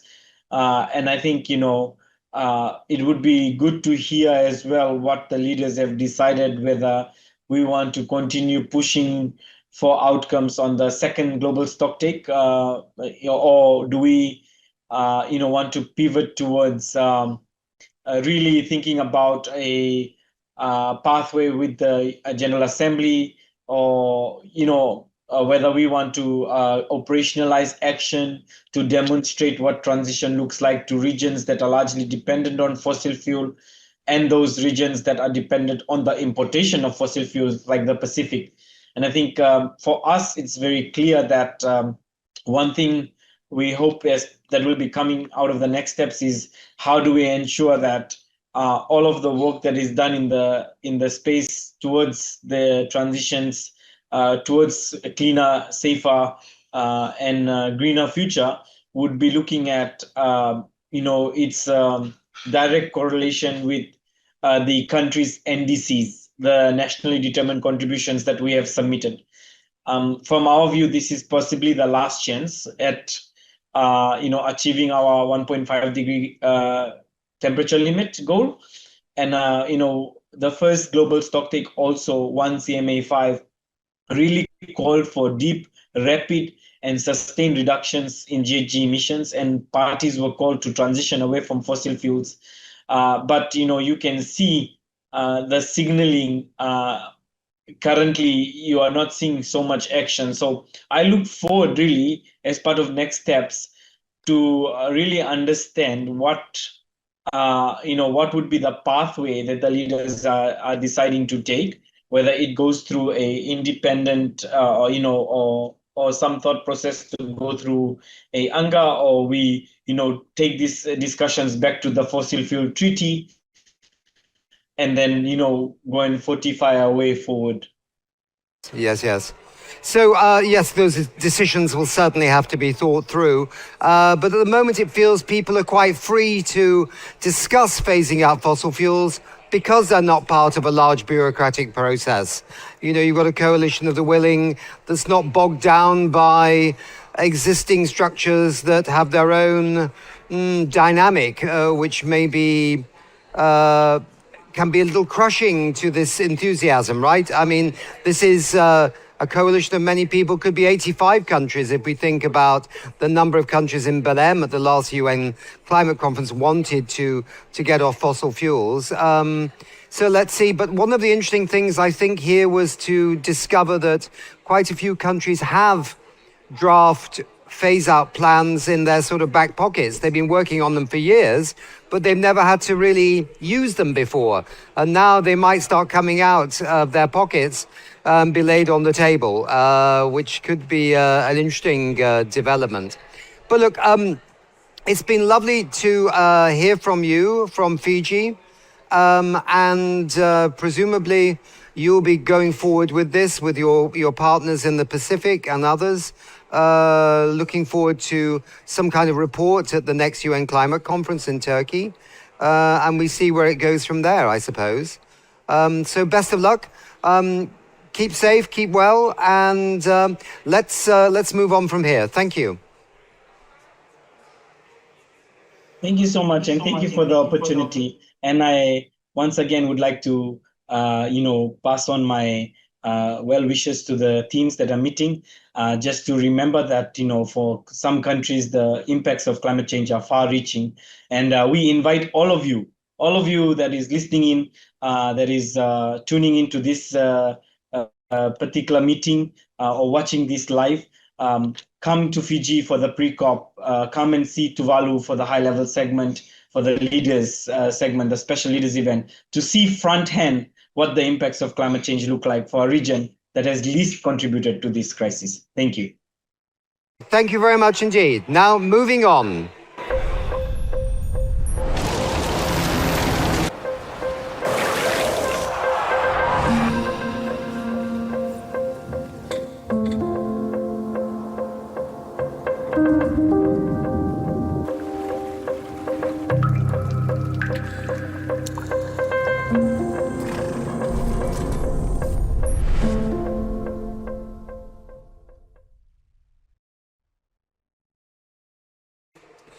So, we have another wonderful guest with us here.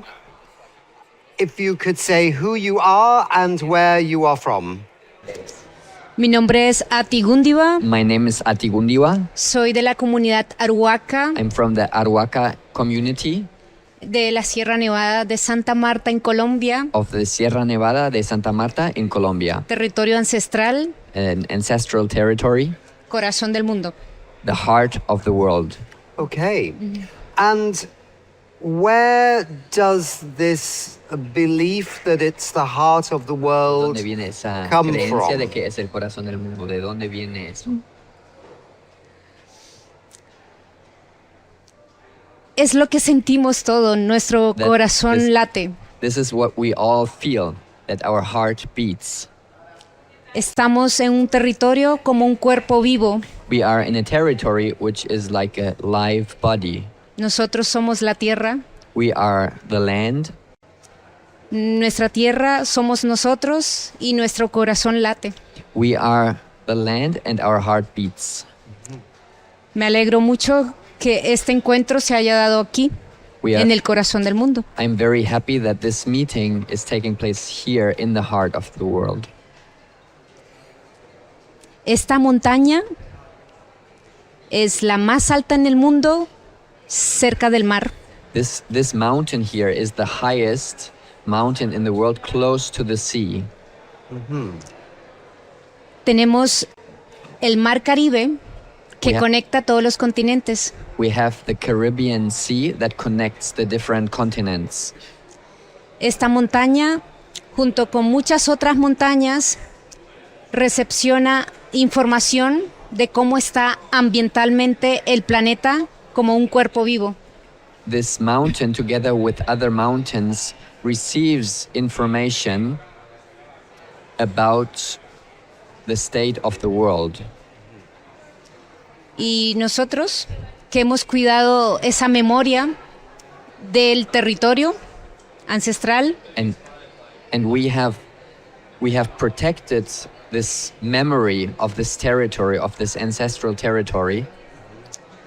estamos abiertos de corazón para recibir, así como recibe las distintas aves que vienen de otros continentes a la Ciénaga Grande, como las tortugas que vienen al Caribe, poner sus huevos, anidan allí. We're open to receiving, such as the Ciénaga, the wetlands close by, receive the birds from other continents, and the turtles are received here, coming from across the seas. Que son especies que no tuvieron que ir a una universidad, a una escuela para aprender ese GPS natural de código que tiene un entendimiento con la naturaleza, llegan aquí. So these birds, these animals, they did not have to go to university to learn or have a GPS. They find their way to this place automatically. Y desde aquí llevan la energía de vida hacia otros lugares, vuelven a sus lugares de donde vienen. And from here, they take this life energy to other places and go back to where they came from. Recibimos distintas voces de diferentes países, diferentes continentes, aquí en el corazón del mundo, y vienen como esas aves. And we receive voices from people from all around the world in this place, in the heart of the world, And they come here like the birds. Solo esperamos que conecten con ese corazón para llevar esa energía vital hacia los lugares de donde vienen. And we just hope that they connect with this vital energy here to take it back to their places. Have your ancestral homes here been harmed by coal mining and other minerals being taken Su out? casa ancestral ha sido dañada por la minería, por ejemplo, del carbón u otras actividades. Estamos en una montaña con mucha abundancia, We are in a mountain with a lot of abundance con mucha agua. and a lot of water. Todos bajan de la montaña donde está la nieve. Everything goes down from the mountains. There's snow on top. Más de 300 lagunas. More than 300 lakes. Bajan los ríos, llegan a la Ciénaga Grande y desembocan en el Mar Caribe. So the rivers go down to the Ciénaga, which is a big wetland, and then into the Caribbean Sea. Y en el Mar Caribe. Desembocan los ríos en el Mar Caribe. Y estos son memorias, son leyes que están consagrados en la ley de origen. And these are memories, these are laws that can be traced back to the original law. Y esa memoria nos lleva a entender en qué lugar estamos, pero tenemos muchas presiones. And this memory allows us to remember in what place we are, but there are lots of pressures. Hace 500 años atrás, 500 years ago, tuvimos la oportunidad de poder entender en qué escenario, lugar estamos, pero no fue así. 500 years ago, we could understand in what place we are and what's the scenario, but it didn't play out like that. Tenemos un territorio que hay grandes extensiones de palma africana, bananeras. Tenemos intervenciones de licencias mineras, más de 200 que están concedidas, otras en estudios. There are big extensions that were cut down for planting palm trees and banana plantations, monocultures, and there are more than 200 mining concessions and additional ones under study. No se ha entendido la ley de origen. The law of the origin has not been understood. Esperamos que las decisiones en este primer paso de diálogo, de entendimiento articulado de esa ley de origen, pueda entenderse que este diálogo es muy importante y permite una articulación desde la mirada de la cosmovisión indígena.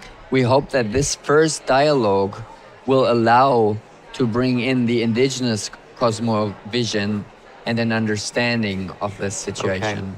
Para poner en el centro la vida. To put the life in the center. Right. Good.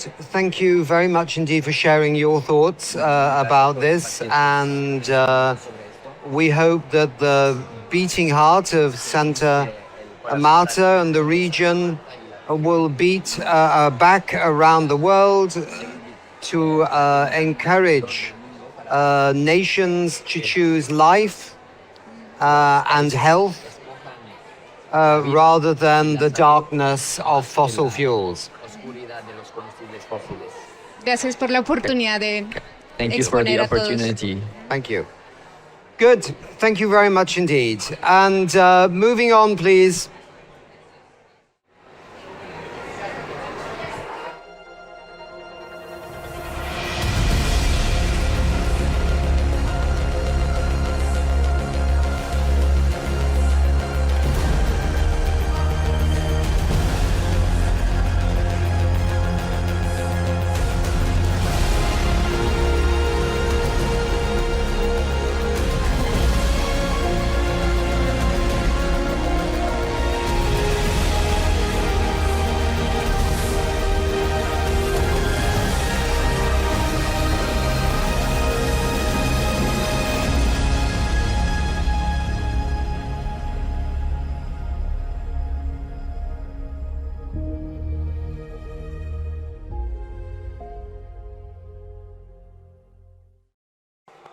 Great. So we've got another bunch of wonderful guests here with us right now. Just at the end of this conference here in Santa Marta, where governments have been meeting to try and see how they can begin the process of basically exiting fossil fuels. We've got close to 60 countries here.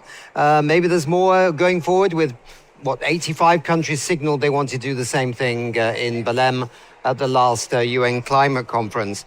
I'm just looking at my script here and I'm trying to see which wonderful people I have with me. But I have Catherine Abreu, that's you. Okay, Director, International Climate Politics Hub, superb. Hello. And I've got Andrea Cardoso Diaz, the professor at the University of Magdalena in Santa Marta here in Colombia. And this wonderful guest, I haven't got on my list, so say who you are and where you're from. My name is Professor Peter Newell from the University of Sussex in the UK. Oh, jolly good. I got family that live in Horsham.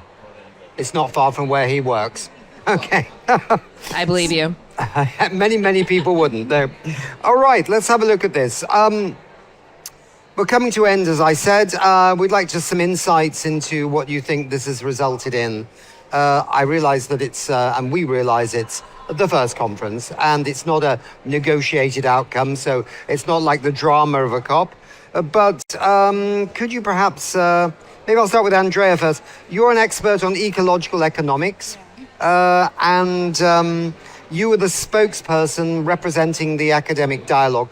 What ideas, maybe 4 or 5 of the big ideas that came from what you were doing before this high level, how it fed into the discussions here in the last 2 days? Yes, I can tell that we host, the Universidad Magdalena host the academic chapter, and we met like 400 academics, and we discussed different actions within those days. And also a group of academics, we published 12 action in science. These 12 action in science where like every action in science has recommendations. So what I share in the plenary is that some recommendation, actually the central banks, for example, they have a working group on financing with the central bank, which is I found very interesting. And also there is another proposal about free fossil fuel zones and also the country roadmaps. And what I found also interesting about the closing plenary is not only the national roadmap, but also the regional and local roadmaps as well, because the locals and also the regions has different pathways in order to phase out fossil fuels. So, and also take into account the global roadmaps. So I think it's like a scale roadmaps, which is I found very interesting in the discussion in the plenary. Right. Yeah, we have these insights that are in the website. So I invite the audience to review all the insights. Yeah. Catherine, you work for the International Climate Politics Hub. It's a global network of organizations and individuals working to accelerate climate action and respond to climate impacts. What's your role been here in Santa Marta? Yeah, I'm the director of the International Climate Politics Hub, okay. And we are really committed to multilateral cooperation to accelerate the transition away from fossil fuels towards renewable energy and energy efficiency. We understand that no one country can take this transition on by itself, right? Mm-hmm. In particular, if we want the transition to be just, orderly, equitable, which of course are the words that are associated with that global commitment that we got to accelerate the transition away from fossil fuels at the set of UN climate talks that happened in 2023 at COP28.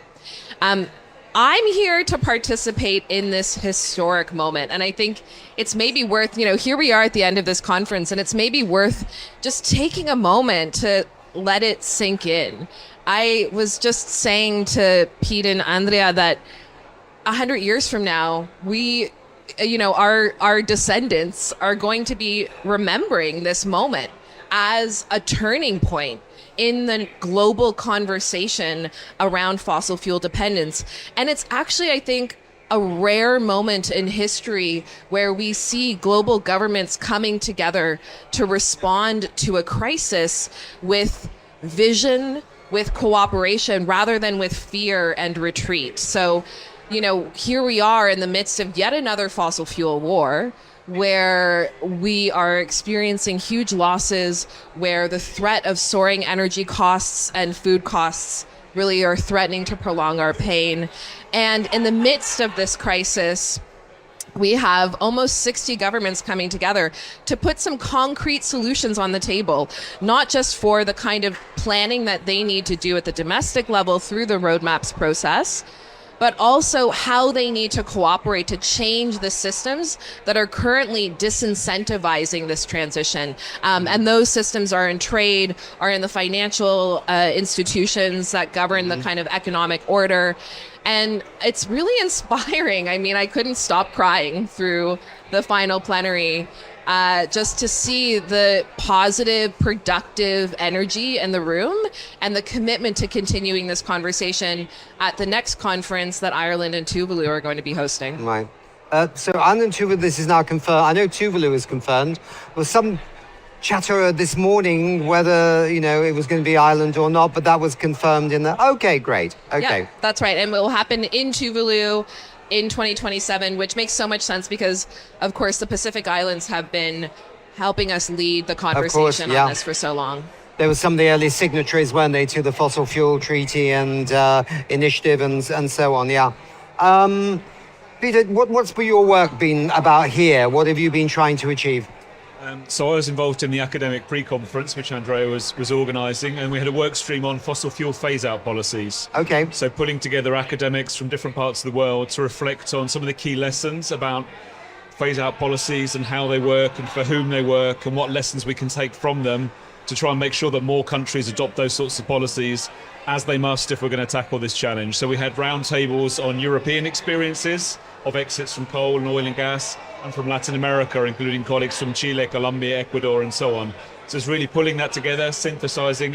I've also been running workshops here with other colleagues in Colombia, trying to think through strategies moving forward. So we had a scenario, for example, we're saying in 15 years' time, imagine a scenario in which Colombia has moved beyond oil and gas, and then to do backcasting and say, how did we get there? What would have to happen in the next 5 years, the next 10 years, and then the 15 years, in terms of finance, in terms of infrastructure, in terms of policy, in terms of law.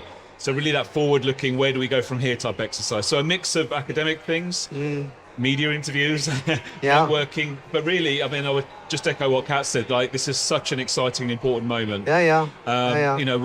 This conversation has been frustrated and stalled by very powerful actors for so long, and we can't afford for that to be the case anymore. All the lights on the dashboard are flashing red. This is the moment, and finally we're taking this forward. So a lot of optimism and I mean, it seemed obviously with the Paris Agreement of 2015 that, at the end of that, there was soft music, all the lambs were dancing and petals were falling. We'd done the deal. Everybody in the first global treaty of nations all committed to doing something to act on climate change.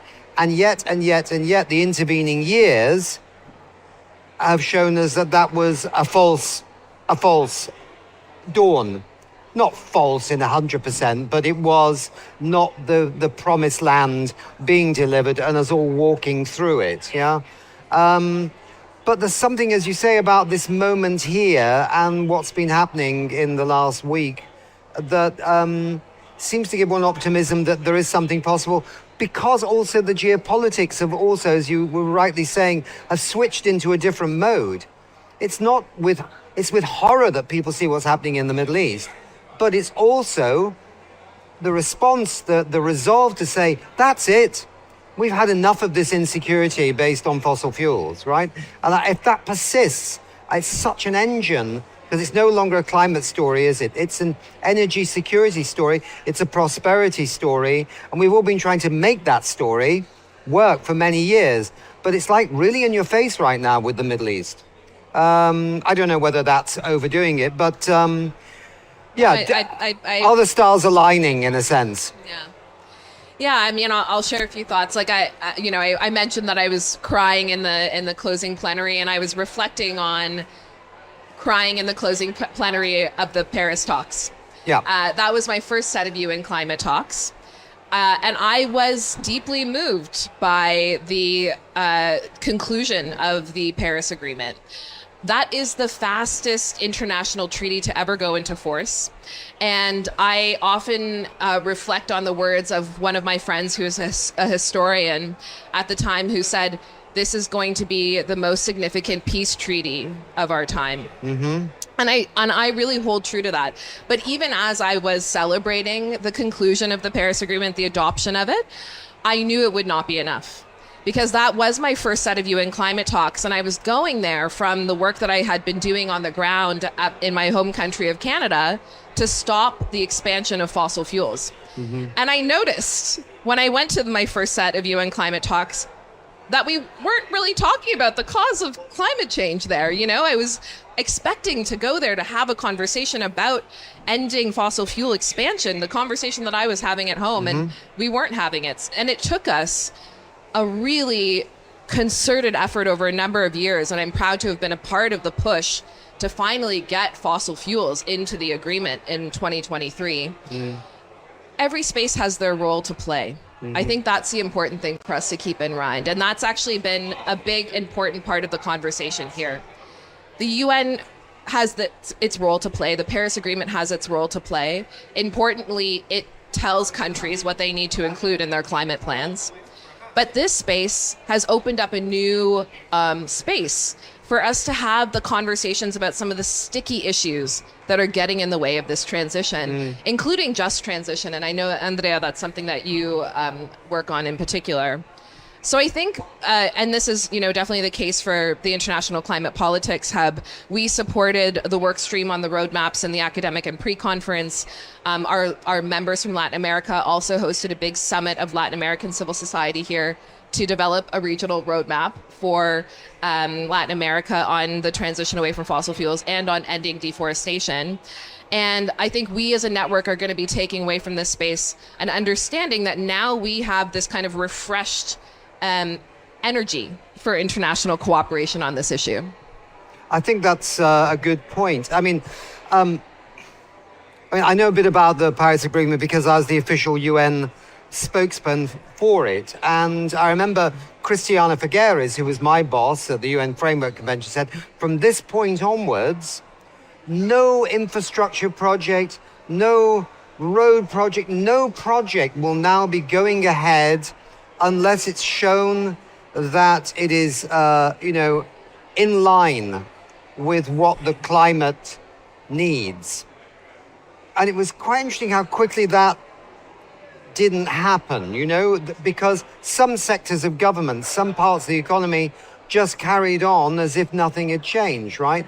So why I like this interesting thing here with the central banks discussion is that they can certainly change the game plan of the financial system if they want to.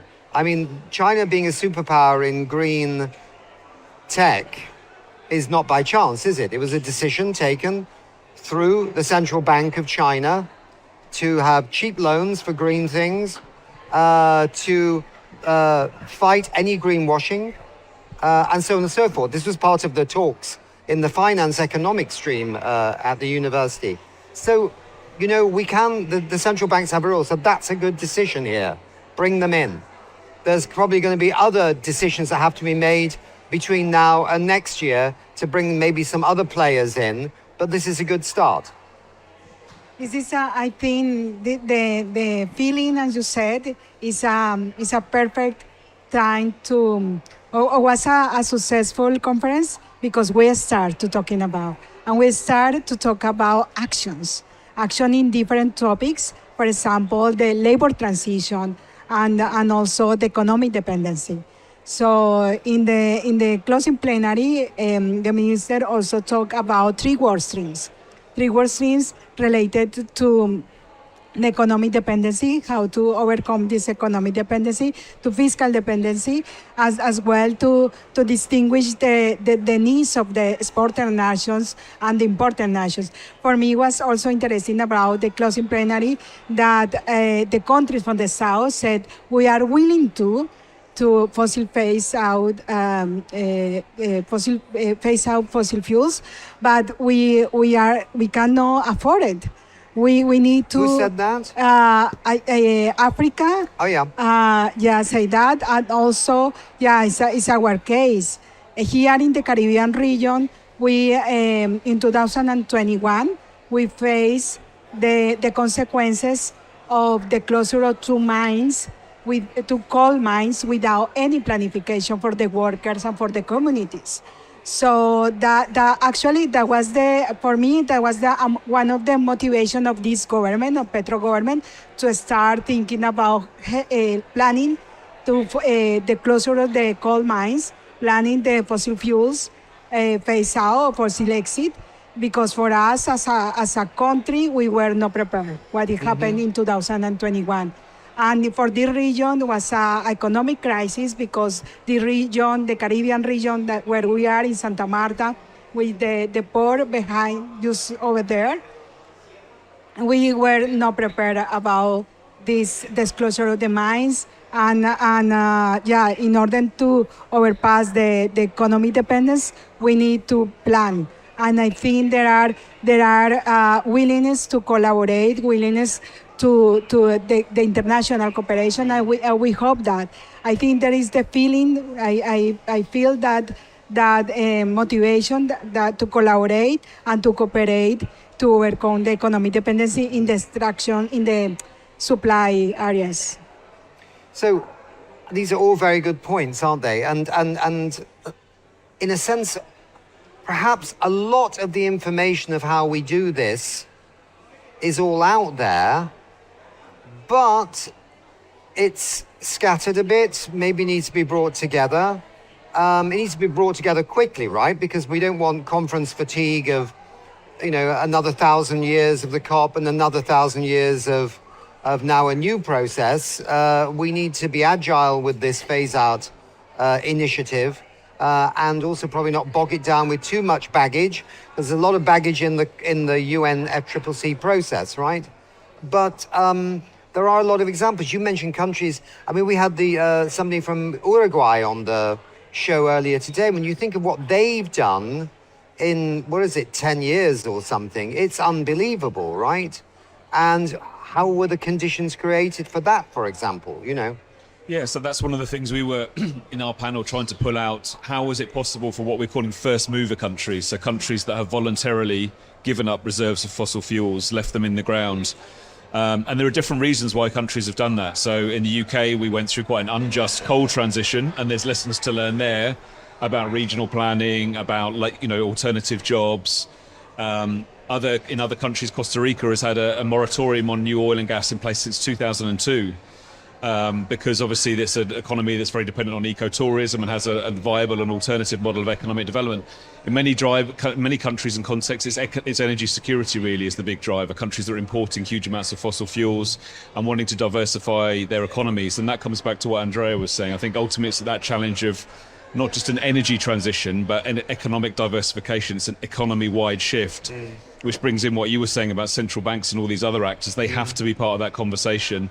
This can't be a siloed conversation, led by environment ministries working on climate change. It has to be about trade and agriculture and energy and all of those key things, because it has to be that much broader shift, and not even just a transition, which implies a sort of shift the technology, shift the finance. It's actually a transformation that we're really talking about here. The success of this conference I find very interesting because one thinks about another issue that's come to the center in the last few years, which is the huge level of disinformation going around in the world, partly turbocharged by social media channels.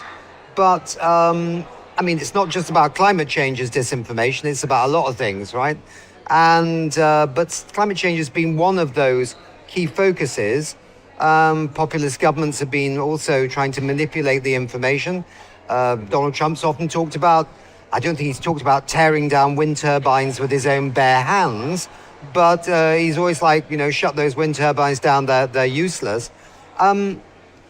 Probably the dialogue here is coming from the fossil fuel industry. It seems like the playbook we all know. Do you think the success here is going to increase even higher the noise of disinformation about why it's good to get off fossil fuels? Do you think we're ready for this? I mean, it's possible.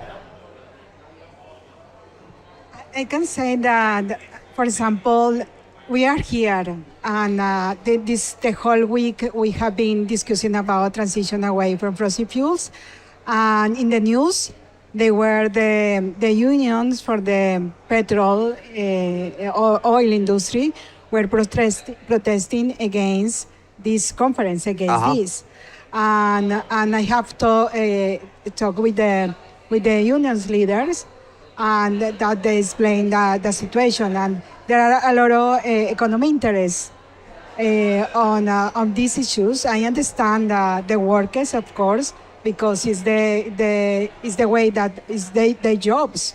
So without any planification, without any negotiation, it's so difficult to talk about these topics with the unions. Right. And with the oil here in Colombia is quite the discussion and to talking about a coal exit is quite easy with the unions of the coal workers from the coal industry, but it's very difficult with the oil industry, with the workers of the oil industry. So the government is doing the job, and also we as academics, as a Colombian academics, we are doing also the job, and the unions try to negotiate and try to inform the roadmaps and the plans in order that we can negotiate with the unions of the oil industry. Yeah, I mean, I think the more that this is successful and the more countries come on board with this process, the more resistance and backlash there will be. And so we should be flattered that it's a sign of success, that we're forcing the conversation and they don't like it because they're benefiting. Some of the oil companies are making record profits from the war in Iran. Is it 3 million a second or something stupid? Or? Yeah. 30 million every hour. Oh, there we go, 30 million every hour. So you would expect them, it suits them quite well, the way in which things are currently organised. So an attempt to try and move beyond those systems and dismantle certain aspects of the fossil fuel economy is a threat to them. So we can expect that. For a while they could ignore us. They can't ignore us anymore. So expect the backlash. Yeah, that's a very good point, I think that is a really important point as well, right? Because a part of what we've been facing for decades is the incredible power and coordination of the industry to stop conversations about transitioning away from fossil fuels. I mean, to stop even conversations about the fact that fossil fuels are causing climate change, right? And that level of coordination, the amount of resources that have been put behind it is so significant. And it can only be countered by coordinated action on the opposite end. Yeah. And that's really what we're seeing emerge here, is a commitment by these governments, but also from the countless stakeholders and rights holders who have been participating in this conference, of a coordinated effort to push back against that mis and disinformation, the denial, the distraction, and the delays. Yeah. No, I mean, as a communications person, I've seen this disinformation for years, right? And I was also a journalist on the Times newspaper in London in the 1990s covering environment and science. And it has got more shrill. It has got louder in the last couple of years, because you're right, they can start seeing the penetration of renewable energy, the way storage is now coming in, and if the world gets good long duration energy storage, you probably got the last significant piece in the big jigsaw puzzle for clean energy, maybe. And, that really is the beginning of the nail in the coffin of the oil and gas industry. So no wonder they're fighting like dogs right now to persuade us all that, we should be digging for more oil because of what's happened in the Strait of Hormuz. Rather than getting off oil. But interesting, the governments have a different narrative, and that's what seems to be different. But I think what it also emphasizes is the need to have multiple entry points for this conversation. Like we can have conversations about health, about energy security, jobs, and these other aspects. It might not always be climate change as the dominant framing. There are so many entry points for saying this system is dysfunctional, it's not working well, other than accumulating huge profits. But most of the costs are being passed on to consumers. We're paying the costs in terms of, chronic air pollution in many countries in the world. And so, it's really the case increasingly that most fossil fuel projects will be non-viable if they actually paid the full costs ecologically and socially that they systematically pass on to society. So that's a challenge of pricing, of policy, of all sorts of different things. But so we have to sort of fight the populism and the right on its own terms to some extent by saying, yes, it is about jobs and it is about security, but we have an alternative. And what you're proposing is more of the same, which is hugely destructive. Yeah, that messaging is very important. Yeah, and importantly, it's also about development, right? I think that was a strong message coming out of the sessions leading into this conference and during the high-level segment. Right now, many countries in Africa and Latin America and parts of Asia are in a position where they're either having to continue their fossil fuel production in order to receive the revenues they need to service their huge amounts of debt, or they're thinking through, how do I what do I need to do in order to have the revenue to suit my development needs? And we're existing in a macro financial situation where that disproportionately incentivizes the development of fossil fuels. So that was, I think, a really important part of the conversation that we landed at here in Santa Marta, which is, in order for countries in the developing world, in the global majority, to be able to really fully undertake this transition, it has to happen in a context of significant changes in that macro financial order, particularly focusing on debt, on trade rules. And it also has to happen with the international cooperation that brings in the investment and the resources that are necessary to let countries say, oh, I actually don't need the revenues associated with fossil fuel development. And what about this fossil-free region topic? It seems blindingly obvious that we have to have no new fossil fuels. Where are they going to be? Do we know?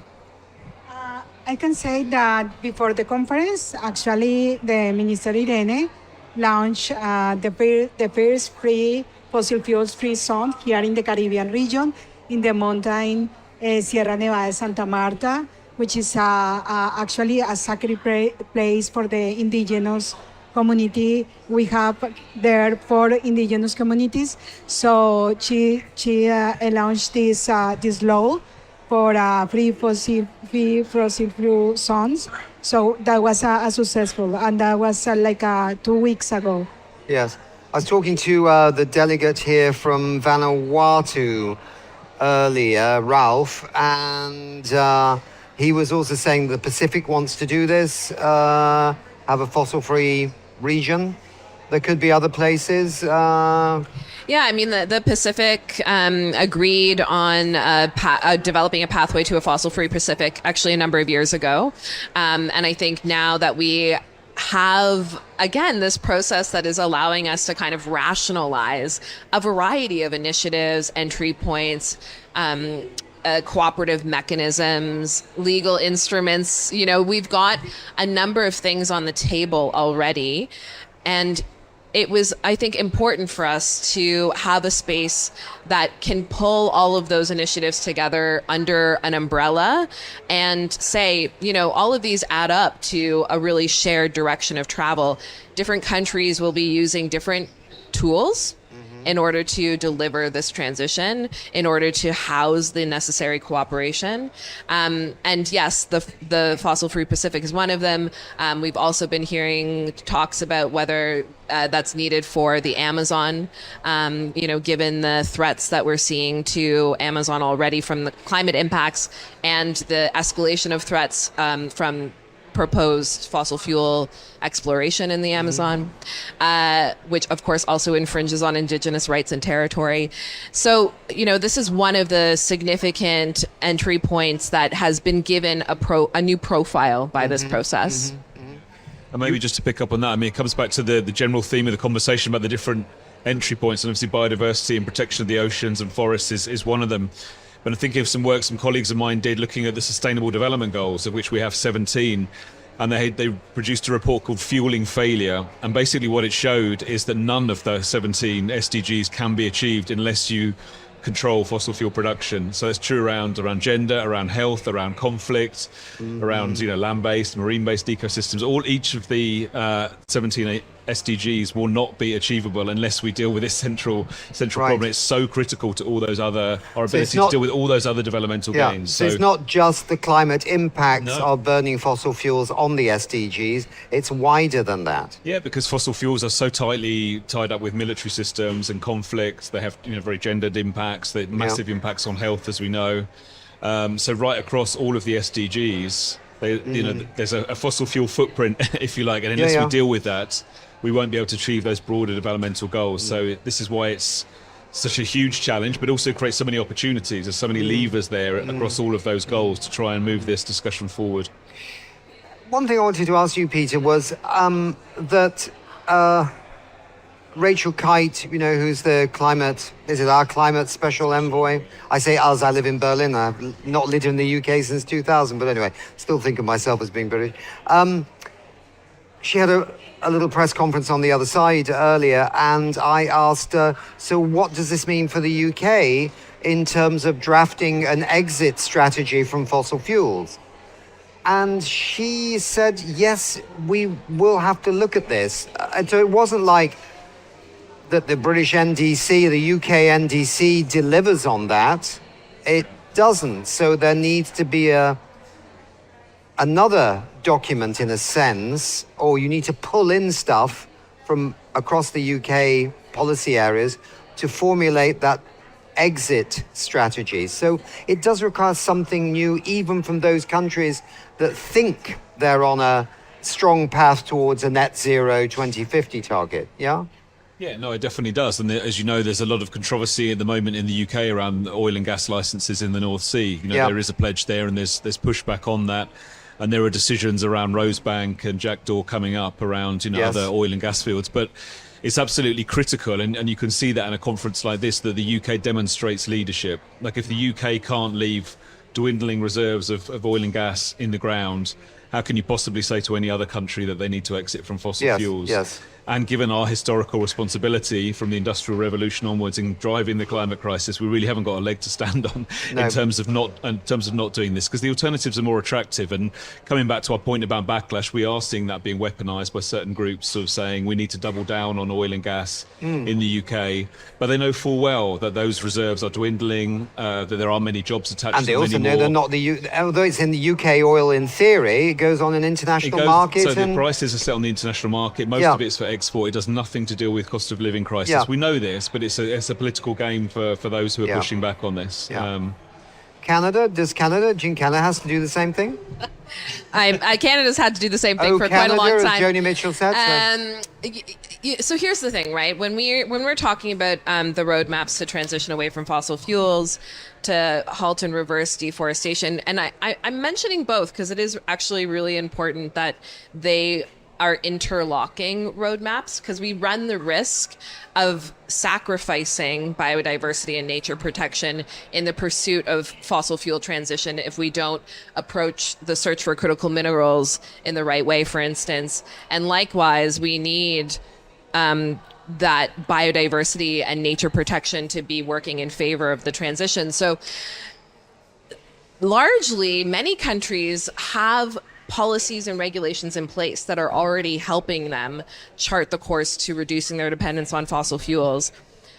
And what we're saying is add all of that up and say, this is explicitly charting a direction of travel to fossil fuel phase out. This is explicitly charting a direction to us protecting our forests and reversing deforestation. Put that in your national climate plan. It's important to put that into your NDCs, because you then enter into the UN system that gives us some accountability tools. That allows us to be able to track that progress over time. When it comes to Canada, Canada was here at the conference. The day before the conference started, a new pipeline was announced in Canada. We are actively expanding fossil fuel infrastructure in my country. And I do think that there's a question to be asked of in particular, those rich global north countries that have spent the last 100 years disproportionately benefiting from fossil fuel development, from polluting our global atmosphere. And I think it's, I hope at least that if we continue along this process, that countries like Canada, the UK, Norway, Australia will start to really understand that an important part of their international responsibility and maintaining good international relationships is going to directly relate to how credible they are when they say, I am in favor of climate action, but continue expanding fossil fuels back at home. So next steps then, where do we go from here? There's a lot of conferences in the world where this could be discussed. There's G20s and G7s, and there's COPs in Turkey, and there's meetings of the International Energy Agency. I mean, there is a lot of places one could insert this into it, but then that requires some careful coordination by governments, but also maybe NGOs as well. Or are we going to just let this? These are questions that probably there's no answer to right now. I mean, or maybe there is. I mean, or is it just write the plan? And if you're a developing country, who's going to help you do it? And then just do it, right? Is that it? I mean, unless you want to, what I would say really is that we need it to be discussed in all of those spaces. There isn't a single institution globally where they shouldn't be talking about transitioning away from fossil fuels. So we do need the discussion in the World Trade Organization, in the IMF, in the World Bank, regional development banks. So this conversation will have to happen everywhere. And we have a lot of initiatives in different areas. We have, Beyond Oil and Gas Alliance, we have Powering Past Coal Alliance, we have the Clean Energy Transition Partner, and we could go on and on. There's so many of these. Academics call them mini-lateral initiatives, these sort of small clusters, largely voluntary-based initiatives. And those are really important. But now it seems to me, and there's obviously a lot of demand for this coming from different movements and governments increasingly, that we need another multilateral response, which could take the form of a fossil fuel treaty, because we need this. Energy transitions are deeply interconnected. What one country does impacts on another. And we will need a principle-based set of ways of dealing with this, which recognise what we were just saying, the historical but differential responsibilities, the need for just transition, all of those sorts of things. And we will need a financing mechanism to support countries and regions that are still heavily dependent on fossil fuels so that there's a fair exit. And that will have to be multilateral. Because it seems to me the way the energy transition is unfolding at the moment is reactive, it's quite violent, there's price instability and uncertainty, we have stranded workers, we have stranded regions. The only alternative to that is a more planned and proactive process nationally and through the roadmaps, but then also internationally. And in our view, that does mean thinking about a new legally binding approach to a treaty. And multilateral doesn't have to mean United Nations, does it? No, not necessarily. There are many examples of treaties that have started outside of the United Nations, but could be ultimately incorporated within it. Yes, because otherwise we might land ourselves as a group in the same hot water or cold water that we've had before with perhaps the UNFCCC in moving forward. So I don't want to downgrade the UNFCCC, but we are talking about getting away a bit from consensus right now. We're talking about the coalitions of the willing, right? And but it's also the case the UN regime, as Kat was saying, is dealing with so many issues already around climate change, loss and damage, adaptation, technology transfer, finance. A new treaty wouldn't have to deal with all of those aspects. It's laser-like focused on this massive problem, the elephant in the room of fossil fuels. So that's why it would be complementary to rather than duplicating. This is a point that you raise that's very significant, isn't it? How much is going to be in this process versus...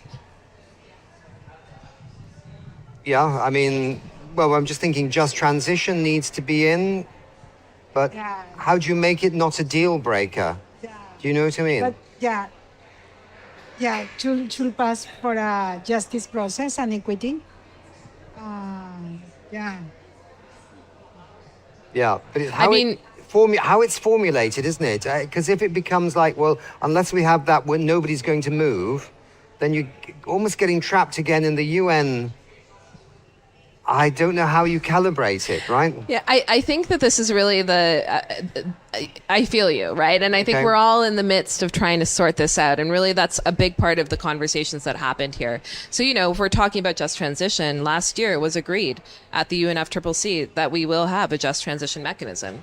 So that will be a mechanism that's developed under the UN climate process that has full participation from all countries in the world. That could be a very productive space for countries to help countries plan a just transition away from fossil fuels. That being said, again, the UN has its role. The UNFCCC has its role in being that consensus place that sends these really strong signals out to global governments, but also to global financial institutions and other multilateral institutions of the direction of travel. And then those implementation questions, they're going to have to happen in other spaces, right? We are going to have different instruments that are delivering on different parts of the problem. This is a huge, complex issue, right? And for us to think that one space alone is going to help us solve that issue, I mean, if we think of other huge, complex issues that we've tried to solve in the past, we haven't relied just on one space to provide the solutions for those issues. However, it is necessary that different spaces talk to each other. So I think it was really encouraging for me in the closing plenary of this conference to hear a lot of countries saying, here are the pieces that we're going to bring back into the COP. Here are the pieces that we're going to bring to the IMF, to the WTO. Here are the pieces, actually there's a meeting happening right now with the International Maritime Organization. We need to be showing up there. And I think there's kind of a bit of a spirit of like a coalition of governments coming together to say, we're going to take this conversation into all of the spaces that we inhabit. Doesn't mean it's going to be easy. Doesn't mean it's always going to be consistent. But it does give us this new kind of energy and a force to be reckoned with in these multilateral conversations. Good. Well, I think we should probably wrap it up there. I think we've probably covered as many bases as we could possibly cover. There's probably ones we didn't, but and I think we'll be having the end of this press conference very shortly, and I think we have some ministers coming out and grabbing these chairs. So I'd like to ask my colleagues to say, can we move on from here, please, and await the next section of the show.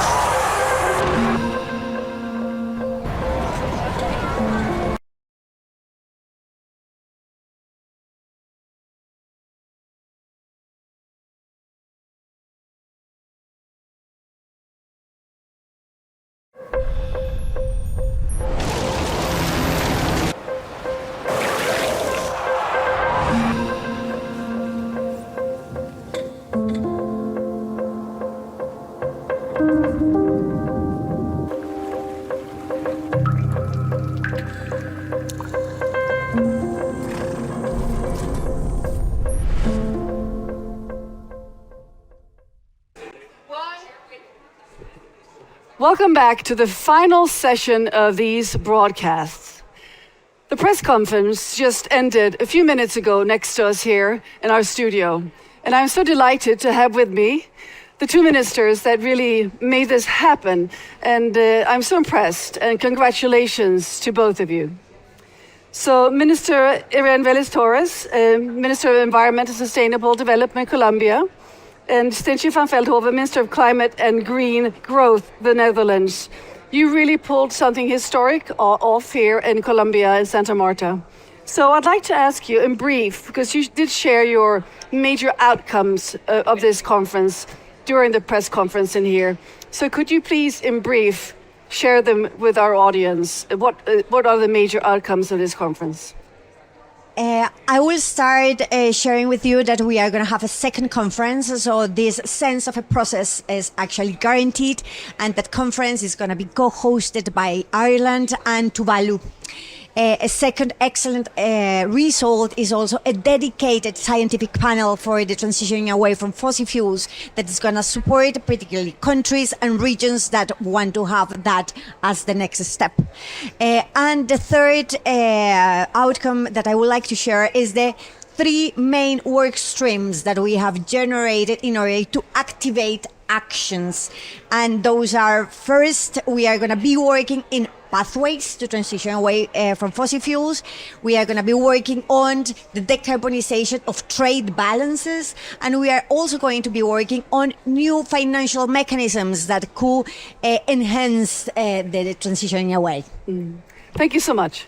And then we are going to make sure that we don't add to the further fragmentation with a new initiative. We're going to make sure that we coordinate between all the initiatives out there to support the work streams that Irene just mentioned. Then, as a further outcome, we want to make sure that we get this message out there, connected to the COP notably, because this entire conference of this coalition of the doers of the willing, we want to make sure that this supports the UNFCCC COP process. That is where it needs to feed in, and we're going to make connections to the COP presidencies to discuss with them how we can appropriately bring this back to COP. We're also going to make sure that we create transparency in all of the countries here about where those fossil fuel subsidies, incentives, revenues are in our socioeconomic systems. Because only if we have that can we see the way how to get away from that and how to transition away from that. We need to know first before we can take action. And then finally, I think you and I are going to make sure that we bring the results of the process and also the specificity of this beautiful process that we have here to all the other fora that need to know about this, because we want to invite others to join us. It is an open coalition, and the more we are, the stronger we are. But already with these nearly 60 countries, I think we are a strong voice and we can do a lot. So what can you say about the process? Because being here in the studio and interviewing ministers and activists, they all seem to radiate something completely different than at the COPs. So what have you injected in the process? And basically maybe what we avoided, I think what we did not do was, I think the biggest difference is that this was not a negotiating conference. We said it from the beginning, this is not about negotiations, this is about dialogue and about jointly looking at what is it that we can do and how can we use our creativity, our collaboration, the science to find new opportunities and new ways to do more. Because the countries who came here because they want to do more. And we just have to make sure that together we find the ways that we can do more. So that was very much the focus, not negotiation, but creating more space for ourselves to do more. This really can-do mentality, I think, was something that also gives a lot of energy. If you hear great examples of how others are doing it, that just kind of generated the energy, I think, that we had here. I will also say that we wanted to transform the way these conversations have taken place before. So for me, this is a new climate democracy in which we have brought new voices. So we heard the parliamentarians, we heard the indigenous, the peasants, the women, the NGOs, and that gave us like different supports, different angles, and also I think renewed the visions of governments that are usually looking at their own problems, at their own mechanisms without being out there, like really connecting to what is happening. And I also felt that by incorporating them in the conversation, we were also backed up like supported. So we were, okay, this is very brave, sometimes like scary, because this is difficult, and but we are supported, so we can do it because we are not alone. It's not governments alone. Speaking of new voices, there was a 10-year-old girl in the plenary that gave a fiery speech that made me weep a bit, and I'm sure plenty of the people in the plenary too. So what can you say about the bringing in of even of that younger generation in this process? That I've never really encountered that before. The choice we make today defined our future. We all know it, but it's better if you hear it from them. And I think therefore having them like the other stakeholders, right holders, in the process, having them there as we talk about how to do more is essential. So it adds very much to what Irene just said, that the way we try to run this process, the inclusiveness was not because we feel they have a right to be included, because we need them to feed into the quality of the decision that we take. And I think the passion that we heard from her was just amazing. So we couldn't have done it without her, I would say. They really felt it. So what can you say? The final question here is really Tuvalu and Ireland, the combination here with the two islands. We wanted to have the Minister for Home Affairs and Climate Change with us here, but I think he was detained. So what do you think this process will entail, the Irish and the Tuvalu, very far away from each other, but still both islands. They spoke very eloquently about their common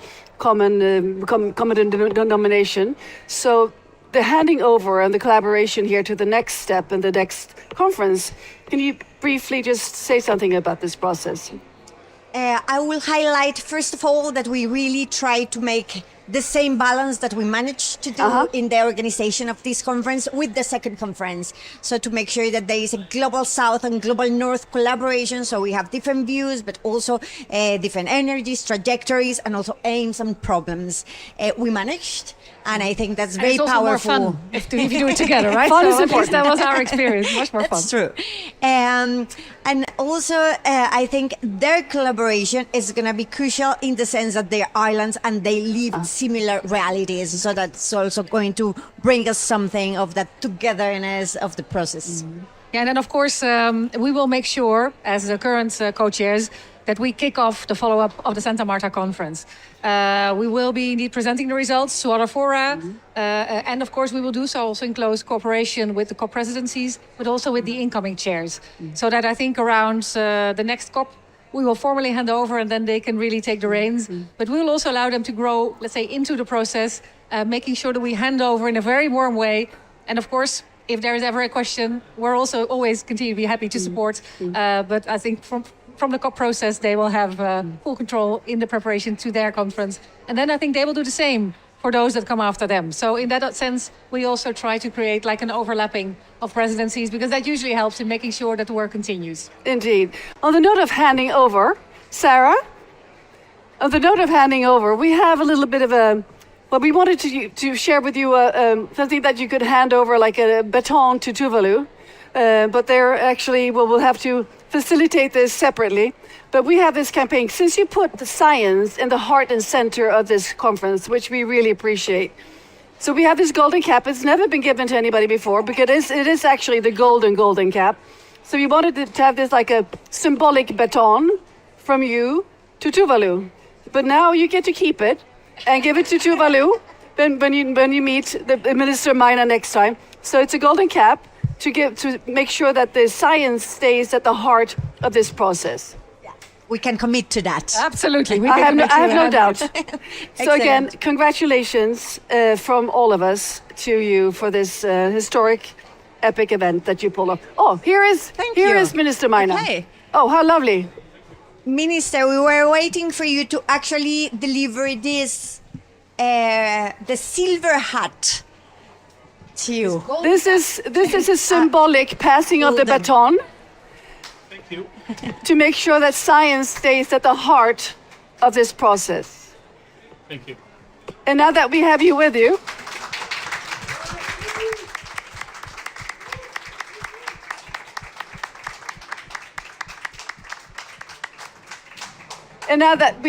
us in the studio, I'd like to ask you, what does this mean for Tuvalu to be hosting this next conference together with Ireland?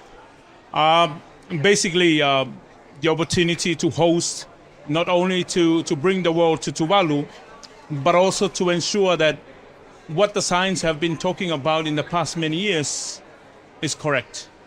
So we need to link science and legal frameworks, and of course, they need to hear our stories. They need to see, to breathe the ocean.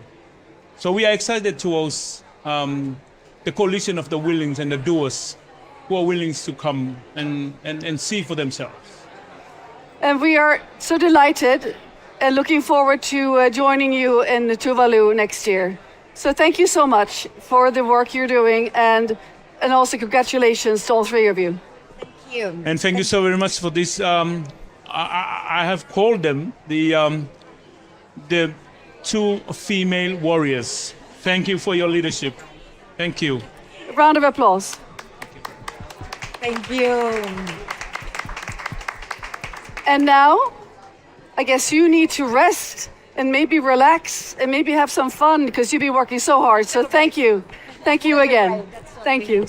Thank you very much. Thank you so much. Let's move on.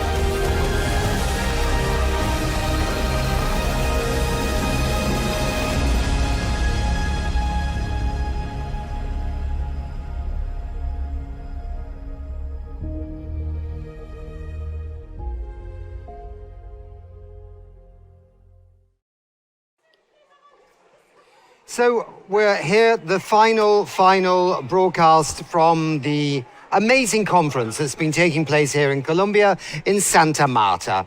And the conference where nations have come together to kickstart the process of exiting fossil fuels. We're very delighted to have with us the Minister of Tuvalu, the Minister for Home Affairs, for Climate Change and the Environment. That's quite a portfolio. And it's Minister Marta Colombia, and we're very nice to have you here. What have you made of this conference? Have you felt that it's something that's delivered or starting to deliver something close to your heart? Thank you for the opportunity. I have been to many COP meetings in the past many years, and I never felt like this. More relaxed, ready to go back home. Yeah. No long hours. So I felt that what has been discussed over the past 2 days, it makes a lot of sense. It really connects people to people. We are not negotiating. We're not here to negotiate. We're not here to find positions or demonstrate what's right, what is wrong. we hate to find solutions. So we have created a platform that is fair and equitable for all civil societies, NGOs, indigenous peoples, governments, companies, and so forth. A coalition of the doers, a coalition of the willing, those who are willing to collaborate to ensure that we go back home with solutions. I think the other thing that strikes one about this this conference is I was hearing a little bit from the British climate envoy here, Rachel Kite, and one asked the question, what will you do? And she elaborated in saying that probably there are more countries out there that have had some form of a draft exit strategy in their back pockets for quite a few years, but they've never brought them out before because there was no moment, in a sense, to do it. And this beginning here in Colombia is now giving space to countries to say, maybe we go and look at our drafts that we've got tucked away in a bottom drawer that we never brought out before and see if we can join this kind of initiative. Yeah? It's a new dawn, potentially. Yeah, definitely, yes. Definitely, yes. I mean, the space that have created for the past 2 days at the conference here in Santa Marta has really give people the assurance that we can do it. We can do it. We just need a platform that really provide the freedom to people to elaborate, to share their minds, their hearts, to share their stories, the challenges, their experiences, and define what does it mean for all of us to transition away from fossil fuel in a manageable way. Yeah. So I see the facial impression by people. I are able to engage with countries in a very informal manner. Not like what we do at COP meetings. We stress ourselves out, we stay the whole night, we negotiate, we try to find positions, we compromise. But the past 2 days, people were able to speak their minds, speak from the heart. Because at the bottom line, this is about the very survival of the planet and the survival of human beings. And what do we say about the Fossil Fuel Treaty Initiative? It's played an absolutely critical role in bringing us to this point, yeah? Tuvalu was amongst the very first countries to be part of the treaty. And this was something that Tuvalu and the treaty members have been advocating for, talk about it for the past few years. So the role of the treaty in stirring up things, the role of the treaty is in ensuring that information are well provided, briefings are well provided, in order for countries to make fair decisions. I think the role of the treaty should be acknowledged. Again, what I have just explained in the plenary and of course with the immediate discussion that we had is that we don't want the treaty to shape the whole discussion in Tuvalu. We want to continue discussing the treaty, but we don't want to narrow down the whole discussion. It's just like what I said, a platform for people to feel free to discuss, to explain their aspirations, to explain their frustrations. So the treaty, on the one hand, will provide guidance, will continue to play that role of escalating or elevating the moral grounds and keeping people accountable, keeping companies accountable. But at the same time, we don't want to stick to one option. Treaty is an initiative. So we want to take into account all other initiatives to ensure that we have a fair, balanced outcome from here, from Santa Marta to Tuvalu, to the Pacific. Do we feel collectively that this, sometimes the world turns a little bit and things start coming together in ways we hadn't really thought about before? I mean, this terrible war in the Middle East, most countries, instead of saying, oh, we must go and dig for more oil, many countries are saying, no, that just shows we have to get off it. That's one thing. The other thing is the numbers now coming out about the penetration of renewable energy worldwide are truly astonishing and backed by now storage of electricity that's coming much more into people's economies. It seems that the shift is now happening, both politically, geopolitically, where it's no longer just about climate change, it's about energy security, it's about stabilities of economies. It's starting to play into the portfolio of the finance ministers harder. It's an interesting moment for all this happening with this phase out of fossil fuels. Well, we cannot rule out the geopolitical tensions happening at the moment because whatever we want to call it, either with energy demand, energy supply, whatever, it's all about power. What we have witnessed in the war in the Middle East, it's about power. But I'm glad that people are start talking about solutions. People are start shifting the paradigm. So in that way, we are literally coming to our senses as human beings of how we can resolve this as people who are dealing with their very survival. So responding to the crisis with solutions, I think, is what Santa Marta is all about. Zebra? Thank you. And Minister Mina, it's an honor to be here with you on this historic evening when you've just announced the second international conference on the transition from fossil fuels will be held in Tuvalu. And it's great to join. We don't have time again here. I think the points you're making, Nick, are really important because this war turned this meeting into an emergency meeting. Of course, it was already because of the fires and floods and lethal heat that is sweeping our planet.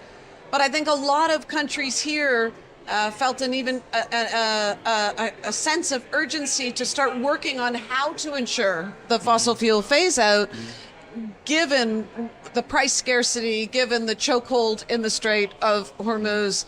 The war has really shown people how fragile the fossil fuel system is and how it makes it vulnerable. But different from other wars that we have seen that were oil wars, today this war happened in a moment when renewable energy is cheaper than fossil fuels. When we have technology that we didn't used to have.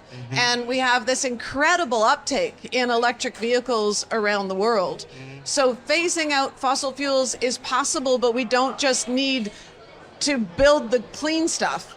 We also need to, as we heard in this conference, constrain the production of fossil fuels. We need to stop expanding oil, gas, and coal and manage a wind down.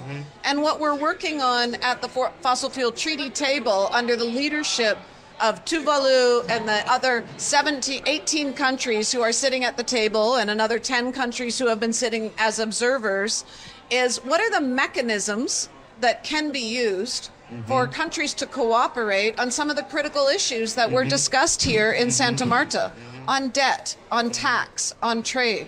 And what can those mechanisms look like under a legally binding agreement? Because, you know, that's the essential difference with what's happening here and the new conferences and diplomatic track is that the Conference of Parties is, and the United Nations Framework on Climate Change was very limited from discussing fossil fuel phase out because there were a lot of vested interests that were really holding that conversation back for decades. And what's happening now is this is a coalition of the ambitious countries like Tuvalu and other Pacific countries who started this movement to ensure fossil fuel phase out become a diplomatic priority. And I think it's really important to recognize that leadership. You know, the fossil fuel treaty proposal emerged from the Suva Declaration that Pacific countries put forward in 2016, 2014, and so for a long time we've seen some of the most vulnerable nations on Earth working the hardest to put forward tangible proposals and high ambition on climate change. The International Court of Justice opinion, the 1.5 goal in the Paris agreements. And again, today we're seeing that leadership, and we need to tonight remember that leadership, and we're very lucky to be guided by it over the next year as we move towards the second conference in the Pacific. And finally, a couple of headline things just worth mentioning here. this initiative about with the central bank. This is quite interesting because if you simply look at how China became a superpower in green energy, and it seems it started in 2015 with a clear plan from the central bank to make sure the banking system in China pulled behind super cheap green loans and no greenwashing, even firing people that didn't actually follow the rules. So that's quite something. And then this one about the fossil-free regions. Fossil-free zones. Yeah. Fossil-free zones, there we go. I think you guys are thinking about something like that in the Pacific. The fossil-free Pacific. Yeah. Your new declaration that's... That's a Ricky declaration that we crafted in past weeks, where the Pacific Small Island Developing States were able to meet in Vanuatu to ensure that we prep ourselves for the Santa Marta meeting. So we came up with a declaration of ensuring that a free fossil fuel Pacific. So we will continue to highlight some of the most important things in the call, especially to try to establish an intergovernmental task force for the region in order for us to take actionable initiatives and ways in which we can implement what Santa Marta's outcome will be. Yeah. And finally, can I just ask about, obviously there's going to be some report to the UN Climate Conference, COP31 in Turkey, jointly with Australia. That seems to be understood that there will be some reporting of the events here.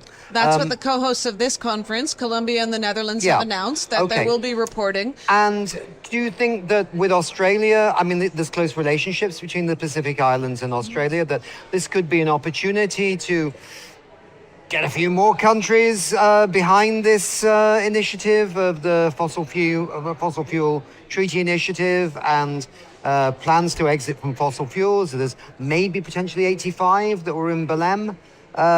Maybe 50 more would be 100. 100's a nice number. It's quite a nice number. 99 is a nice number as well. We don't want 99 to be upset, but 100 is very rounded, isn't it? Could we all work together to get some diplomacy going on getting a few more on board in Turkey? Well, that's always been the plan, to ensure that we talk to countries about the treaty. And that's what I can assure you, that's what we have been doing in the past, to ensure that we bring countries on board and to have a to become members of the treaty initiative.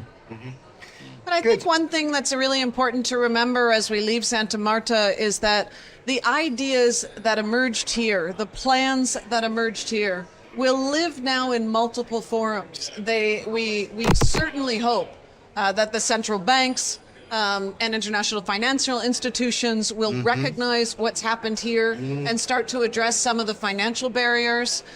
We believe that a lot of the outcomes here will go back inside the UNFCCC process in order to strengthen countries' own national regulations and commitments under their nationally determined contributions and in the global stocktake. And some of the ideas will live in new legal instruments, like a fossil fuel treaty. And these issues, these different areas are compatible. I think the growing support for the fossil fuel treaty is very exciting. And the fossil fuel treaty will help us meet the goals of the Paris Agreement. What we need to remember is that what has been built through the Paris Agreement is critical architecture for climate ambition. But one tool is not enough in order to ensure the phase out of the most powerful and one of the most profitable industries in the history of the world. We're going to need all the tools in our toolbox. Exactly. Good. Well then, thank you very much both for being with We Don't Have Time. We've had about 2 million viewers today around the world in about 150 countries. So hopefully your messages have got out to a big audience who are clapping right now and jolly excited about. I hope they're celebrating. Yeah, and again, I'm very much looking forward to see the upcoming COP, because I'm sure Santa Marta will change the landscape of discussion. That's a very good point. Very good point, Minister. Yeah. Thank you very much indeed. Thank you. And moving on.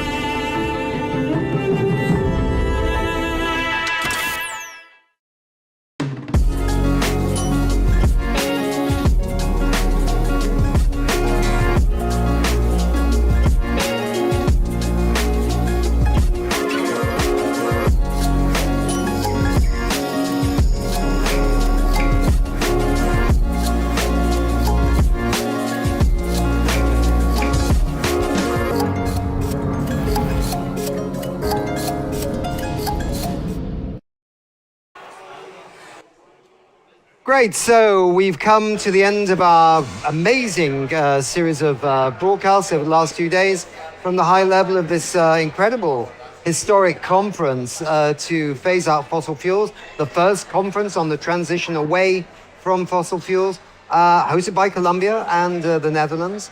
We also had the pre-sessions before where academics and NGOs and civil society and finance experts all came together at places like the University of Magdalena here in Santa Marta to discuss how they can feed new ideas into this governmental meeting. And the amazing thing, I think, has been it's been very quite happy, actually. And people just love the idea they can talk honestly about getting off fossil fuels without some government coming along saying, no, shut up, we don't want to talk about fossil fuels. So this is what's really refreshing.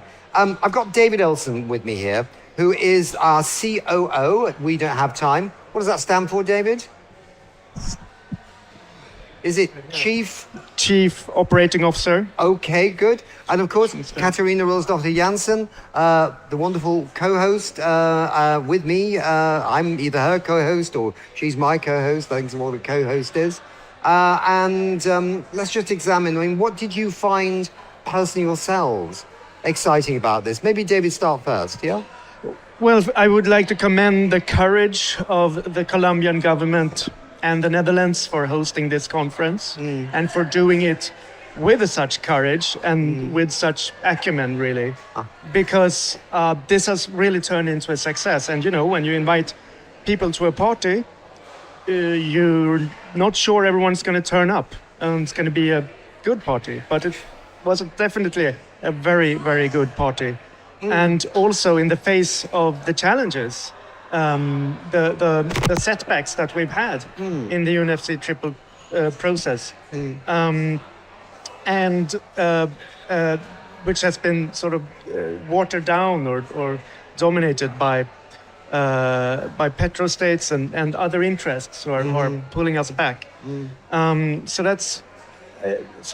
that's my first thought. Let's in this moment of joy, as we just had this final outcome happen, let's not forget how courageous it was at the outset and how uncertain everyone were about what was this going to be. Well, it's still a process, it's still in the making, but very courageous indeed. Yeah. And I would like to thank the Ministry of Environment and the Colombian government for hosting us here and for partnering with us. And their support has been truly amazing over these 2 days as we have broadcasted live from the heart of where it happened. So, yeah. Good. Absolutely. They've been absolutely superb hosts, yeah. Katarina, do you think the geopolitics have moved? You know, the Earth turns every day, doesn't it? But sometimes you go, and then it just moves a little faster. I mean, if you think it wasn't long ago that we were talking about maybe 20 plus countries coming, you know, and then suddenly we've had a lot more. Maybe something happened in world events that made other people think, I've got to be there. What's your comment? Second, also, I'd like to comment on have you got a microphone there? Yes, I do. Oh, you've got an in-ear one, have you? It's fallen off. Okay, let's have that. The that. microphone has fallen off. It's been a hectic afternoon here. Yeah. Yes, definitely. Of course, the energy crisis and the war in the Middle East has affected the willingness and the urgency to really transition away from fossil fuels, definitely. And I also wanted to share my highlights or what I think about this epic historic conference. I mean, we have all attended many COPs and many other climate meetings. But when I stood in the plenary just about an hour ago, and the ministers delivered the outcomes of this event, I actually shed a tear. And I mean, I've worked with climate as a journalist for 25 years. I've never really felt that in my bone, that this is something shifting. And you could feel it in the room. There were other people wiping their eyes, and there were so many rounds of applause, even from the press. So something is indeed shifting, and the trajectory here, and also the momentum because of the climate, of the energy crisis, I think this is a turnaround, and I'm very, very hopeful. David, we've been broadcasting a lot. Obviously, we want others that maybe missed some of this to be able to, or missed a lot of this, maybe to actually enjoy it as well and learn from it and be inspired. How do they do that? The viewers can tune in at wedon'thavetime.org and our social media accounts. The handle is We Don't Have Time. So that's where you'll find our content on X, Instagram, TikTok, and wedon'thavetime.org and YouTube, of course. And where do we go from here? Oh, where do we go from here? That's a very interesting question. The Dutch minister said, really pressed on the inclusivity of the process. And I think that's important to understand. One thing I just thought of today. These 56 countries, they were already quite committed. I mean, they were the ones who came for the party, right? The likelihood of them leaving or skipping out of it, I don't think it's very big. They are committed. The likelihood of more countries joining is higher. And for every country that joins, that in itself has an impact.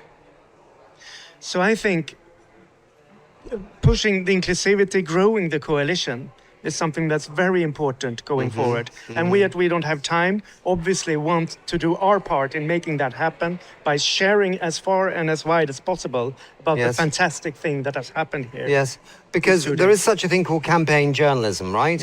I mean, every newspaper in the world has campaigns on various things. Some have them on winter fuel payments for old age pensioners in their countries, but they campaign really hard for it. We have a very simple campaign in a sense. We want to change the dynamics of climate action to a very positive space. That's our raison d'etre.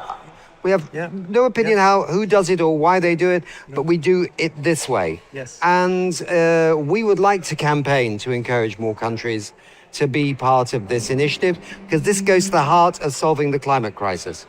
Yes, and on that point, what is really important then is to showcase the benefits of the transition, not just for companies and countries, but definitely for them, but also for communities and to emphasize the just transition aspect, and for countries, obviously, for their economies. Yeah. Katrina, I'm going to give you the last word on the stage because we need to wrap up here. Well, actually, I would like to thank our team, but I can't see them anywhere. Where is our team? Where is our team? Where's our team? Know. Team, where are you? The control room is up. Oh, there they are. Wonderful, wonderful. There's one member of the team missing, though. Oh, okay. The crocodile, as in the crocodile economics. I think it was kicked off by somebody. Wonderful people working with us: Victor, Sarah, Marin, Bernardo, and we're signing off here from Santa Marta. From Santa Marta. Stay tuned and share these recordings with friends and family and colleagues, because we need to keep moving, and we will, and We Don't Have Time. Excellent. Thank you. Over and out. Bye. Bye.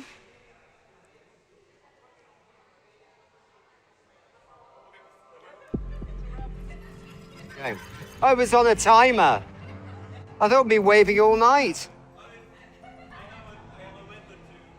Yeah. I thought, oh my God, who's going to stop it? I knew the alligator was back here, otherwise I would have asked the alligator.